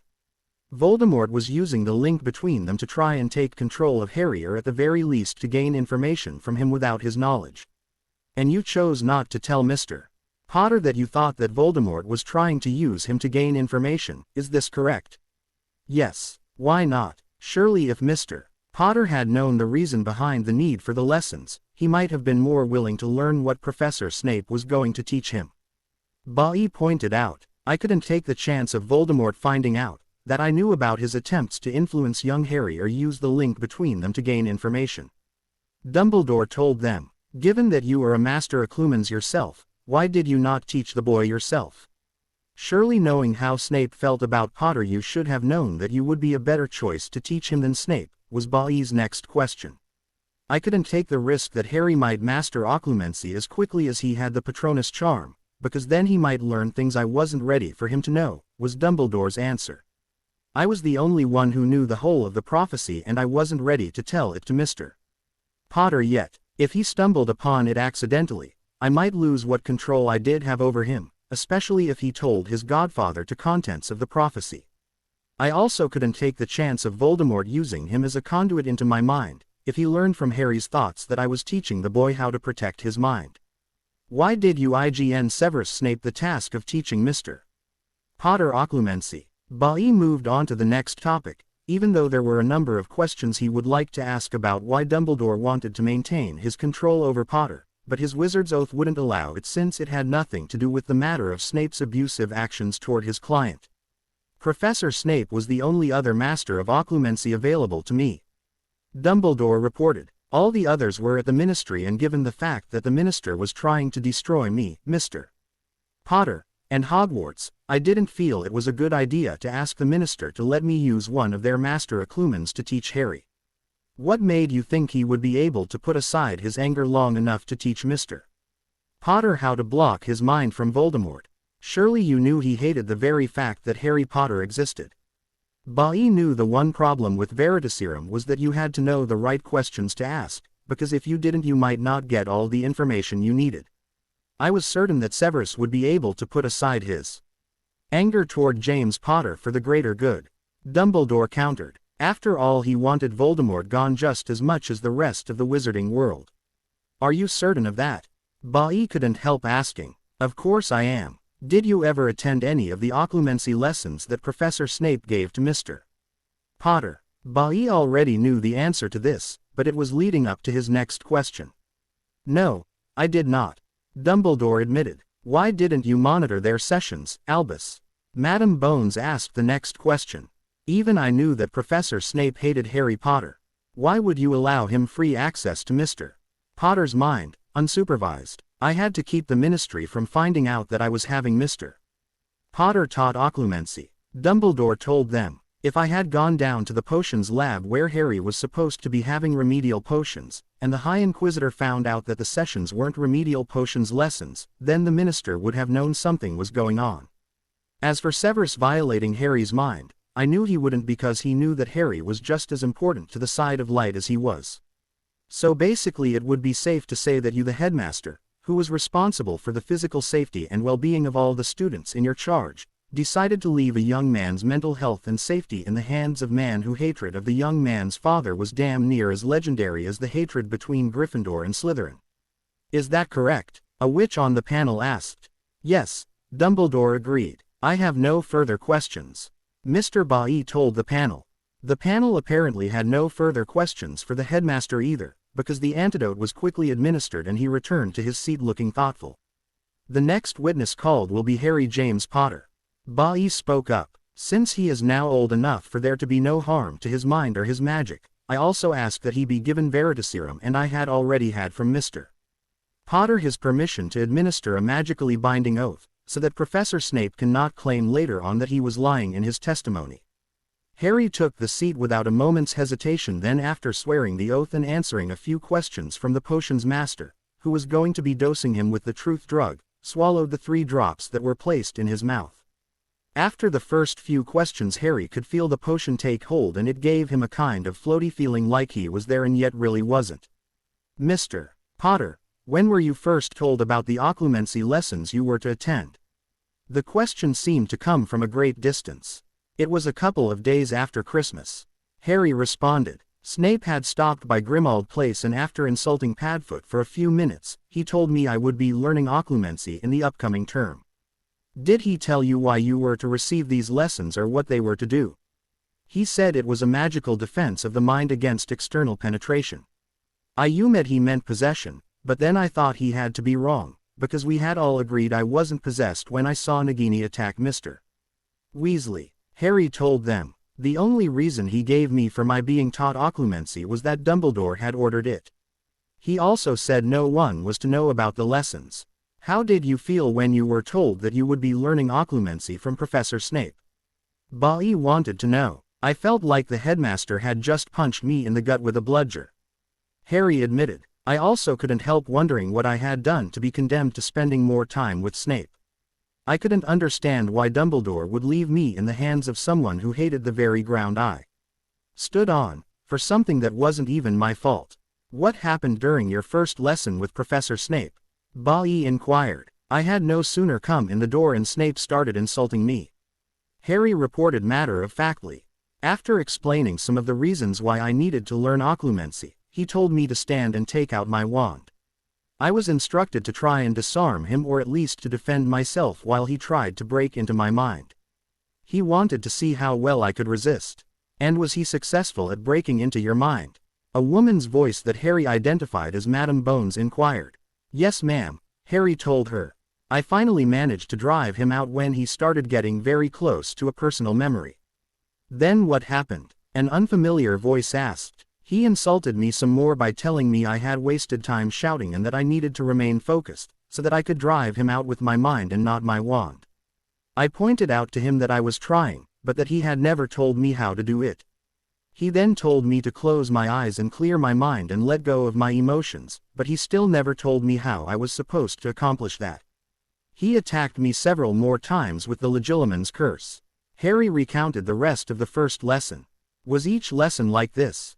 Harry recognized the voice asking the question as Dumbledore's.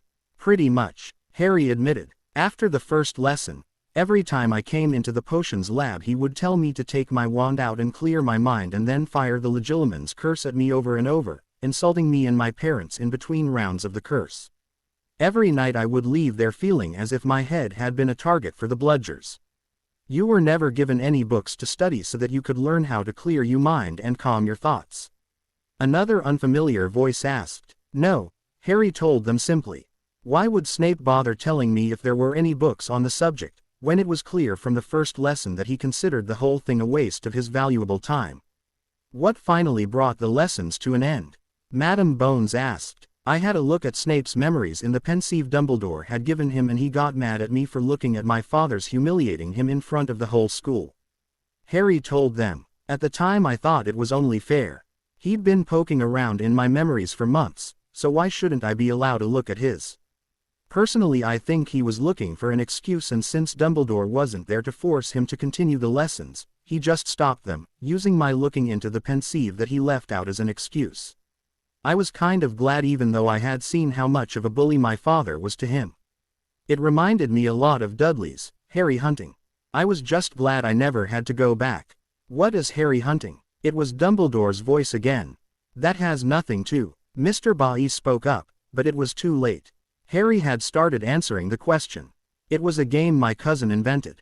He and his gang would hunt me, and if they found me they would beat the crap out of me. Once I was going to Hogwarts and wasn't around quite so much, they started hunting the other smaller kids in the neighborhood and beating up on them. There was silence in the courtroom for several minutes, before Madam Bones said, "I think we've heard enough from this witness." Harry returned silently to his seat.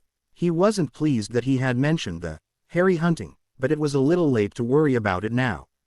It wasn't like those in the wizarding world would do anything about it.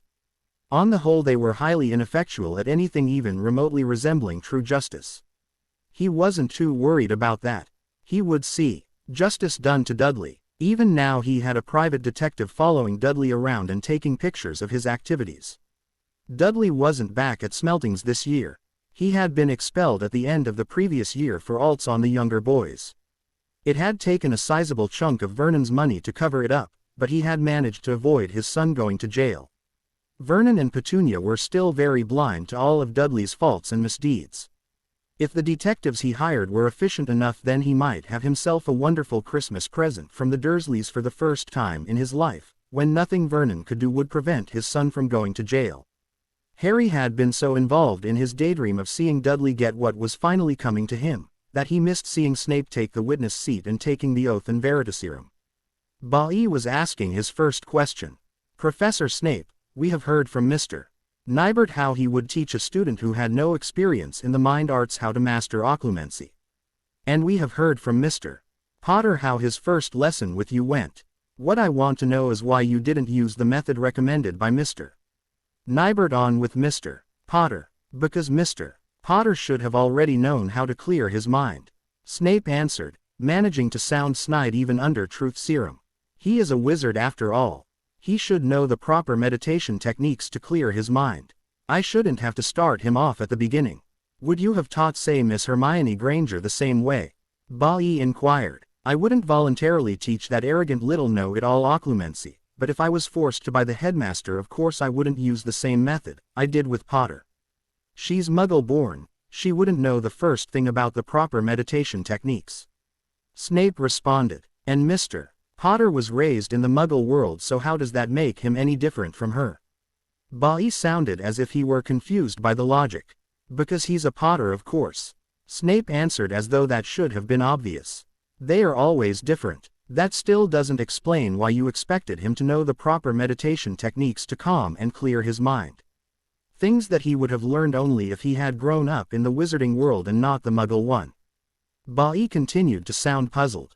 "You do remember that Mr. Harry Potter had no contact with the wizarding world until he attended Hogwarts, don't you?" "Yes, of course I know that," Snape growled. "I put it to you, Professor Snape, that you really didn't want to teach Mr. Potter how to block Voldemort from his mind," Bailey suggested. "That you took the chance of having unrestricted access to Mr. Harry Potter to pay his father back for what he did to you while you went to school. What I want to know is why you would attack a student who has never done you any harm." "So what if I did?" Snape countered. The arrogant little T deserved to be taken down a peg. Weighted on hand and foot in the Muggle world and then lording it around Hogwarts just like his father did when he was in the wizarding world. Acting so smug and superior, even when he was clearly in the wrong. "So you admit to using the occlumency sessions to deliberately attack Mr. Potter?" Madam Bones wanted clarification. "No, I did not attack Mr. Potter," Snape told her. "I wanted to show him he wasn't special. It was up to him to find the information he needed to succeed in learning occlumency on his own. If he couldn't, then it was his own fault if he suffered for it." "Did you even tell him there were books or other things that needed to be done to succeed at occlumency?" Madam Bones asked. "I told him to clear his mind," Snape told her. "He should have been able to figure it out from there. After all, he's a Potter." "And what teaching method would you have used if I had been there, Severus?" Dumbledore sounded disappointed. "Would you have used the same method, or would you have changed it because there was a witness?" "Of course I wouldn't have used the same method," Snape admitted. "You didn't want your precious golden boy hurt, and that would have taken 3 times as long to teach." "You've heard him," Madam Bones, Mr. Bailey pointed out as Snape was given the antidote. He doesn't even feel that he has done anything wrong. Professor Snape feels that he was perfectly justified in attacking Mr. Potter, and why? Because he is a Potter. Instead of burying the grudge he still feels for Mr. Potter's father, and doing what was necessary to help Mr. Potter protect his mind, Professor Snape admits to repeatedly attacking him. As Snape returned to his seat at the table, the Wizengamot members conferred. Nothing was heard because of the silencing charms that had been put up by Madam Bones. They even spent some time reviewing evidence from a pensieve. It was nearly 15 minutes before the silencing charms came down and the oldest wizard present on the panel, Martin Bellicote, stood to give their judgment. Professor Severus Snape has been found guilty of deliberately and repeatedly attacking Mr. Harry Potter. It is this panel's belief that Professor Snape should have been able to put aside his grudge against James Potter long enough to teach his son what he needed to keep he who must not be named out of his mind. Professor Severus Augustus Snape, you are hereby sentenced to serve 5 years in Azkaban for the alt and mind of Mr. Harry James Potter. You will also serve 1 additional year for being willing to provide Veritaserum to Dolores Umbridge, who was neither licensed to have or dispense this potion, so that it could be used on the person of Harry Potter. I did not provide Veritaserum to Umbridge. Snape countered. It was distilled water. Was it indeed? Bellicote looked at him in disbelief. Madame Umbridge was not aware of that fact. She acknowledged that you provided her with Veritaserum upon her request for it. I told the headmaster upon his return to the school what I had done. Snape told the panel. Be that as it may, Bellicote countered, given your rather well displayed hatred of Mr. Potter, I think that the only reason you probably provided her with fake serum was to avoid the possibility she might dose you with it, or learn some things you didn't want her to know, not because you were trying to protect Mr. Potter. The sentence stands. Bellicote turned his attention to Dumbledore. Albus, it is you I am most disappointed in. I realize that you tend to expect the good out of everyone around you, but Professor Snape's hatred of Mr. Potter is very well known. How could you allow him to have unrestricted and unsupervised access to a student he has shown nothing but hatred for since before he even started school? It is believed that you have too many things to oversee, Albus, as evidenced by your neglect of your duties to Hogwarts and the students there who should be your primary responsibility. Given past issues, such as the Dark Lord and his minions gaining access to your school not once but several times, it has been decided that for the next 5 years Hogwarts shall be monitored by the Wizengamot. There will be unannounced inspectors and inspections of all teachers and their teaching credentials. Don't worry, this won't be like when Fudge tried to take over your school. Also, for the same 5-year period, your duties as head of the Wizengamot shall be delegated to others so that you can focus on your primary responsibility, the students at Hogwarts. Mr. Bailey stood up at this point.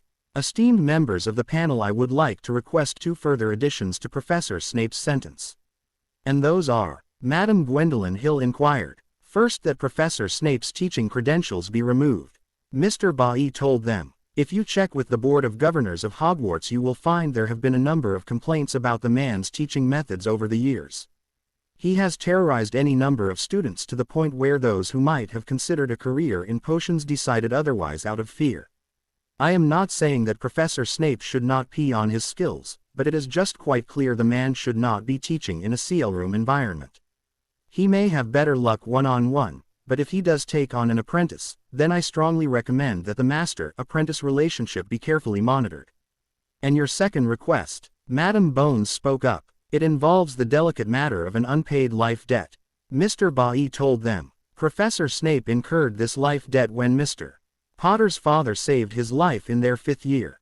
Whether it was because he was saving his own neck or not, James Potter did put his own life at risk when he saved then fellow 5th-year student Severus Snape. That life debt was transferred to Mr. Harry Potter when it remained unpaid at the time of James Potter's death. Technically, Professor Snape's unjustified attacks on Mr. Potter could be considered a violation of that debt if Mr. Potter wanted them to be, and he could suffer the loss of his magic. However, Mr. Potter has told me what he would consider fair restitution for the life debt and the violation of that debt. Once he is free, and for the remainder of Mr. Snape's life, every month near the time of the full moon, he must make all the Wolfsbane potion necessary for the Remus Lupin Foundation. That's preposterous. Snape declared loudly. That life debt was paid during Mr. Potter's first year. I saved him from falling to his death when Professor Quirrell, who was possessed by the Dark Lord, jinxed his broom. Harry coughed before saying, actually that was Granger. She knocked Quirrell into the seats in front of him, in her hurry to reach you to set fire to your robes. That's what saved me. She broke his eye contact with my broom. There is an easy way to settle the matter. Bellicoat told them, taking out his wand. Gil Edorabe Snape Anor Potter. If there is no debt owed, then there will be no bond of light between you. Also the one owed will have a glow around them. A few moments later a thread of yellow light appeared, joining Snape to Potter, and Potter was the one surrounded by a glow. Yes, you have attempted to repay the life debt, Professor Snape, but since you are still bound by a thread of it to Mr. Potter, those attempts have not been completely successful in releasing the debt. The members of the panel conferred for several more minutes, before Martin Bellicoat announced, both requests are valid. From this day forth, Professor Severus Snape's teaching credentials are suspended. The only kind of teaching relationship that the Ministry or the Wizengamot will sanction for Potions Master Severus Augustus Snape is that of master to apprentice, and that teaching relationship will be carefully monitored. Also, it is laudable that Mr. Potter doesn't wish the world to suffer the loss of a great potions master, so the terms of Mr. Snape's repayment for the remainder of the life debt will be as requested by Mr. Harry Potter. Every month once he has served his sentence, and for the remainder of his life, he will make all the Wolfsbane potion necessary for the Remus Lupin Foundation. This hearing is adjourned. Madame Bones pounded the gavel on the bench. Before her, Gil Det, Edorabe, between. When Dumbledore returned to Hogwarts around dinnertime, he was greeted by a standing ovation from everyone in the Great Hall except the Slytherins and Harry. The Slytherins were looking toward the Great Hall doors, waiting for their head of house to appear. When Snape still hadn't appeared by the time Dumbledore had taken his place at the head table, the Slytherins began talking amongst themselves in low voices, trying to figure out where he might be.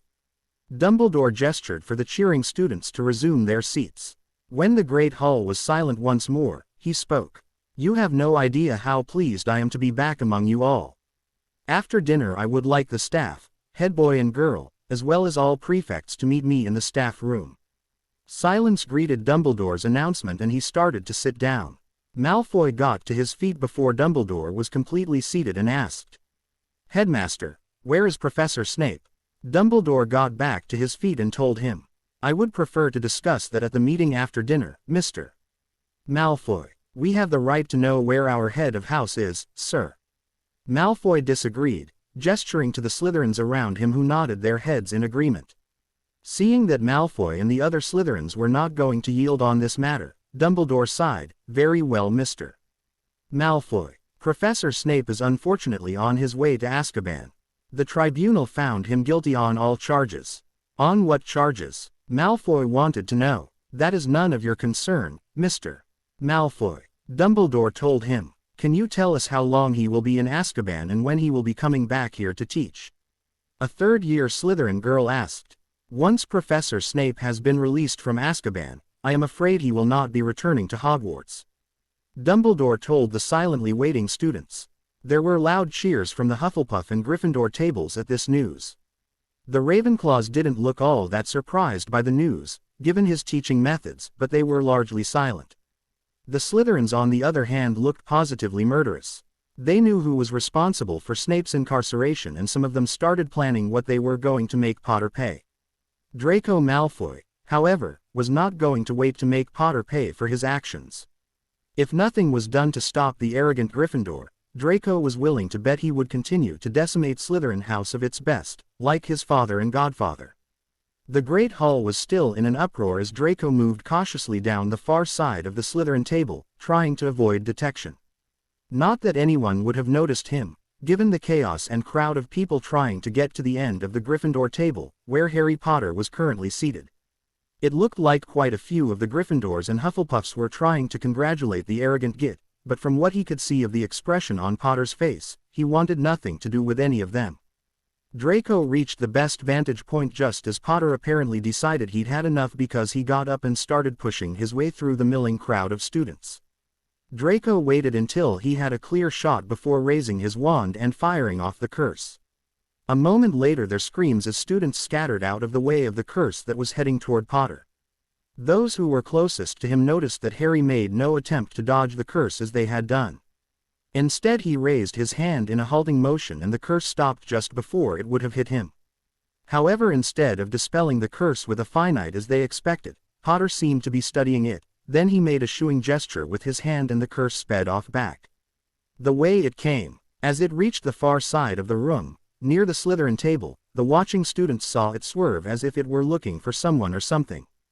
The Slytherins were scattering out of its way like the Gryffindors and Hufflepuffs had a few moments before as the spell sped down their table, so all anyone saw was a burst of yellow light as the curse found what it was looking for. In the almost deafening silence that filled the great hall they heard a squeak and several students caught sight of a streak of white on the stone-flagged floor that was headed toward the great hall doors. "Not this time," Harry commented, making a gesture with his hand. The white ferret flew backwards and came to a halt in midair in front of Harry. It was trying to curl up into a ball as Harry studied it. "I wonder which Slytherin you are," Harry murmured. "I also wonder if you were stupid enough to try and make the transfiguration permanent." "It's Draco Malfoy, the amazing bouncing ferret," Ron shouted. "Remember 4th year, Harry?" This announcement earned Ron laughter from his fellow Gryffindors who remembered the incident where Moody, or at least someone pretending to be Moody, had turned Draco into a white ferret. The laughter quickly stopped, however, when Harry gave Ron a death glare that would have rivaled one of Snape's. Ron quickly vanished into the crowd of students as Professor McGonagall strode up to Harry, looking furious. "Mr. Potter," Harry spoke up before McGonagall could get started, "I believe you may want to take care of Mr.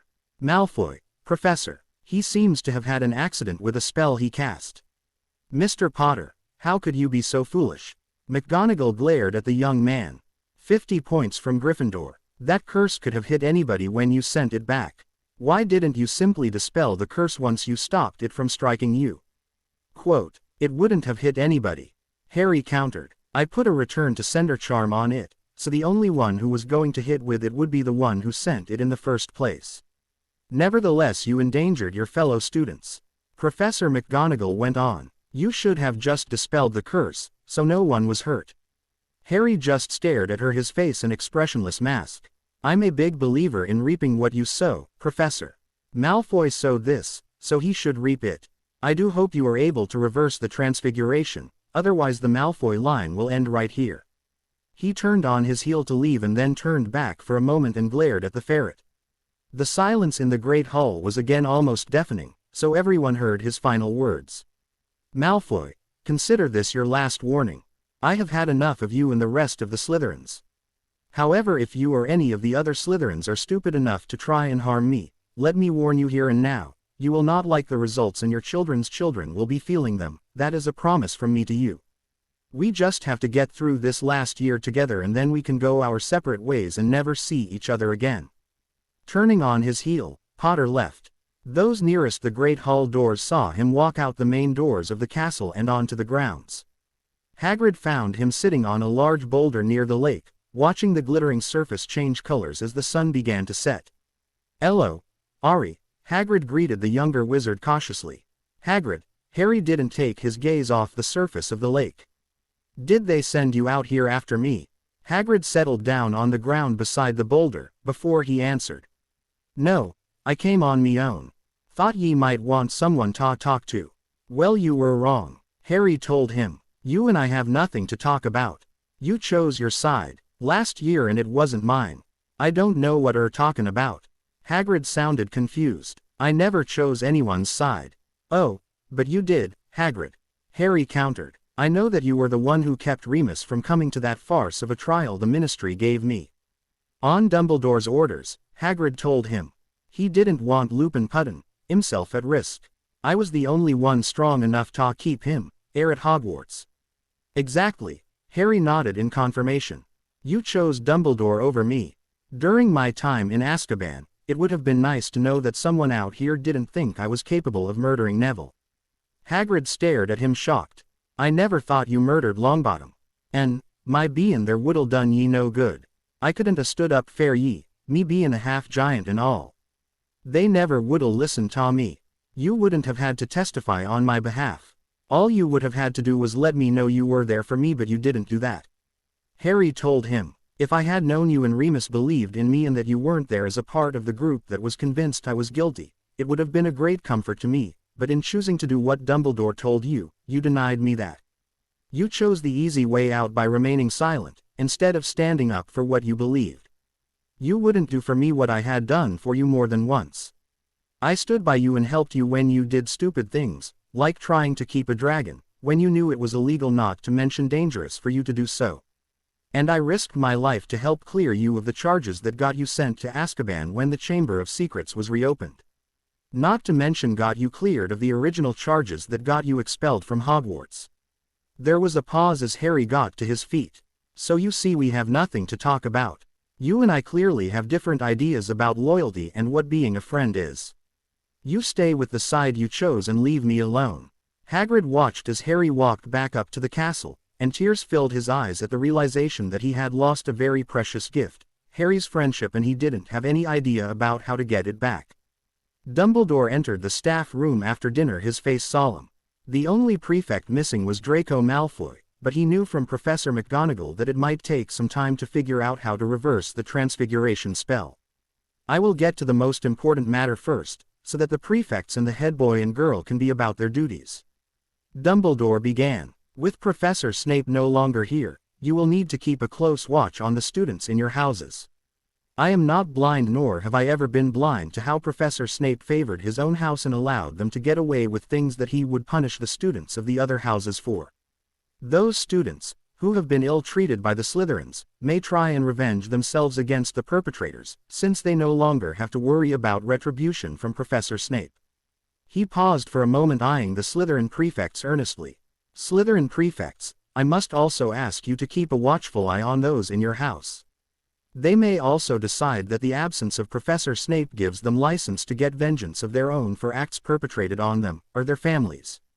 All the prefects, head boy and girl, agreed to do their best to keep things from getting out of hand between the houses, given the absence of Snape, who they all agreed had been the only thing holding the other houses in check from trying to get any kind of revenge on the Slytherins.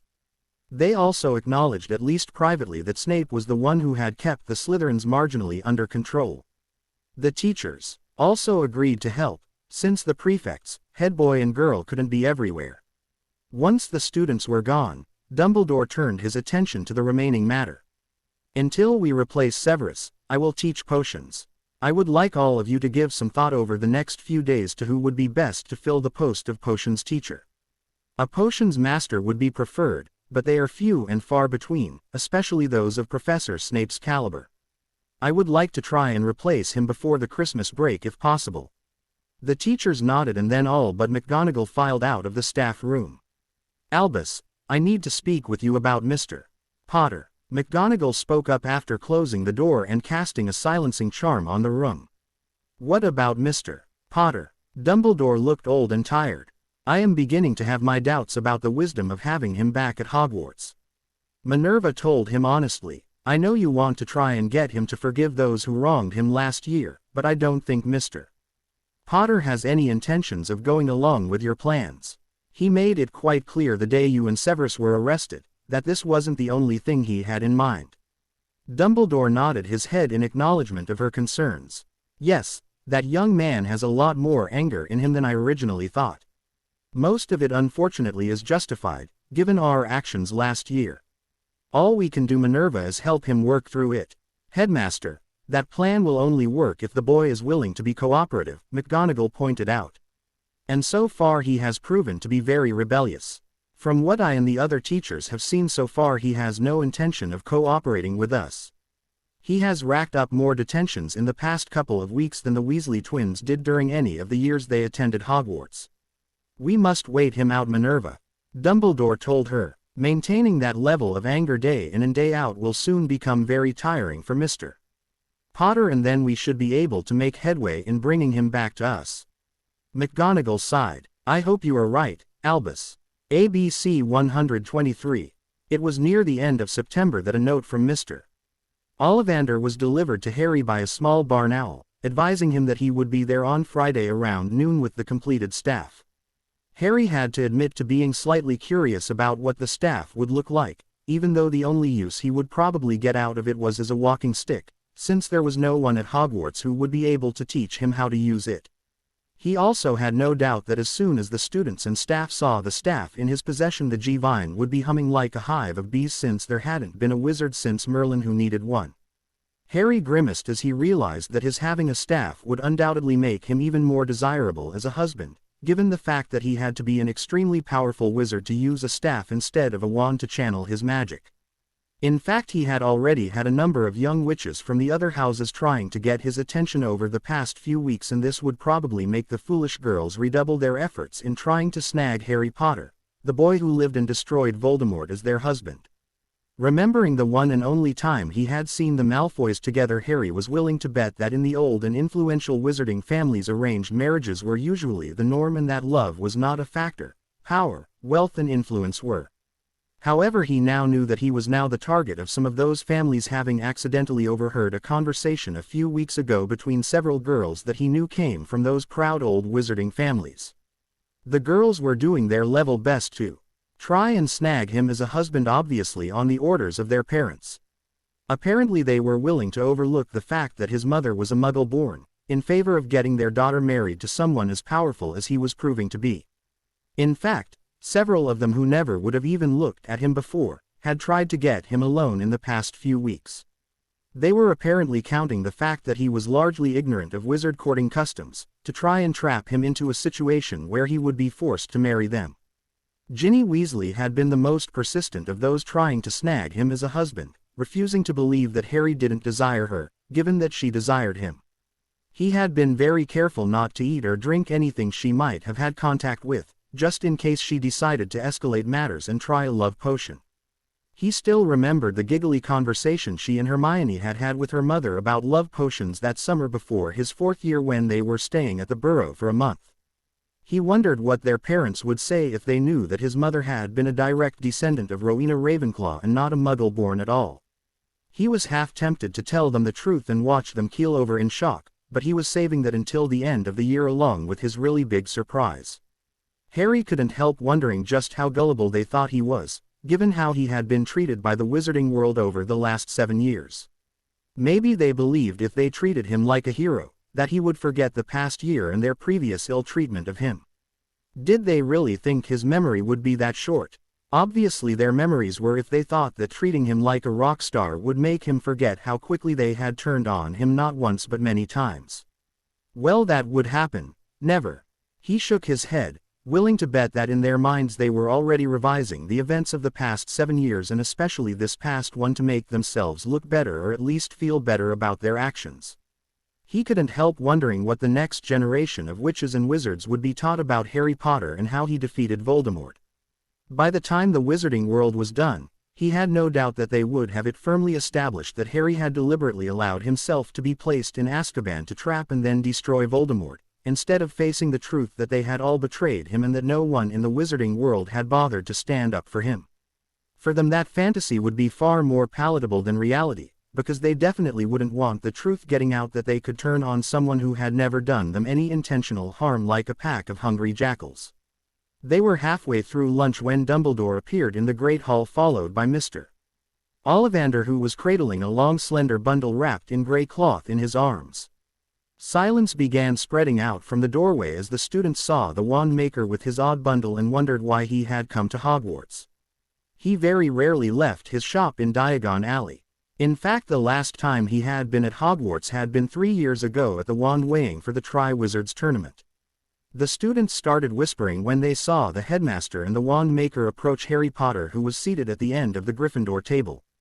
There was a brief conversation between Harry and the wand maker that was too low for those Gryffindors closest to Harry to make out, but after a few moments, he got up and followed the wand maker out of the Great Hall. "I am sorry it took so long to finish your staff, Mr. Potter, but some of the cores were very temperamental," Ollivander told him as he searched for the best place to do the binding ritual. "It took a little time to get the Thunderbird feather and Phoenix ash to work together with the basilisk and horntail scales. And then I went through several clusters of tourmaline before I found one the staff would accept. I thought I'd already chosen a cluster for the cap." Ollivander looked a little sheepish.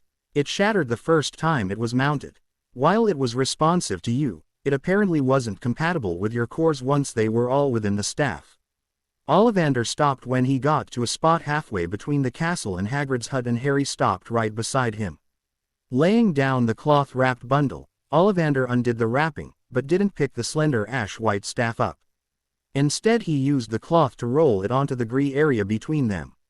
"Please extend your wand hand, palm up, Mr. Potter." Harry did so, and Ollivander pulled a slender dagger from a pocket in his robes. "I'm going to make a shallow cut across your palm, then I want you to pick up the staff and set the tip of it on the ground," Ollivander instructed. "Why?" Harry didn't sound concerned that what they were doing might be classified as dark magic, since there was blood involved, and the Ministry usually classified any magic that involved blood as dark, even the ones meant to help. "In order for you to be able to use the staff at all, it must be bound to you," Ollivander explained. "This requires blood containing your magical signature, so it will know who it belongs to. You make it sound as if this staff were alive and going to become my familiar," Harry commented. Ollivander shrugged. "In a way it is. Everything within it and even the staff itself were all living things at one point in time. As for the other, that is equally true, because once this staff is bound to you, no one else will be able to touch it with their bare hands without causing great harm to themselves." He paused a moment, then asked, "Are you ready?" Harry nodded. Ollivander dragged the dagger across his palm and blood welled up in the cut it made. Harry waited a moment before kneeling down to pick up the staff. As soon as the tip of the staff made contact with the ground, those few who were vague enough to follow the pair outside saw the top of the staff burst into life with deep emerald green fire that flowed down the staff and met a deep golden glow that rose up from the ground. The two merged, encasing Harry in an emerald green and gold swirling sheath that gave off occasional bursts of gold and green sparks. The minute the staff touched the ground, Harry felt as if there were something he couldn't see staring at him, judging him inside the swirling green and gold shield that surrounded him. It took all his determination not to try and look around to find the source of that feeling. "You do not want us, mage," a chorus of voices spoke in his head. "Why did you have us made if you do not want us?" "I did not have you made," Harry told the staff. "At least you made it was the staff. You were commissioned by another. Yet you cooperated in our making, otherwise we would not exist," the staff's chorus told him. "No staff can be made for one who is unwilling. So we ask again, mage, why did you have us made if you do not want us?" Harry mentally shrugged and told the staff, "I had two main reasons for not wanting a staff. The first being that I have no intention of remaining in the wizarding world after this year is up, and a staff would not be needed in the non-magical world. And the other," prompted the chorus, "there is no one in the wizarding world who could teach me how to use a staff. We see that you do not intend to give up your magic once you leave the wizarding world, so you will need us to help you keep it under control." The chorus of voices decided.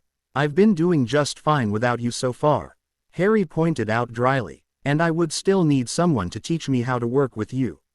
"That is what we are for," the chorus told him. "Your reasons, while sound, have no effect on us. There is much good that can be done by you whether in the magical or non-magical world. We accept that you are ours to guide and teach." "Great.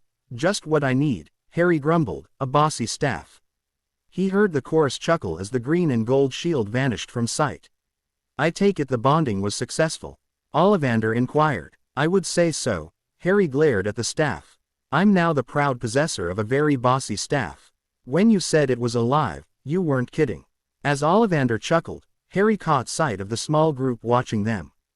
The expression on Harry's face made the group of students scatter to the four winds. For some it was because they didn't want to face his wrath, and for the rest, it was because they wanted to be the first to tell their CL mates that Harry Potter was the first wizard since Merlin who had a magical staff. Professor McGonagall met Minister Fudge and his entourage at the main entrance to Hogwarts. She was relieved that all the students were in CL, so they wouldn't know about his arrival. McGonagall led the group to the chamber off the Great Hall. "Gentlemen and ladies, if you would please wait in here until we return," she requested. "Minister, the headmaster has requested that I bring you to his office." "I have come to see Mr. Potter, not the headmaster," Fudge told her as he followed her to the headmaster's office. "I am aware of that, Minister, but as he is presently in CL, you will have time to see the headmaster first." McGonagall told him. I know what he intends to try and do, Minerva. He wants to try and talk me out of giving Potter the honor due him by awarding him the Order of Merlin. Fudge's tone made it quite clear he had no intention of being talked out of anything. Maybe you should listen to his reasons, Minister. The deputy headmistress told him as they came to a halt by the stone gargoyle guarding the headmaster's office. Mars bars. Dumbledore looked up at the knock on his office door. Enter. Professor McGonagall came in followed by Minister Fudge. Ah, Cornelius, good to see you. Dumbledore got to his feet and gestured toward one of the chairs in front of his desk. Have a seat. No thank you, Dumbledore. Fudge declined the offer. I have some very important business to take care of today with young Mr.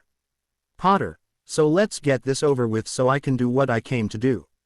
That is what I wish to speak to you about, Cornelius. Dumbledore told him. I would like to request that you wait until at least after the first of the year, before you present this award to Harry. And why should I want to do that? Fudge demanded. We at the Ministry have had numerous owls telling us we should have done something long before now to show the wizarding world's appreciation for his destroying he who must not be named. I have also heard rumors that Mr. Potter intends to leave the wizarding world once this year is over.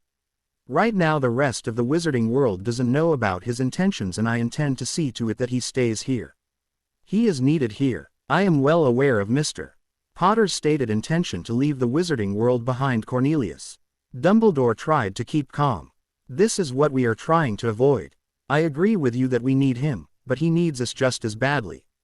However, given his present level of anger over what he sees as the betrayal of the wizarding world, not once but several times, he is unwilling to acknowledge this fact. I also believe that because he has never wanted or sought the spotlight, that young Harry will not be too appreciative of the honor you want to bestow on him.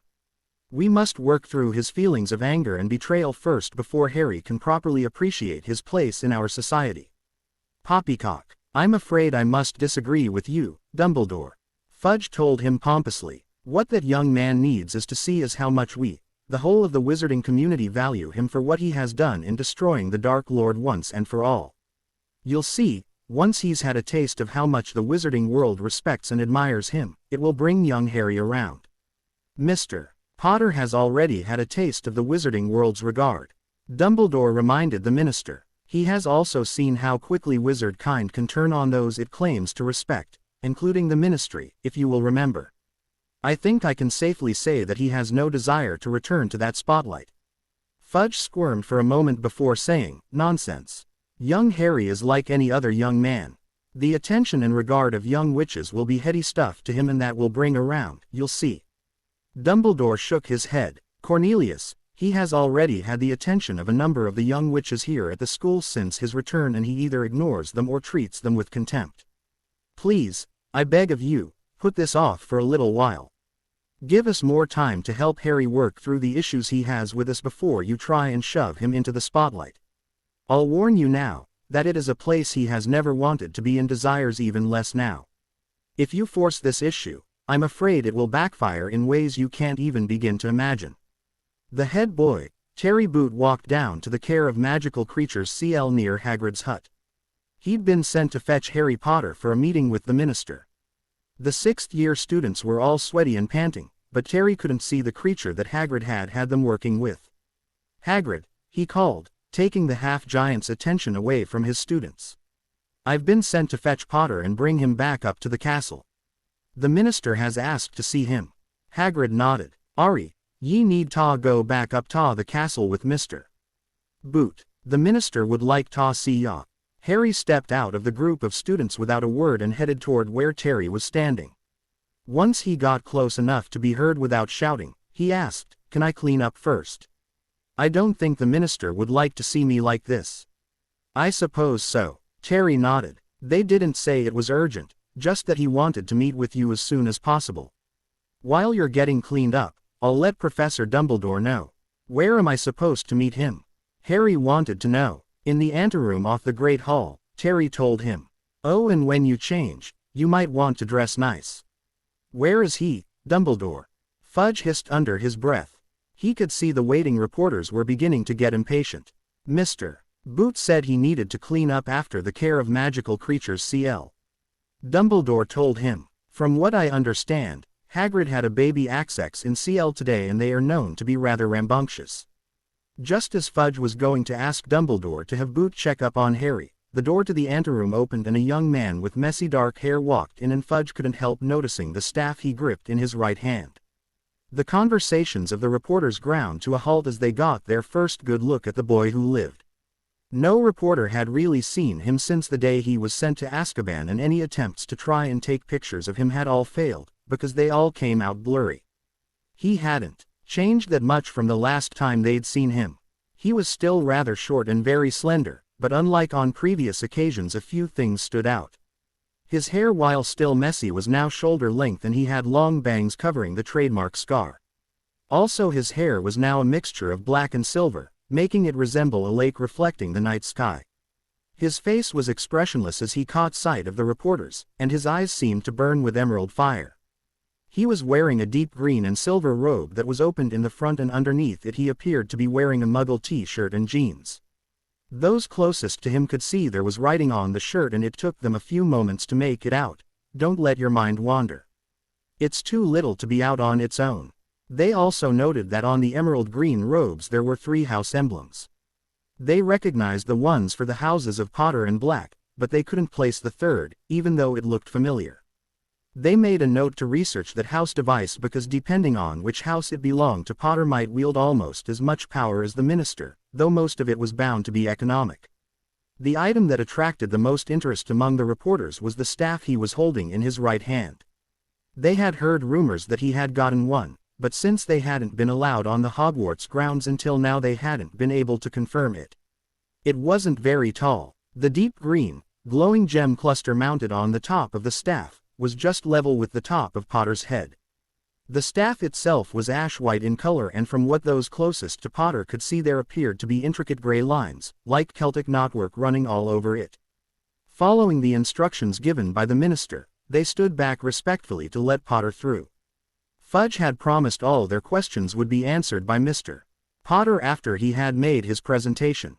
"You wanted to see me, Fudge." The tone of Potter's voice left little doubt in the minds of the reporters that he was not fond of the minister. "Why, yes, Harry," Fudge stammered. "That's Mr. Potter to you, Fudge," Harry corrected, pleased with the effect he was having on the minister. "Why, yes, of course." Fudge had to look away from the icy green eyes that seemed to be looking right through him as if he weren't there. He took a deep breath and tried again. "I asked you to meet with me today, because I wish to present you with the highest award that a wizard or witch can receive." His new aide stepped up and handed Fudge a scroll, which he opened. "For saving the wizarding world from the threat of Lord V.V. Voldemort, it is my privilege to award to Mr. Harry James Potter the Order of Merlin 1st CL. The aide handed Fudge a small opened box, containing a medal. Fudge held this out to Harry, but he made no move to take it. "I don't want your stinking medal. I didn't destroy moldy shorts for you, Fudge, or anybody else in the wizarding world." The contempt in Harry's cold voice could be heard from one end of the room to the other. The temperature in the room seemed to drop as he continued. "I destroyed Voldemort for my parents, for Sirius and Remus. I destroyed him for Cedric and Neville. And I did it for me. I also did it for those in the non-magical world who couldn't protect themselves from Voldemort and his Death Eaters. If it hadn't been for the fact that he wanted to destroy them as well as you, I would have let Voldemort raze the wizarding community to the ground." Fudge's mind raced, trying to come up with something to say as one of the reporters spoke up and said, "Surely you don't mean that, Mr. Potter. After all, you are a hero to the people of the wizarding world." "I rarely say things I don't mean, especially these days." Harry kept his attention on Fudge. "And I'm only a hero until you need a scapegoat. I have been both to the wizarding world and I am tired of it. You are all a bunch of hypocrites, who are led around like sheep believing whatever the ministry tells you, and the rest of the wizarding world follows right along with whatever you put in print." He paused for a moment before continuing. "I have had first-hand experiencing with how destructive the lies the ministry tells, as well as the lies the wizarding press is willing to print can be. Come now, Mr. Potter, the ministry does the best it can for everyone." Fudge found his voice. He was not going to let this boy wreck his career or topple the ministry, no matter how powerful he might be. Public opinion still carried a lot of weight and it favored the ministry and the stability it created. We are only human, and I grant you that sometimes mistakes are made, but we correct them as soon as we can. You are only human." The look that Harry gave the minister had him cringing and wishing he had listened to Dumbledore. "I have my doubts about that. Human beings learn from their mistakes, or at least they try to, but the Ministry and the wizarding world just keep repeating theirs. And none of you have owned up to or corrected your mistakes. Actually, I should rephrase that last part. You do sometimes try and correct your mistakes, but only after it's too late for the person you have wronged. And then only after your face has been rubbed in the fact that you were wrong. What mistakes has the Ministry made that they haven't owned up to?" Harry recognized that voice as Rita Skeeter's. "Ah, Rita, if you only knew how long I have waited for this day." Harry smiled as he turned to face her. "You were one of the ones that caused the most damage during my 4th year. If you hadn't written all those nasty articles of yours about how I was only trying to get attention and that I was delusional and dangerous, then the minister might have believed me when I told him Voldemort was back. I do say might, because this idiot was determined not to have his calm and ordered world disturbed by the truth. Then there were the articles you wrote about me for the trial. They were pretty much in the same vein as the stuff you wrote in my 4th year. I would have thought you learned your lesson after Hermione found out your little secret, but I guess that was too much to hope for." "What secret?" one of the other reporters demanded. Harry smirked as he told them.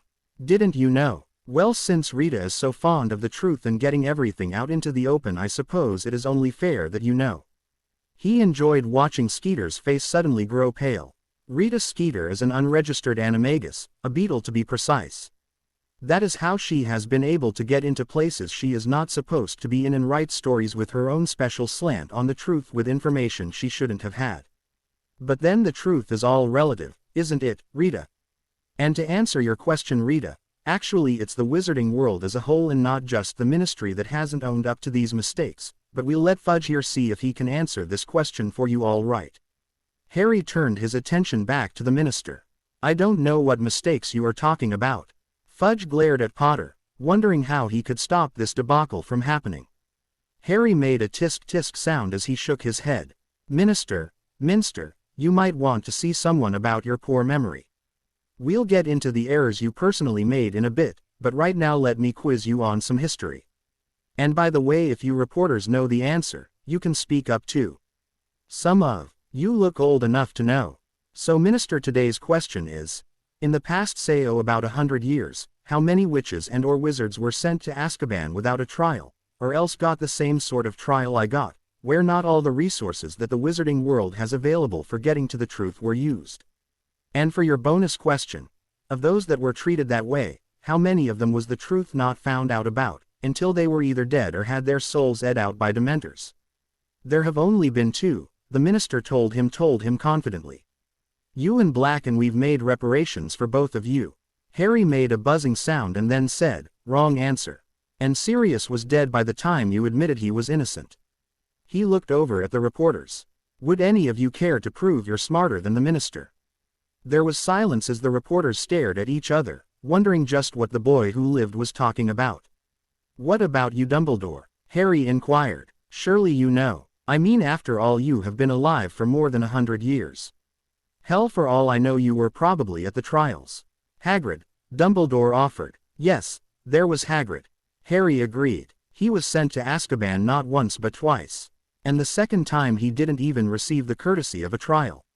The last time, I believe, it was because you minister said something along the lines of, we must be seen to be doing something, when the Chamber of Secrets had been opened again by Ginny Weasley, who was stupid enough to write in a cursed diary and allow the spirit of Voldemort to possess her. I could understand a muggle-born making the mistake of writing in an enchanted diary, since they wouldn't know to be cautious around such an item, but child raised in the wizarding world should have had more sense. Harry paused for a moment, allowing that information to sink into the reporters' minds and send them frantically writing. I noticed though that neither you nor the Ministry have made an effort to get Hagrid a new wand. A wand he is entitled to, owing to the fact that he was innocent and shouldn't have had his wand snapped in the first place, but we are getting off topic. Keep thinking, Headmaster, there is still at least one more to be accounted for. Dumbledore looked thoughtful, but he also seemed to be unable to come up with the last one Potter was referring to. Let me give you a little hint, shall I? Harry offered. Wayland. Kerr Wayland, the minister spat. He was guilty on all counts and it was proven using all methods available. I'm afraid I must agree with the minister on that, Harry. Dumbledore confirmed the information Fudge had provided. Kerr Wayland was an ardent supporter of Voldemort, in fact he was one of the first to join him. And whose fault is that? Harry spat out, glaring at the headmaster and then turning his attention to the room at large. The reporters found they couldn't meet his gaze, because his emerald eyes seemed to sear them to their very souls and they found they didn't like the feeling. Harry continued his little history lesson. It was the Wizarding World's actions with regards to his father that led Kerr Wayland into Voldemort's camp. The Ministry had his father convicted and it was only after he was that they found out that he wasn't guilty. It had been someone else who resembled him, but did the Wizarding World make reparations to his family? No. Did anyone help his children given that their mother was dead? No. Take them in? No. He and his sisters got swept under the rug to the point where not even those who were alive at the time remember what they did to the Wayland family, or I should say what they didn't do to correct the mistake they made. What is the point you are trying to make, Mr. Potter? Dumbledore asked. What is the point I am trying to make? Harry parroted back at the headmaster. There is a saying in the Muggle world. Power corrupts and absolute power corrupts absolutely. Would you agree with that statement, headmaster? I suppose so, Dumbledore responded cautiously. Then what I am saying is that the Wizarding World is corrupt, because a number of you see nothing wrong with the abuse of Muggles, or of those who are weaker in power than yourselves. You all see yourselves as somehow better because you can work magic and they can't. Harry's gaze swept the room before returning to Fudge. And Fudge in particular has abused his power in ways that would remind any Muggle or even the Muggle-born, if they bothered to think about it, of Hitler. Mr. Potter, Dumbledore spoke up trying to get the situation under control.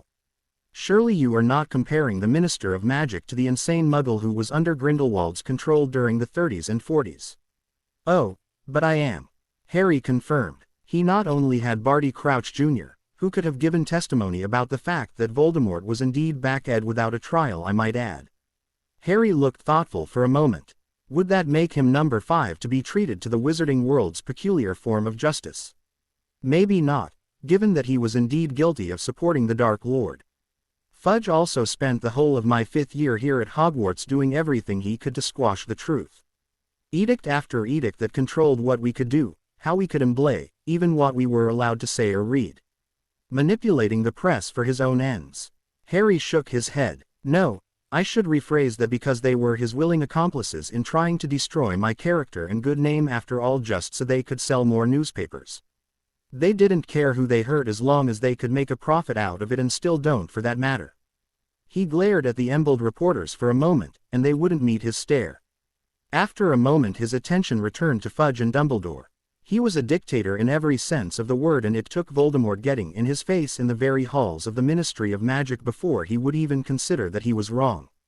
And even then he didn't remove Umbridge from her position of authority in the Ministry. Potter paused for breath. He was more concerned with retaining his position as minister than in doing the right thing. Even now, I'll bet that's what this award ceremony is meant to do, solidify his position, because it is probably very shaky right now. If he is seen honoring the hero of the Wizarding World, then maybe he can hang on to his job. Well, no thanks, Minister. I've had my fill of being used by you in the Wizarding World. From now on you can sort out your own messes. Leave me out of it. Harry stormed out of the room before another word could be said. Hermione came into the common room from the Gryffindor head girl's suite with an armload of books.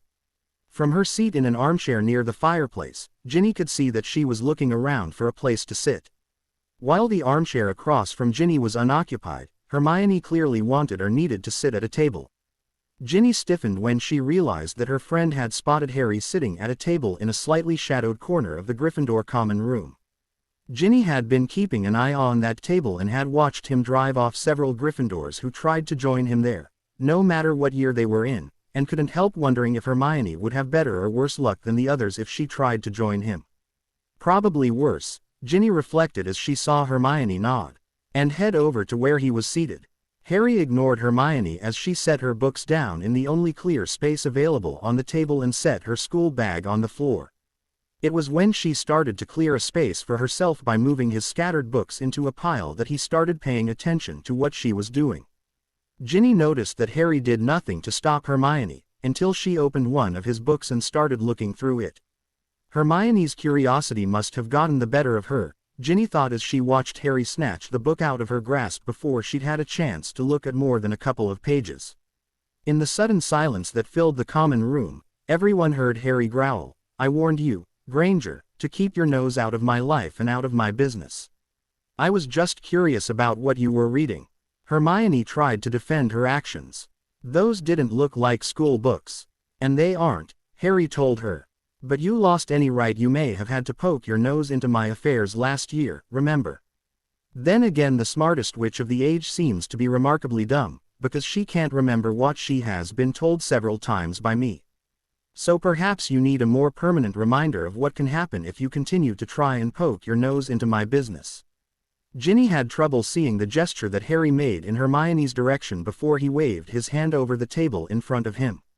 The books and papers on the table shrunk down and flew into his open book bag. Throwing the book bag over his shoulder, Harry told Hermione, "You can have the table," before leaving the common room. Ginny saw the look of anguish on Hermione's face as she stared after the departing Harry. Closing her book, Ginny went over to join Hermione. Wanting to cheer her up, Ginny told her, "It'll get better. You'll see." "I'm beginning to doubt that," Hermione disagreed. "Harry and I were the best of friends for almost 6 years, but I destroyed that friendship by not being willing to give him the benefit of the doubt. I should have known better. The story was too pat, especially given the way Sirius had been framed, but I ignored that in favor of believing the headmaster could never be wrong. Harry's got a lot of anger to work through before he will forgive what we did." Ginny told her, unwilling to accept that she might never get back the man she loved and wanted. Laying out her books, Hermione reminded her, "Harry seems to be unwilling to let go of his anger.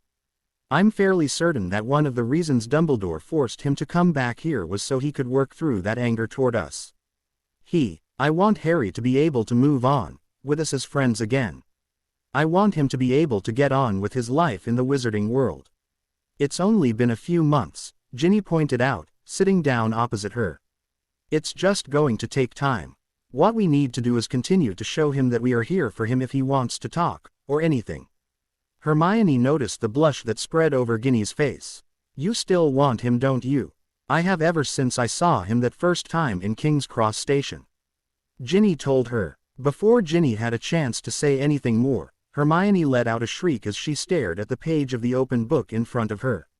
The common room fell silent and students came stumbling out of the dorms, wands out looking for the threat. Ginny studied the book lying in front of Hermione, trying to figure out what would have caused her to panic that way.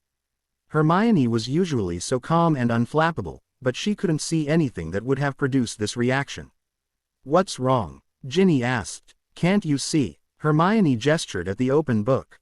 "Harry has destroyed my book." Picking up the heavy book, Ginny examined it carefully and found nothing wrong with it. Setting the book back down in front of Hermione, she asked, "What's wrong with it?" "It's blank," Hermione screamed. "He erased my book." Hermione opened another book, then another. "He erased all my books." Ginny looked at the books completely baffled. The words were there. She could see them. True, she couldn't understand some of the ones she read, but they were there. Ginny slapped Hermione's face hard. Once the older girl was shocked into silence, she told her, "Hermione, the words are still there. Harry did nothing to damage your books." "No, they are not," Hermione insisted, looking down at the blank page before her. Ginny picked up the book and began reading from the open page. "Ingus is the rune of completion and fertility.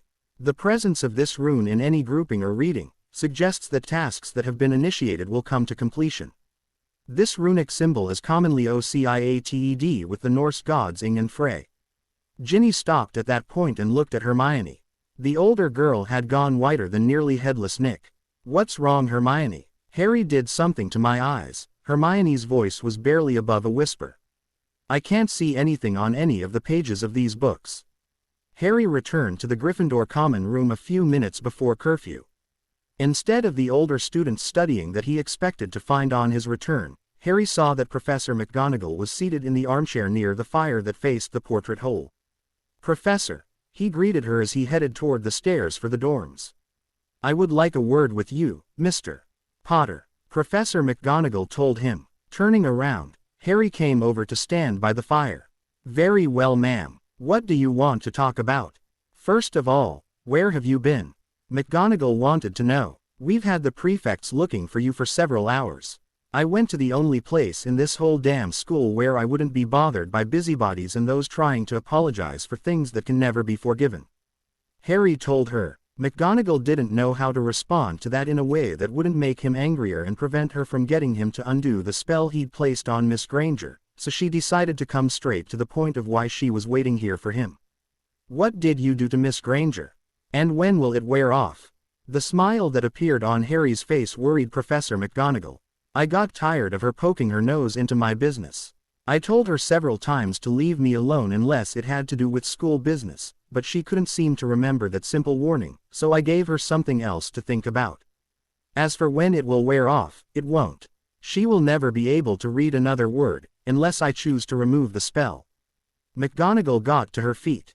"How dare you interfere with another student's ability to learn? 100 points from Gryffindor for deliberate assault upon a fellow student and member of your own house. I demand that you remove the spell at once." "You demand?" Harry laughed. "You demand? Oh, that's very good. Why should I do anything you tell me to do? You are not my mother, nor are you responsible for me. If you were, I would have taken whatever steps were necessary to get the ties between us severed, ma'am." McGonagall flinched at the contempt in the last word. "When will you learn that your opinion no longer matters to me?" Harry continued as if he were discussing the weather. "It hasn't since the day you stood by and watched as the students in your house destroyed all the best memories of my life. Lord knows I had none during my time with the Dursleys, but then again no one in the wizarding world gave a damn about how their hero was treated when he wasn't in the wizarding world. Come to think of it, they didn't give a damn about how I was treated while I was in the wizarding world either. All they cared about was that I destroy Voldemort for them, so they could go back to their happy little hypocritical lives with their blinders fully intact and their ins turned off. To all of you I was nothing more than a weapon to be used against Voldemort." McGonagall finally found her voice. "I cared about you and still do care. I care about all the students in my house, Mr. Potter. You are all my family and each other's family. I never thought I would live to see the day when a member of the noble house of Gryffindor would deliberately attack another." "Then where have you been for the last 20+ years, Professor? Living in a bubble, or maybe under a rock?" Harry's voice was filled with venom. "Have you forgotten about Peter Pettigrew, the Gryffindor Death Eater, who betrayed my parents? And let us not forget Percy Weasley, who was both prefect and head boy, but yet he also joined Moldy Shorts and killed Neville for the Dark Wanker. And what about last year? You stood there and watched as the members of your so-called noble house burned up the only memories I would ever have of my parents and godfather. You know you should really think about changing the emblem of your house from the lion to the jackal, madam, because during my time here at this school I have seen Gryffindors turn on each other at the slightest provocation and do it more often than the Slytherins." McGonagall tried several times to respond to those accusations, but couldn't come up with anything to refute what he had said, given that it was the truth after all. Peter Pettigrew, a fellow Gryffindor, had betrayed his parents, and not once but several times the members of Gryffindor House had turned against Mr. Potter and shunned or outright attacked him, while she did nothing to prevent it. True, in some cases she did it to follow Albus Dumbledore's orders, because he said it would make the boy stronger and a leader who would be needed when the Dark Lord came back. He needed to be strong if the wizarding world was to survive. Then there was Percy Weasley, whom she never would have suspected of joining the Dark Lord, but he had proved to be a bitter disappointment, both to her and to his family. At his closed trial last month, he had been condemned to death for his numerous crimes. No coercion had been necessary to get him to list his various crimes, though once he had offered to list his crimes, they had given him Veritaserum to make sure they got all of them. He had done it rather than face the prospect of having to deal with Harry Potter in an open courtroom. Now all they had to do was figure out how to kill him, given that there were no longer any Dementors to give him the thanks to Potter. The Ministry was currently debating making the killing curse a legal form of execution, though McGonagall doubted anything would come of that, given that it had been an unforgivable curse for longer than she'd been alive. Finally realizing she wasn't going to get anywhere by trying to appeal to a sense of house loyalty, McGonagall decided to see what kind of bargain it would take to get him to undo the spell. "Mr. Potter, what will it take to get you to remove the spell you placed on Miss Granger? You may not care about your magical education, but she does. And your actions right now are no better than theirs were last year. You have taken away something she values. We may not be able to restore all of what was destroyed, but there is no need for you to sink as low as they did. You are better than that. A pity that didn't occur to you last year before you believed me capable of murdering one of my friends. Or before you allowed your house to set fire to my things." The expression on Harry's face was one of contempt, but then he looked thoughtful. After a few moments' silence, he told her, "All right, I'll remove it, but only if she meets my conditions." Instantly suspicious, McGonagall asked, "What conditions?" "Oh, don't worry, it won't be anything dangerous." Harry laughed. "She simply has to get up in front of the whole school at dinnertime on Friday and swear the magically binding oath I will give you, and she will have to swear it on her magic." "Oh, and she can't alter the oath in any way. Why not tomorrow at breakfast, or even right now, in front of me?" McGonagall demanded. "Why make her suffer for a whole week?" Harry's face took on an ugly expression. "Don't talk to me about suffering. She won't be suffering. Granger doesn't know the first thing about suffering, and neither do you. Suffering is spending a year in Azkaban with the Dementors when you are innocent. Suffering is spending the first 10 years of your life sleeping in a cupboard and being beaten or starved for things your cousin did, or for working accidental magic. Suffering is watching your godfather fall through the veil in the Department of Mysteries and knowing it was at least partly your fault he was there." Harry stormed off up the stairs, before McGonagall come up with anything to say. The rumor mill at Hogwarts being one of the best in the wizarding world, before Friday, every student knew that Harry Potter had cursed his former best friend Hermione Granger so that she could longer see the words on a printed page, and why. Nor, as they also found out, could she read handwritten notes, hers or anyone else's. The rumor mill also reported that not even Dumbledore could figure out what spell Potter had used, and all possible counter curses had been tried to no avail. The Ravenclaws and Slytherins had enjoyed watching Granger get twitchier and twitchier as the week progressed because she wasn't able to read. Granger attended Cleese, but they couldn't understand why she was doing so. It wasn't like she would be able to get anything out of the Cleese until she was able to read again. The teachers had tried to find readers among the Ravenclaws for her, so she wouldn't fall too far behind, as well as someone to proofread the homework she had done with a dictaquill, but they always found valid excuses not to do it. None of the Slytherin or Ravenclaw students were really very fond of her. The Slytherins disliked her because she was constantly beating their scores, and the Ravenclaws because of the arrogance with which she paraded her knowledge and her certainty that all the answers in life could be found in books. They knew this was not the case. The Ravenclaws knew that there were always new things to be learned, and that old information sometimes had to be revised or eliminated when some new fact came along to contradict it. It was why they rarely if ever put themselves in a position of power in the ministry or anywhere else. They disliked looking foolish like Minister Fudge was looking right now after his blunders with Potter and his own aide. The Ravenclaw and Slytherin students had also enjoyed watching the show put on by the other Gryffindors and Potter as they made repeated attempts to get him to undo the curse he'd placed on Granger. It had been interesting watching him cut them off with a few well-chosen words. Ron Weasley, Granger's boyfriend, had been especially persistent and for 2 days had sported skin of deep green and hair of silver, as well as a tendency to spout complimentary things about Slytherins whenever one happened to be nearby. The Slytherins were quick to pick up on this and had hung around Weasley to make this happen.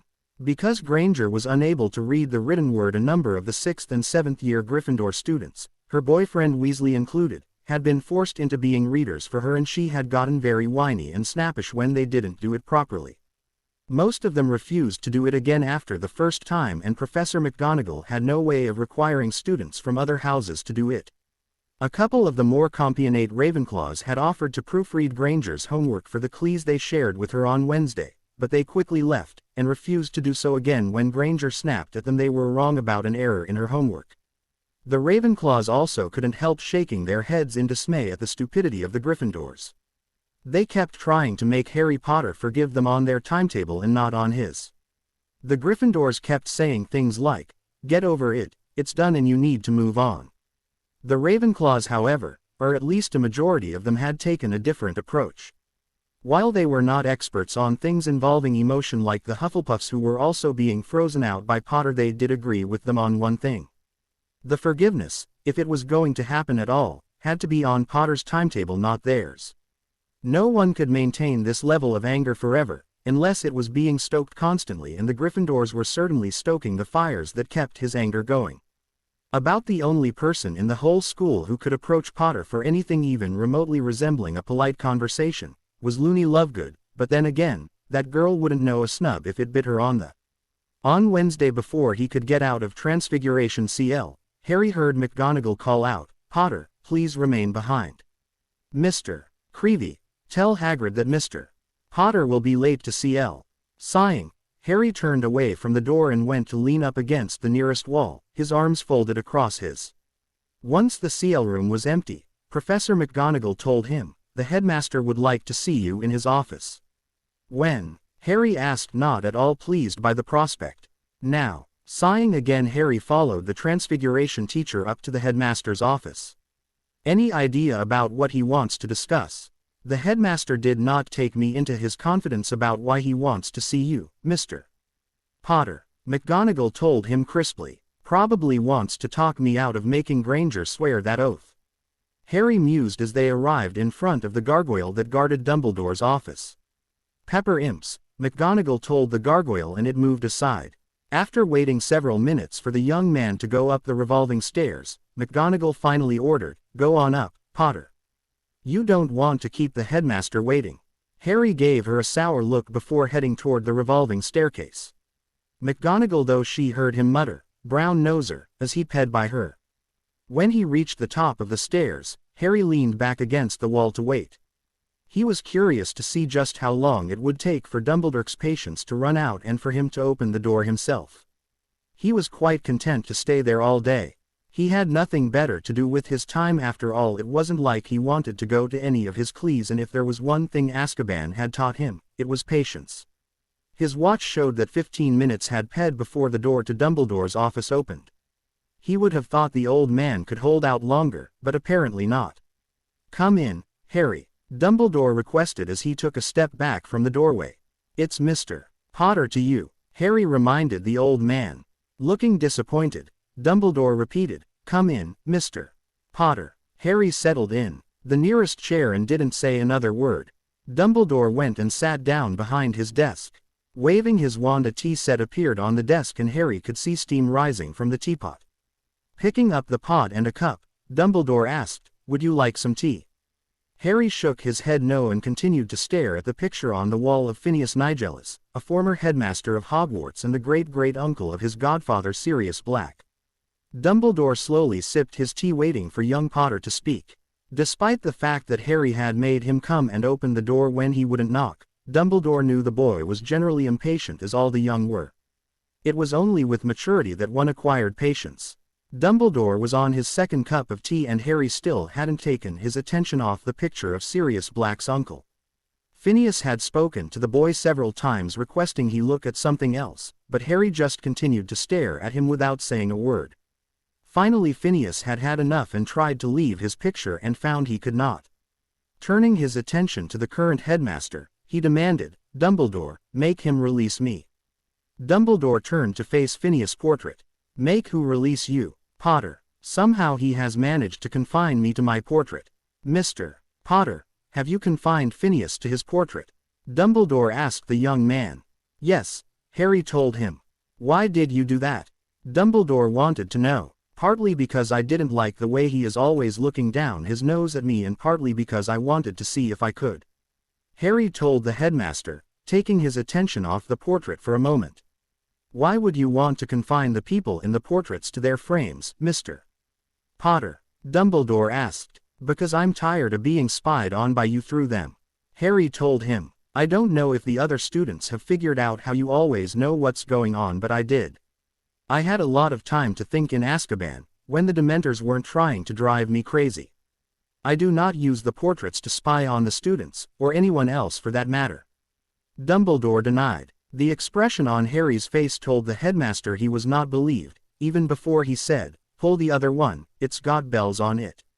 "Harry, please release Phineas," Dumbledore requested, earning himself another death glare from the young man opposite him. Turning his attention back to the man in the portrait, Harry said, "Hear me, Nigellus. I expect you to pay the word to the other portraits in this school. If any of you try and spy on me, I will confine all of you to the frames you are currently in. Is that clear? You can't stop us from watching over Hogwarts and those within her." Phineas countered haughtily, "I intend no harm to Hogwarts or those within her as long as they leave me alone." Harry countered icily, "I suggest you remember that, and if you want to have an idea of what I can do to your kind, I suggest you go to Grimmauld Place and take a look at the portrait of Sirius Mother. Mr. Potter, do not threaten the portraits with harm," Dumbledore warned him. Harry gave him a sour look. "As long as they stay out of my business, they won't have to worry about what I might or might not do." Before the situation could get completely out of his control, Dumbledore brought up the matter he had wanted to speak to Harry about. "Mr. Potter, I asked you here to request that you remove the curse you placed on Miss Granger, without making her swear that oath you wrote." "No, why do you want to cut Miss Granger out of your life?"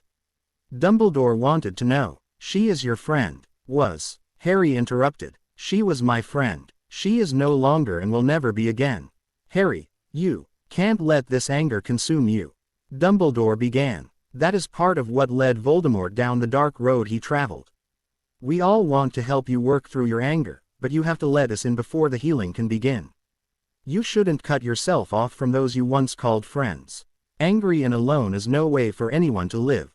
"I've been alone all my life," Harry countered. "Why should the future be any different?" Dumbledore sighed, knowing he was responsible for Harry's feeling like he had always been alone.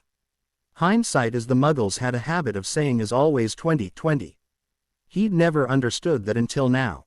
Now when he looked back, he could see all the mistakes he had made with young Harry, when at the time he had thought it was the best for all concerned, including young Harry Potter.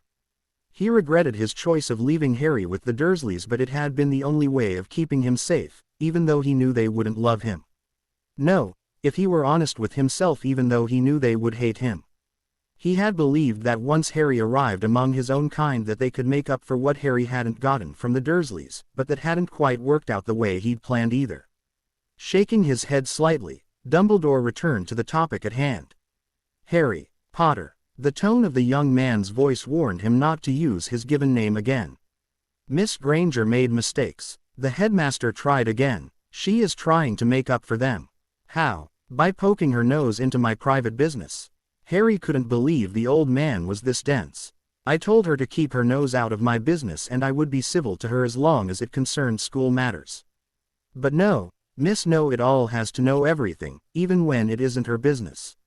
I gave her 2 more warnings, when she crossed the line, but she still couldn't seem to get it through her head, not to poke her damn nose in my business. Now she is learning her lesson, and once she has sworn her oath on Friday, I will return what was taken from her. I won't have to worry about dealing with her attempts to regain my friendship anymore, because her own oath will keep her in check, and if it doesn't, then she can just return to the Muggle world. Potter, we lost too many witches and wizards during both of Voldemort's reigns of terror." Dumbledore pointed out calmly, "We can't afford to lose a young witch of Miss Granger's caliber. Please reconsider the terms of the oath you want her to swear." "No, why do you want to drive her from our world? I don't care whether she leaves your world or not." Harry felt pleased at the disappointed look on Dumbledore's face. "Get used to it, old man. This time I'm the one in charge, not you. I noticed a long time ago that you have to practically hit Granger in the head with a brick to get something she doesn't want to think about driven home. Well, this is my brick, and from now on, any time she thinks about coming near me, that brick will be beating her over the head, reminding her of what it will cost her if she does. There are easier ways to get your point across." Dumbledore pointed out, "Miss Granger is an intelligent and reasonable young woman." The expression on Harry's face was one of disbelief. Easier ways to get the point across to the witch who is still trying to free house elves, even though she has been told repeatedly by them they don't want to be free, and that if they are freed that they will die. "Do you know that to the house elves, She is Voldemort. They speak of her with fear in their voices, calling Granger, her, and she. They avoid her like the plague. She's been told repeatedly to give it up, that she is causing more harm than good and that she is terrorizing the house. Elves, but will she give it up? No. She thinks she knows better than everybody else what's best for the house elves, and she is acting the same way towards me. I told her to leave me alone, unless it concerns school business, but has she? No. That is not intelligence, it is pigheadedness. Well, she has brought this on herself, and now she will pay for what she has done. I will not alter one word of that oath. If she doesn't want to swear it, then send her home, because I doubt she will be of much use to the wizarding world, unless you want to turn her into a brood mare, and I think if you tried that, you and whoever was her husband would soon live to regret it. Is there anything that can be done to change your mind? Dumbledore wanted to know. Harry didn't even have to think about that.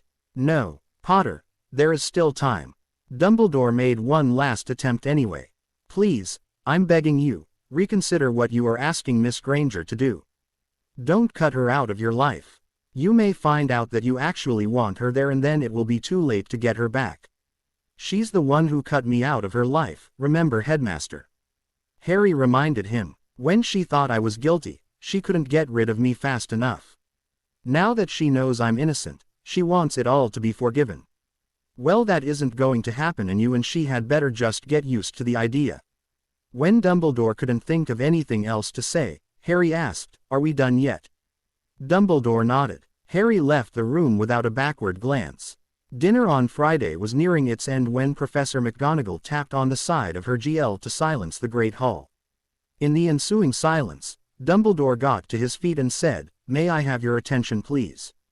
A request has been made that you all act as witnesses to a magically binding oath." He paused for a moment, an expression of disappointment on his face. "Miss Granger, Mr. Potter, if you would both please come forward." The silence in the Great Hall was such that everyone could hear the tapping of the butt of Potter's staff. Some of the students who shared Cleese with Potter also noticed that instead of having a flickering light as it usually did, the deep green stone on the top of Potter's staff had a steady pulsing glow, almost like a heartbeat. All the students watched Potter and Granger walk up to stand in front of the head table. Some of the smaller students had to crane their necks to see what was going on. "Face each other," Dumbledore instructed. Once they had done so, the headmaster told Hermione, "You may begin whenever you are ready, Miss Granger." There were several minutes of silence before Hermione looked at her former best friend and begged, "Please, don't make me do this." Those closest to the head table saw that Potter's face was a blank mask, showing no emotion whatsoever, and his voice made it clear to the rest of the room as he said flatly, "The choice is yours, Granger. I know that McGonagall told you my terms. You can take them or leave things the way they are."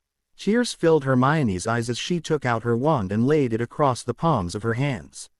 "I, Hermione Jane Granger, do hereby solemnly swear upon my magic that I will never deliberately approach Harry James Potter or deliberately speak with him ever again. The day I do so, I will lose my magic." The students in the Great Hall gasped as a blue aura surrounded Granger, and it seemed to be reaching out tendrils toward Potter. "I, Harry James Potter, do hereby accept the magically binding vow of Hermione Jane Granger to never deliberately come near me or speak to me ever again. And I return that which you value over everything else in your life." As soon as Potter finished speaking, a deep green aura surrounded him and tendrils flowed outward to meet the questing ones from Granger. As soon as they made contact, they seemed to tie themselves together, and then both auras vanished. "So mote it be," Dumbledore intoned, and they could hear the note of sadness in his voice. "The oath has been given and accepted, and it has been witnessed by those assembled here. I only hope that one day you do not regret what was done here today, Mr. Potter." "I doubt I ever will," Harry told him before returning to his seat at the end of the Gryffindor table. "Headmaster, I would like to speak with you regarding Mr. Potter," McGonagall told him once the other heads of house had left the headmaster's office after their weekly Friday meeting. "What else has he done, Minerva?" Dumbledore was beginning to regret forcing young Harry to go back to Hogwarts, but he wasn't going to give up on or abandon the boy, not this time. Aside from the fact that the wizarding world still needed Harry Potter, he had no intention of making the same mistake he'd made last year, the one that had led to Harry's incarceration in Azkaban. He hasn't done anything else, Albus. It's what he might do next that has me concerned, given his actions toward Miss Granger. Not to mention the oath he made her swear that is going to force her to stay away from him or risk losing her magic. I know it was your intention to try and get him to forgive his friends, and now that door has been slammed in Miss Granger's face forever. McGonagall told him. Not quite, Minerva, Dumbledore told her. The oath doesn't block Mr. Potter from talking to her, and if he does, then it will not cause the loss of Miss Granger's magic. It is possible that we may be able to convince him to release her from the oath he had her swear. That will never happen, McGonagall snorted. It has been almost 2 months, Headmaster, and I see no signs of his anger diminishing. At best he ignores his fellow students, and at his worst he is so contemptuous of them that they want very little to do with him. I don't think your plan is going to work, Albus. If it were, we should be seeing signs of it by now. Dumbledore sighed and got up from his desk to stare out the window for a moment. He just needs time, Minerva. How much time, and is he to be given this time at the expense of the other students? McGonagall wanted to know. Because I must tell you, Headmaster, the first-year Gryffindors will have nothing to do with him. They stay as far away from him as possible, and a number of them were quite pleased that they were going to be in the same house as Harry Potter until they met him. Has he harmed them? Dumbledore asked quickly. If you mean has he done anything similar to what he did to Miss Granger, then no, but he treats them with outright contempt, and they had nothing to do with what happened last year. He is tarring them with the same brush that he has used for the 2nd through 7th year students, and they don't deserve that, Albus. They are innocent of the wrongdoings of their fellow Gryffindors. McGonagall told him. I never thought I would ever say this, but it may be in the best interests of all if Mr. Potter were segregated from his fellow Gryffindors, if only for their safety. Dumbledore shook his head. I'm sorry, Minerva, but that can't happen. Also, I doubt that Mr. Potter will do them any physical harm, unless they first try and harm him. He may be an angry young man, but he still has a strong sense of right and wrong, and there are lines even he will not cross. What do you call what he did to Miss Granger if not physical harm? McGonagall couldn't believe how calmly the headmaster was taking this. No, it was not, Dumbledore disagreed. The harm he did was emotional and maybe mental. If he had wanted to, I think Mr. Potter could have easily blinded Miss Granger. He did block her ability to see the written word, and for an avid reader like Miss Granger that was far more painful. I do have to agree with Mr.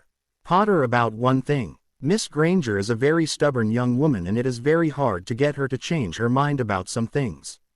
Also, she is thoroughly convinced that she knows what's best for those around her and that she has the right to meddle in their lives. McGonagall mused with her first smile of the evening. That sounds an awful lot like someone I know. Dumbledore drew himself up and tried to look affronted. I have no idea who you could be taking about. Are you sure? McGonagall teased, her grin broadening. Can we get back to the matter at hand? Dumbledore requested. As I was saying, all Mr. Potter did was cause Miss Granger severe emotional distress, probably equal to what she caused him when she destroyed the photo album containing the only pictures he had of his parents. It was far greater, surely, Albus. McGonagall protested. The punishment didn't fit the crime simply for picking up a book off a table. But ultimately, I don't think that's what he was punishing her for. I think that was just the trigger. I think he was punishing her for destroying his photo album.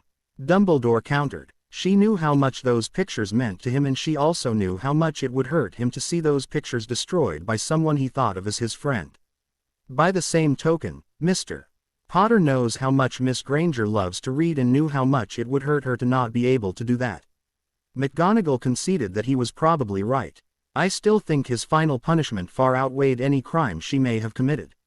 He was Miss Granger's first friend here, and I know how much she wanted to make up with him and get that friendship back. And that is why he has to stay in the Gryffindor dorms. Dumbledore told her. He needs to work through his anger at his fellow students and the wizarding world as a whole, and he can't do that if we allow him to hide from us. It is important that young Harry remain in the wizarding world. He is too important to lose. You keep saying that, Albus, but compared with the future witches and wizard of our world, why is he so important? If this keeps up, it is possible that we may lose these students to other schools, if they don't decide to give up their education completely. She pointed out. Tell me why he is so important. Dumbledore sighed and met her gaze. the twinkle for once gone from his eyes. Part of what I am about to tell you is confidential, known only to those in the Department of Mysteries and a few senior members of the Wizengamot. Did you know that the number of new wizards and witches being born is slowly declining and that the wizarding world is basically stagnant? What are you talking about? McGonagall knew what the word meant, but didn't see how it related to the current topic under discussion. I know that because of the deaths caused by the last two Dark Lords that the population of the wizarding world as a whole might be down, but I had no idea the birth rate was going down. Inbreeding among wizards and witches has caused the birth rate of magically able children to go down. Albus told her simply. There are more squibs being born every day. Surely the infusion of Muggle-borns and half-bloods is able to counter that. McGonagall seemed surprised that things might be as bad as he had indicated. It isn't something that is obvious to the DI yet, Dumbledore began to explain, but as head of the Wizengamot among other things, I can get a look at the birth statistics and I did about 40 years ago, when I started noticing a decrease in the number of witches and wizards attending Hogwarts. I also checked with the headmasters and headmistresses of other European schools and they were also showing small but steadily declining numbers, more than could be accounted for by the actions of Grindelwald and his followers or even now Voldemort and his followers. Even though the pure bloods will not admit it, Muggle-borns and those with a mixed magical heritage far outnumber them, and it is among the pure bloods that the decline is the most obvious and the children are some of the weakest magically. After a few moments' pause he continued. Also, except for a few new potions such as the Wolfsbane potion, there have been no magical advances of any kind in the last 50 years or so. It has also been noted that with each generation, while our first years start out fairly powerful with the first year spells, but as they progress through their years of school, their power seems to level out by their third year, and even at the point where they would normally go through their magical maturity around 15 or 16, their power level doesn't increase all that much. This seems to be the case even for Muggle-borns. This trend has been studied for the last 20 years, using records going back over the last 100 years. There is some speculation among a few members of the Department of Mysteries along with several other departments that more of our kind should be capable of wandless magic given the power levels recorded for them when they start their first year of school. It has also been noted that among the pure blood families that refuse to even consider marrying Muggle-borns or half-bloods that the number of squibs is rising steadily due to inbreeding. Do they have any idea what is causing this? McGonagall was caught up in what she was hearing. She had quickly realized the implications behind the fact that each generation of witches and wizards seemed to be a little weaker than the last. Several factors, Dumbledore told her. Did you know that most Muggle-borns, unless they have married into wizarding families or are very clearly powerful, leave the wizarding world within a few years of graduating from Hogwarts, Beauxbatons, or Durmstrang? Why would they want to do that? McGonagall hadn't been aware of this. Discrimination. Dumbledore told her simply. About 100 years ago, the purebloods of the time, realizing that the Muggle-borns were growing in number and would quickly outnumber them, put legislation in place limiting what occupations a Muggle-born could do, because they were afraid of losing their power. They managed to lock them out of most positions of power in the ministry, so they couldn't do anything to make changes. Dumbledore told her, some of those who have left the wizarding community here have immigrated to America or Australia, where there is very little distinction between Muggle-borns and pure-bloods, so they can exercise their full potential. Others have just returned to the Muggle world, and for those who cannot afford it, the wizarding world is forced to pay for their re-education to the ways of the Muggle world so they can find a job there.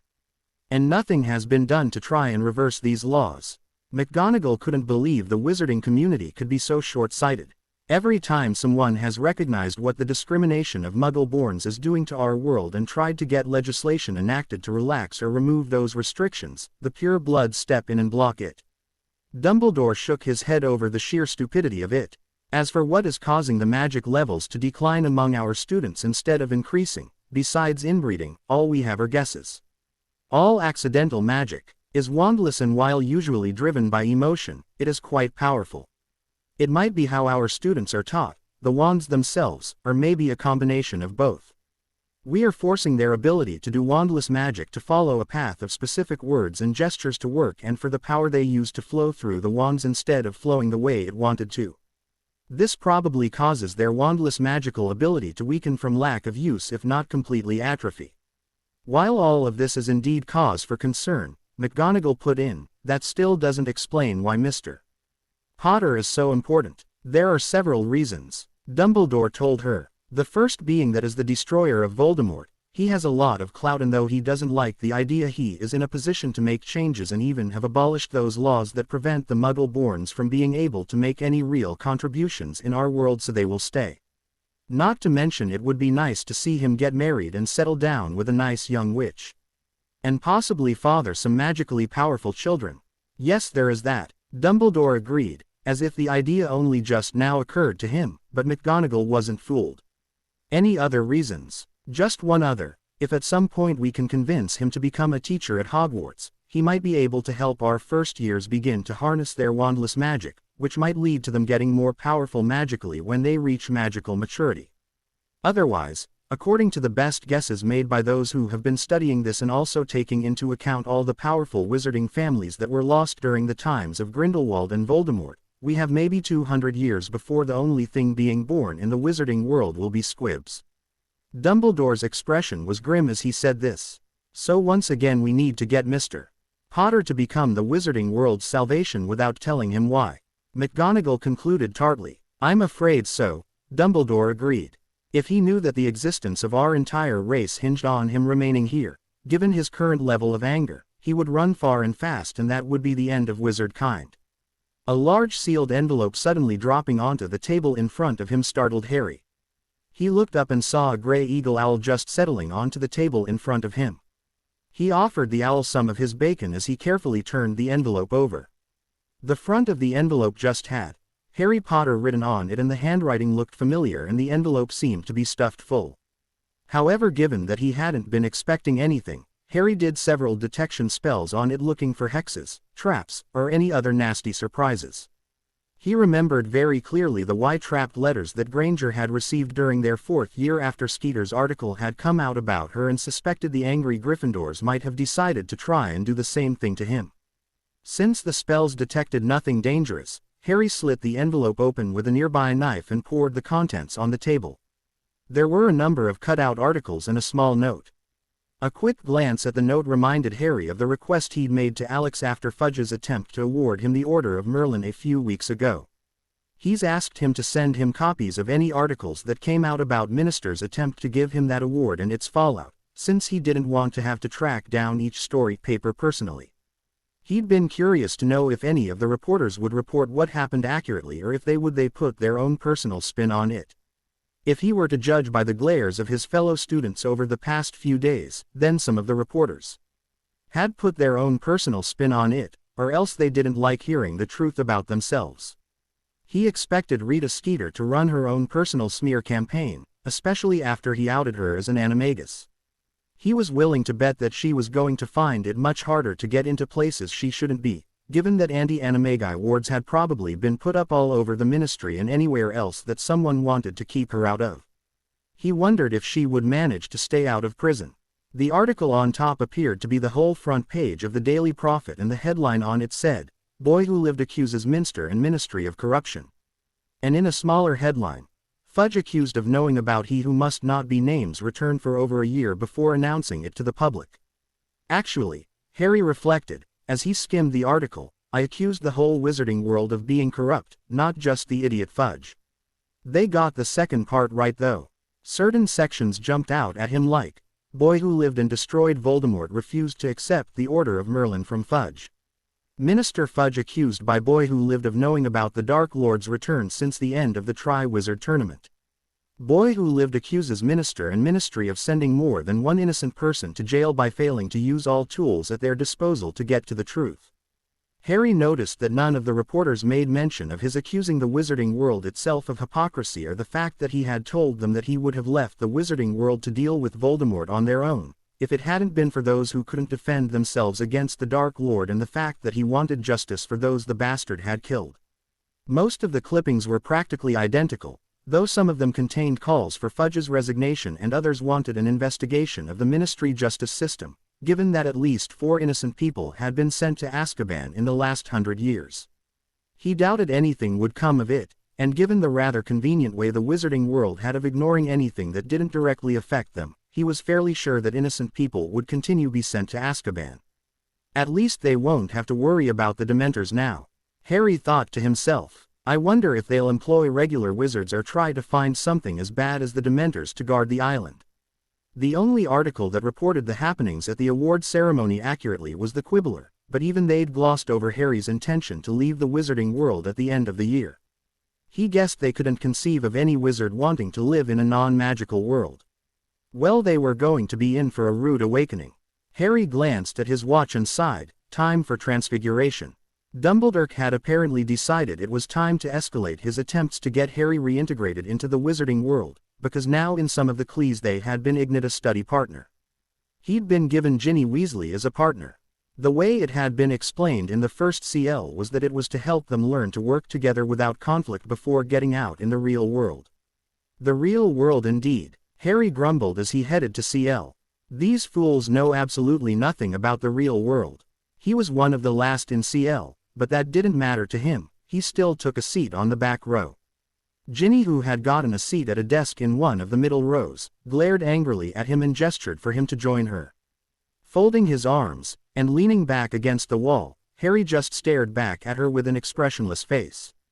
Ginny gestured again, but Harry remained where he was, slamming her book shut. In a way that would have earned a glare from Hermione for her mistreatment of a book, Ginny grabbed her things and stalked to the back of the CL room. Since I was here first, you should have joined me. Ginny growled in a low angry voice. And why would I want to do that? Harry countered flatly. I'm your partner for this CL, remember? Ginny stomped her foot under the desk, making sure to bring the heel of her shoe down on Harry's foot. Not by my choice, Harry disagreed dryly. Before Ginny could say anything further, from the front of the room, Professor McGonagall asked, Is there something you wish to share with the CL, Miss Weasley? Ginny looked down at the desk and said softly, No, Professor McGonagall. Mr. Potter. Professor McGonagall wanted to know. Do you really want me to answer that, Professor? Harry inquired with a smirk on his face. Only if it concerns this CL, McGonagall told him stiffly. Then you have answered your own question, ma'am. Harry didn't bother hiding his grin. Determined not to let him have any more control over her CL, Professor McGonagall returned to the front of the CL room and began the lesson. At the end of CL, McGonagall ignited 2 feet of parchment due by the next CL on how to make a transfiguration permanent and the reasons why the spell might fail, and each partner was to do only one part of the IGN meant. They were in the back of the group that was headed toward the North Tower and divination when Ginny asked, Do you want to meet in the Leary after dinner to do this IGN meant? Harry shrugged. It doesn't matter to me. I have no intention of doing either part of the IGN meant. Harry was caught by surprise when he was shoved against the wall by a red-headed shrieking banshee. I've had it with your attitude. He just stared at her, not saying a word, and that infuriated Ginny even more. Growling, she took out her wand and pointed it at him. You may not care about your future, but I care about mine. Since you are my partner in transfiguration, your lack of participation affects my grade and my future. Now you will be in the Leary tonight after dinner prepared to study our IGN meant, or I promise I will make your life a living hell. You've already done that, Weasley, remember. Harry gestured and Ginny was flung against the wall, her wand clattering to the ground several feet away. You and your whole traitorous family condemned me to hell last year. What more do you think you can do? Scream, cry, stamp your feet like a little child when she doesn't get her way. Nothing you threaten me with can be worse than what you did to me last year. You owed me your life. I saved yours during your first year here, remember? And nearly lost my own in the process when you were stupid enough to write in a cursed diary, instead of talking to your yearmates or your family about your problems of trying to fit in at Hogwarts. Were you really so stupid that you could forget that enchanted objects might just be dangerous? Then once you realized what was happening, you still didn't tell anyone. You were so embered at the thought of me finding out what you'd been doing, or that Tom might tell me you had this infantile crush on me, that you stole the diary back, instead of leaving it with me. If it had been left with me, we might have solved the problem before you nearly got yourself killed because of your own damn ego and refusal to get the help you needed to stop it. I could understand a Muggle-born making that kind mistake, since they wouldn't know that enchanted objects might be dangerous, but not someone who had lived in the wizarding world her whole life. To be continued. I hope you enjoyed this story. Also remember to subscribe and like this video. See you in the next video.